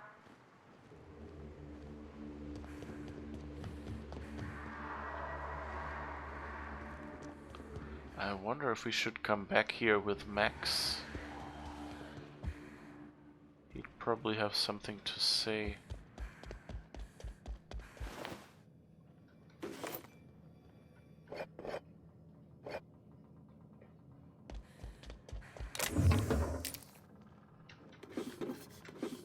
It's nice that they're leaving lockpicks here. Just lying around in a church. Aw, look. Pick up a nice hat.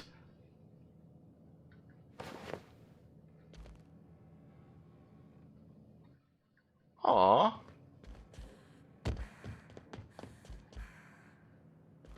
Oh, some people are apparently sleeping here.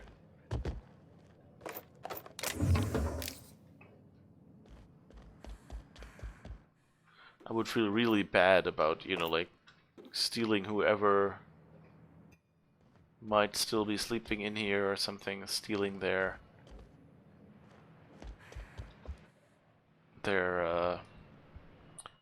stuff. But on the other hand, in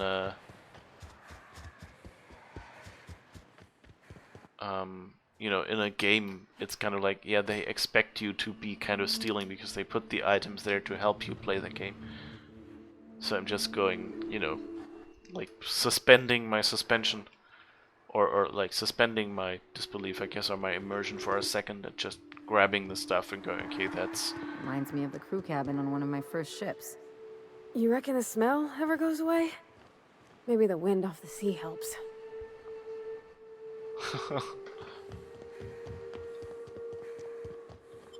Okay, so let's do that, grab this, and so the pharmacist knew he was dead here and didn't bury him? Well, she, you know, she said, oh, there's like raptidons out there and things. You know, and You sure have seen a lot of the colony, huh, Dr. Fenhill? Ellie. And sure, but most of it looks the same from inside a ship. Sorry, Dr. Ellie. Still, though, don't you find it thrilling? Being in space? Look, it's just Ellie. She doesn't really have the romantic outlook. But anyway, so yeah, I think it's I mean, the pharmacist, like, she started like not mentioning that he was dead when she said, oh, only Dr. Williams can get at that. And I just have the spare key. And then she admitted, yeah, he's dead. You will have no luck finding him.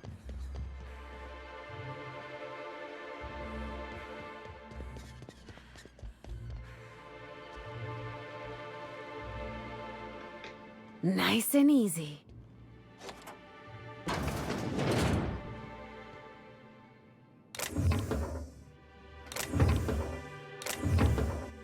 Focusitol, I think. That's it, but let's just get everything, I guess. Ah, here's a cache. So that's the cannabinoid, I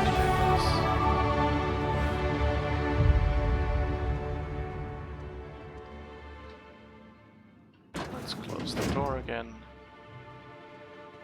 Let's just walk out as if it's normal that you go upstairs in some place and doop-de-doo. We don't get many outsiders. Alright. Smells like rat. So, let's just wrap up. Give that to Nyoka. See if we can get her to lead us somewhere, and then next time we can get to wherever she leads us. And hopefully meet our contact. And continue with this. Ah, the Charmer! Welcome back. Drink, chat, or business? All of the above? I've got your magic pills. These things are dangerous, you know? Says someone who's never had any fun. Exactly. See? I'm glad someone on your crew's got some sensible. Got her head on straight. Whew, that hits the spot. Right in the, oh, no, there it is. There it is. Yes. We're in business. Let's go. That was fast. I gotta see about stocking some on the ship. You be careful. The first one's free. After that, they'll offer you gainful employment. Glad to have Great. you. Where to? Let's find the information broker. Oh, Hiram? I ain't checked in on that man in an age. He's running the giant radio tower we lovingly call Devil's Peak. We'll be going south and west, mostly along the road till we're past Fallbrook. Out there, there's a western slope that'll lead us through some fun. You like hunting, right? That's fun. If you're more of a spelunker, Rotting River will take you into the mountain caverns. We can discuss options when we get closer. That said, 3's already a crowd. I don't mind waiting somewhere until you got a spot open. Okay, so we have to take her as a companion. Or we can, I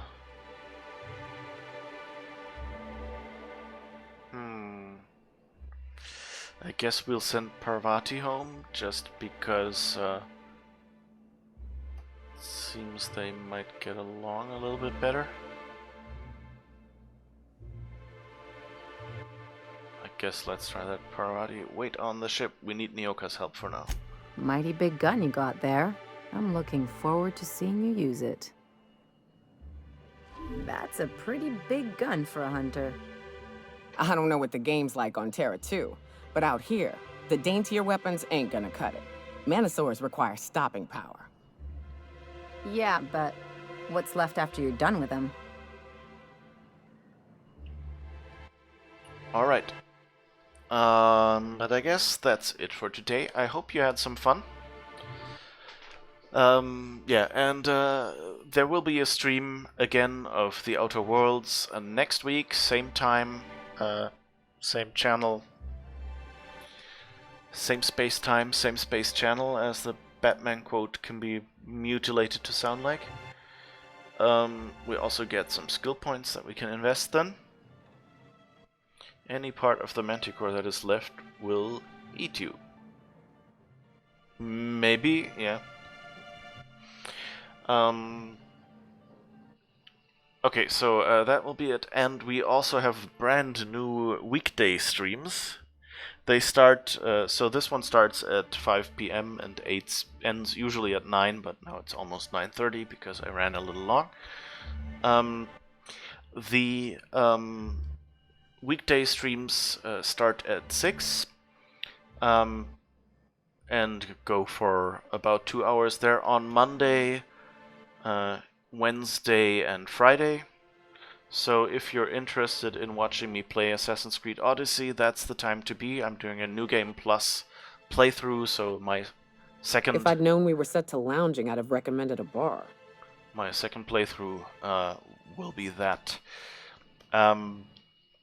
So if you have time, see you next Monday. Otherwise, see you next weekend, I guess. I hope you'll be enjoying it. Bye-bye.